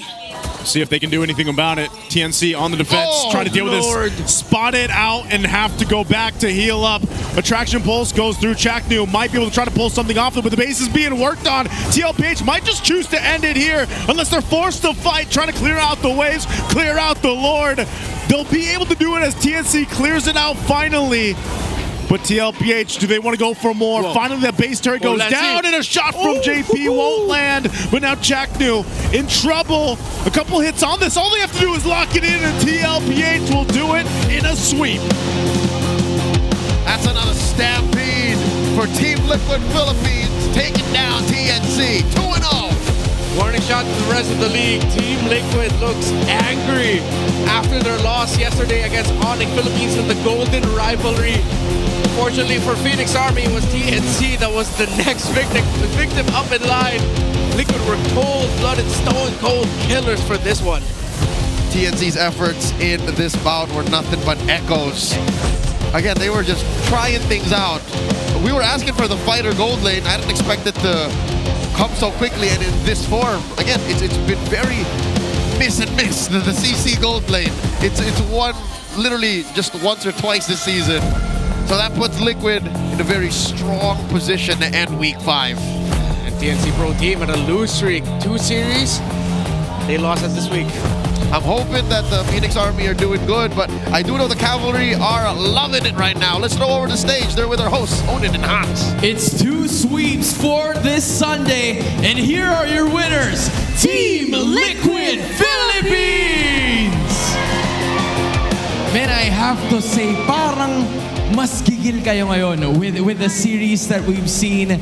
Carl Teasy, first things first, nakita natin yung naging laban nyo yesterday. It was quite intense, but it was not the outcome that you guys expected. You know, what did you guys talk about? Kasi this was yung sinasabi mo nga sa amin from the first round na pakiramdam mo hindi nyo pa 100% yung first round. What are the steps that you're taking para maabot yung prime form nyo gaya ng MSC? Ano po, yung pagkatalo po kasi namin kapon, sobrang dami naming natutunan, na-realize, drafting, tsaka sa in-game din. And ano, mas parang tinatry namin gayahin yung mga ginagawa nila kung mag-apply din sa amin, gagana, ganun. Tapos ano, nag-i-improve lang kami everyday, okay na sa amin. So did you realize na, does that mean you're sticking with what you know, yung focus na lang sa improve mo? Or are you still looking at other teams para makapag-improve pa rin kayo as a team? Ano po, tinitignan ko po yung mga top teams talaga eh. Kung may kakaiba silang ginagawa, sabay itatry namin gawin sa scrim kung ano, gagana din sa amin. Pag gumana, edi try namin. Constant trial and error, I see, Odin. Well, Carl, aside from the observations na nakikita nyo from the other teams, ano ba yung mga napansin mo dito sa next patch na good ba siya sa inyo or challenging for TLPH? Ano po, good po siya para sa amin. Siyempre, may bago. Nakaka-enjoy siya. Pero sa mga junglers ata, hindi masaya. Bakit? Lagi kami binibisit. Lalo na sa anong mapa? Sa ano po, sa broken walls. Kasi yung mga kalid, nakakatawid-tawid lang eh. O, mas marami kasing access yung broken walls na map. And in terms of access, meron akong inside scoop na nalaman from one of the people that, you know, our friends from out there, Coach RC. I want to know more about this. Kasi natanong namin usually, ang tinatanong natin yung mga players, kung sino ba yung gusto nilang bawian or makalaban ulit sa second round. But for you personally, anong team ba ang gusto mong makalaban or bawian sa second round, kung meron man? Aurora. Aurora. Alright, we're gonna stick with that. Bakit Aurora? Sonic, di pa kami nakakabawi. So, next na kalaban namin talaga na hindi pa namin nababawian is yung Aurora talaga. And sila yung pinaka-top teams ngayon. Yeah, and I have to agree. Based on the standings, they really are. And nakita natin ngayon, yung suporta pa rin ng The Cavalry. Kahapon, nag-match kayo, sobrang full house. And ngayon, halos ganun din yung amount of people na nagsusuporta sa inyo. Do you have any message, JP, para sa mga supporters nyo? Thank you po sa mga sumuporta sa pumunta dito sa venue. And mag-ingat po kayo lagi. There we finally have it. You've heard it from your winners, Team Liquid Philippines. An incredible performance. Sweep kanina, Odin. Another sweep for today. The Cavalry is on a roll right after that losing. This Sunday is definitely a day for comeback sa mga nagka-setback kahapon.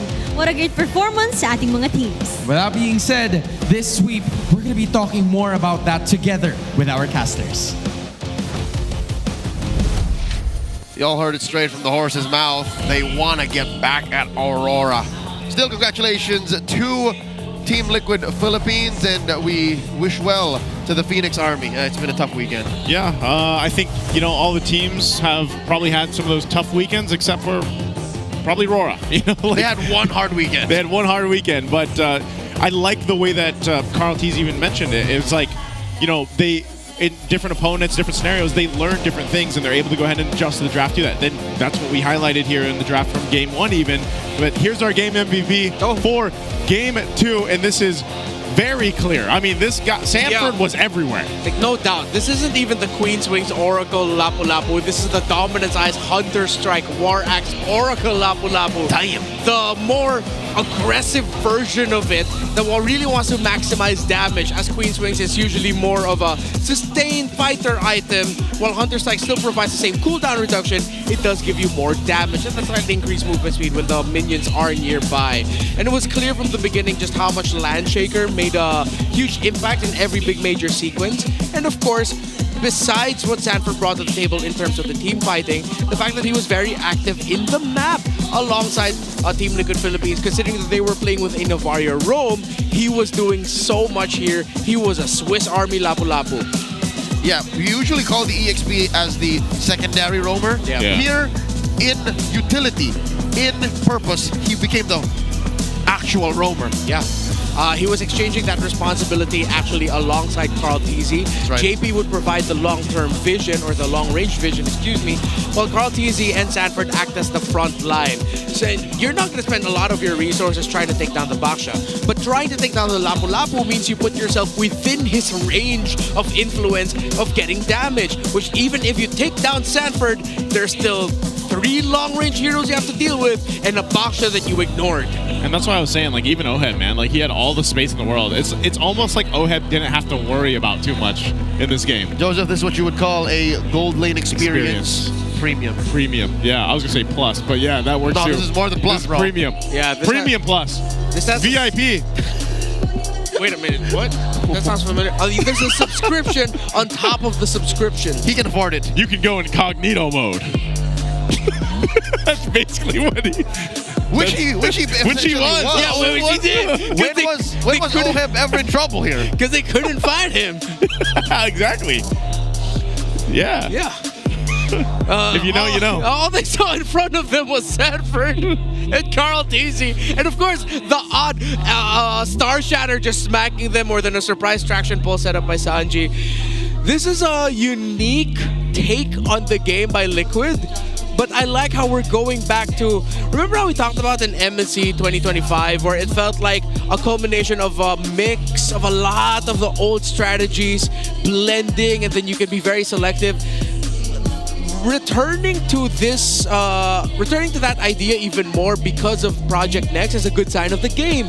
Because it still continues the old trend of rewarding creativity. Right. We obviously got to the point where we hit our meta peak before Project Next. It was clear the picks that were coming out. Yes, the picks are still very much the same here, but then look, suddenly an injection of a surprise Roam Novaria. No one saw that coming, but then they made it work as if they're playing with a typical roamer for JP. But it's because Sanford and Carl Tizzy ended up becoming the roamers. It's so fun to watch. It's refreshing, and I think our developers hit a home run that our teams are having so much fun trying to break this metagame. Yeah. Because the other thing is, like, we didn't even get to see the Flying Clouds too much in action. I was about to say. Like, Liquid went so fast, and they shrank the map so quickly that nobody really thought of what about the clouds. Like, how do we use these clouds? Like, because if it was TNC, they're like, we're just putting ourselves in the firing range again faster, you know? They did use the clouds, but it was just, they go back, they're there, it's like, oh, they're not here. And then they clear up their minion waves. Suddenly an Astral Echo hits them. It's like, uh-oh, we gotta get out. And again, because this guy was in incognito mode, they couldn't find Oheb. He's the rich guy again. That's right. He's the BPI rich guy again. Kel 100. This is relatively low for his average, 850. Mainly because he was acting as a threat.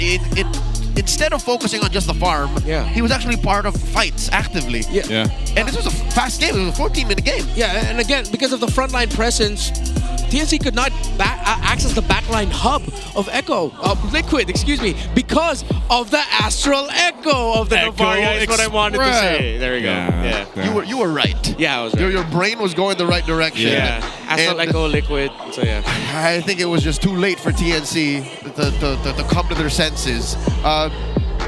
If anything, if I may say, I didn't like that CC. I know we were asking for a fighter gold lane, but I don't think the CC was it. Yeah, that struggled. I think obviously Benny Cutie just didn't have the series that we were expecting to see from Benny Cutie, but this wasn't just a Benny Cutie problem. Like, it was just the lineup, the execution as a whole just couldn't find that flow that they were looking for, I think, from game 1 to game 2, man. That's why I wish they kept the Bruno open. They could have picked it up themselves. But then they decided to still take a different route, but then ended up with the Granger on the other side without that much of a problem to deal with. Again, this is TNC we're talking about. This is how they play.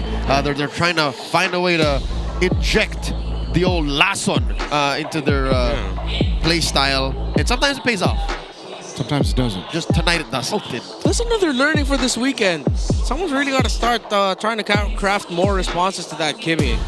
Seems like a lot of lineups that you can pair up with Kimmy mid just work so flawlessly. Sanji's 100%. Sanji's 100%. Undefeated. There's that. Undefeated on that. It just does too much. Like, it's just too deadly, man. Like, having a traction pulse plus the what's the stun called? The traction pulse? Well, yeah, the traction pulse. It's just too much to deal with, I think, and compositions love it. It's just too good. Let's throw it over to Wolf as he talks about how these teams use their keys to victory to get there. It's the Howl. Oh, the Starlink. Thank you so much, casters. Sa pagbinalikan natin ang series na yun, magandang close out siya sa first week ng ating Project Next na bagong patch na pinaglalaro ng dalawang teams. Let's talk about what made the TLPH win this. First of all, yung lane-to-lane diff na nakita natin. Nagsimula ang TLPH, syempre, sa draft at kung paano nila inaayos yung kanilang mga lane-to-lane matchup, be it Kimi versus the Jushin, or yung pagkagamit nila dito ng Lapu-Lapu in a very good manner. Kung hindi sila totally makakalamang sa kanilang mga heroes in terms of drafting, binabawi nila sa kaduo. Kunwari yung mid-lane duo versus mid-lane duo, o kaya naman when it comes to execution. And makakita natin dito na si Sanford ay naging komportable as well as si Carl Tizzy, and that's mainly because of the lane-to-lane diff na nakita natin between two teams. Second, and most importantly, ito yung naging bentahe ng side ng TLPH. Extended team fights dahil dun sa Matilda na nakita natin from game number 1 kapag may nagkaroon na clash bigla na lang tumatagal yung laban. May mga nasisave with just one sliver of health. Yung mga tinatawag nating napipiso, nabubuhay pa pero makakabalik dahil sa sustain na meron sila. Free-throw air, low cooldown, ultimate, so kaya doon sa natural sustain at syempre sa presence nung hero dito ni JP.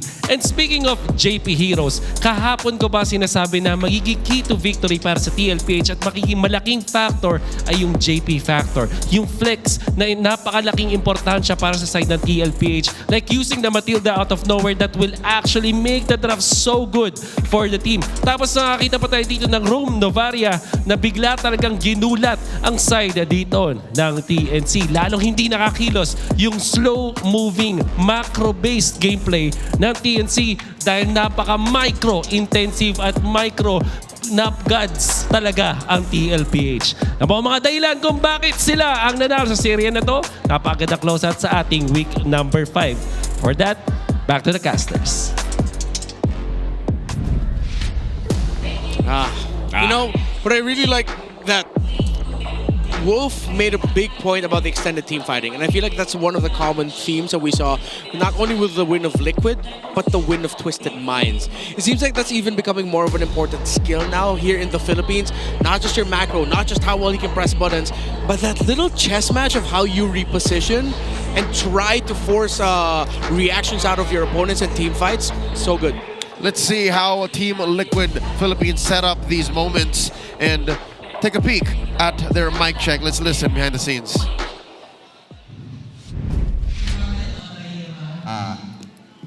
Tuloy-tuloy na natin. Baklang lang. Pre, walang flicker glue ha. Charging. Ito, may Vengeance na. Tumali na. Game ko. Ay, walang pala. Ingat tayo. Kailangan ko dyan. Ay, wakap. Yun, kaya nyo yan. Patay ito. Boy. Dad, pasalo ka. Ay, ano? Wait lang. Tingnan, isang ko. Patay ito. Benny, oh.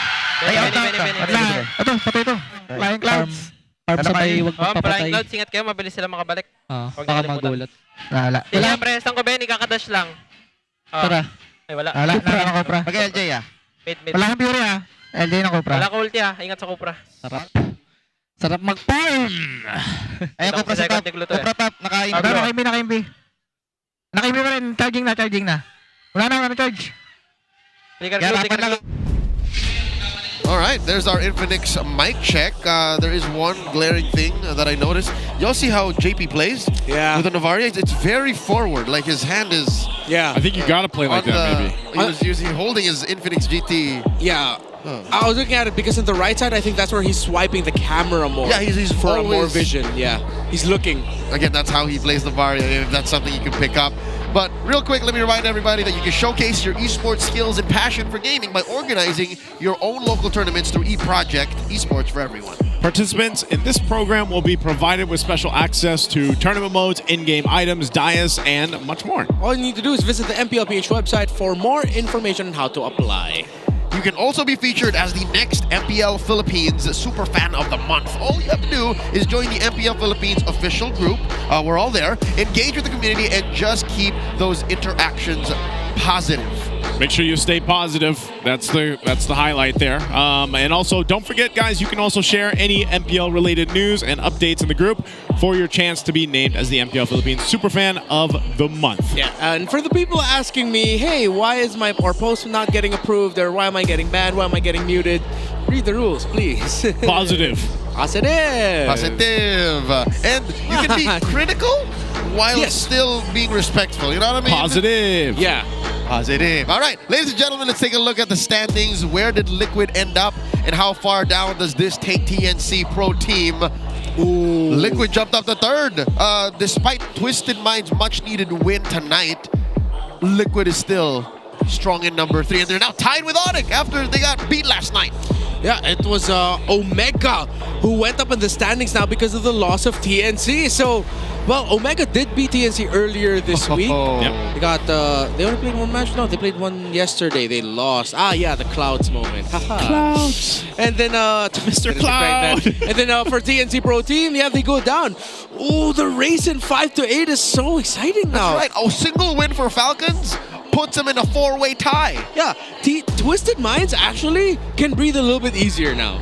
They can, yeah, because they got that little bit of space, the 2-point difference there. But it's I guess if you put it this way, well, we got 3 weeks left. Yeah, 3 weeks of the regular season After left. today.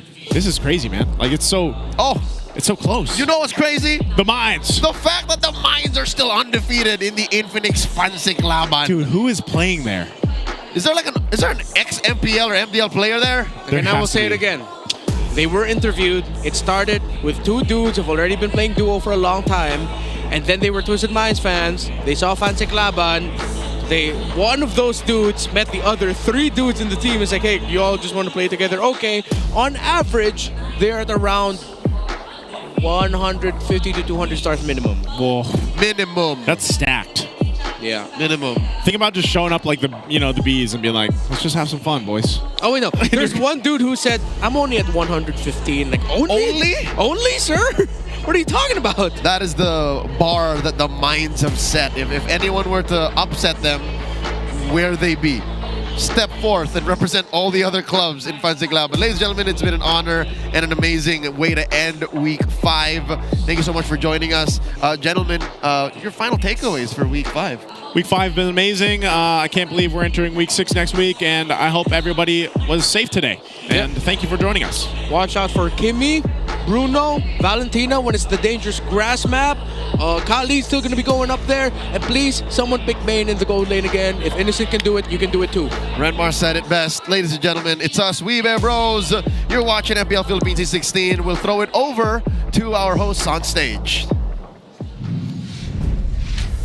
And just like that, natapos ang Week 5, Day number 3 with 2 sweeps para sa dalawang laro natin. Things really went too fast para sa ating mga teams, especially sa Team Liquid Philippines and Twisted Minds. With 2 sweeps na napanood natin ngayong araw, nakita natin ang mga bumawi, mga tumindig, at nagpakita ng kanilang tunay na lakas. You know, I have to say na halos 5 linggo, or actually 5 linggo na nga ang nakalipas at natitirang 3 linggo na lamang ang ating makikita from the regular season. What a lot of people were saying that this is gonna be the most competitive season yet. We might see more competitiveness in those last 3 weeks. Depende sa ating 8 kupunan.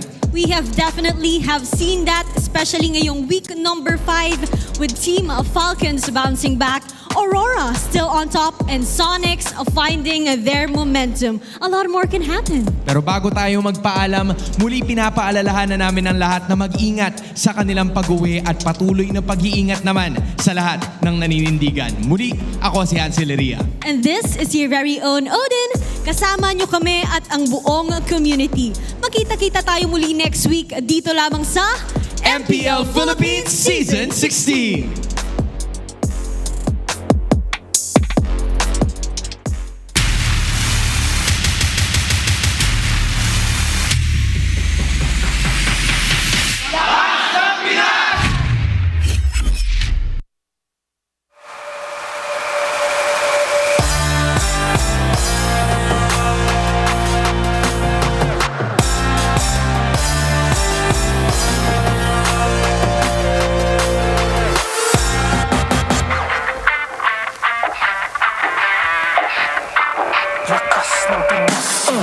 Malakas, Pilipinas, malakas kahit anong lane, we become the monsters. Malakas, Pilipinas, malakas face the golden sun and repping for the 3 stars. Look at us, to the top, no ifs, no buts. Winning any game, para to sa PIN, yes. Di mo matitinag aming boses sa new level. Nasa kalye man o mobile, you know I become a legend. Listen, open fire, we unite, we winners. But with pressure, like diamonds are made of. Switching the lane na parang gera, HP racing made a setup. Pagkakatang buhat ni Hilda, full dome SS parang Laila. Susundan ko ang iyong bakas, kasama pataas, tagumpay natin to dahil tayo'y malakas para sa Pinas. Nasa amin ang alas, hindi to atas, kinikilala sa taas kasi kami ang malakas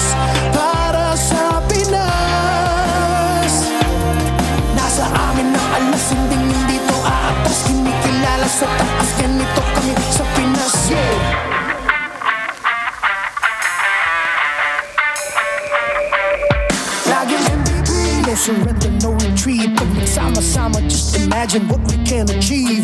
Laging MVP. No surrender, no retreat. Giving 100 on my all, cause we just cannot be defeated. No retreat. We are unstoppable, immune and invulnerable. Ready ang equipment, lahat frozen, mala, crowd control. Pakita on the jab.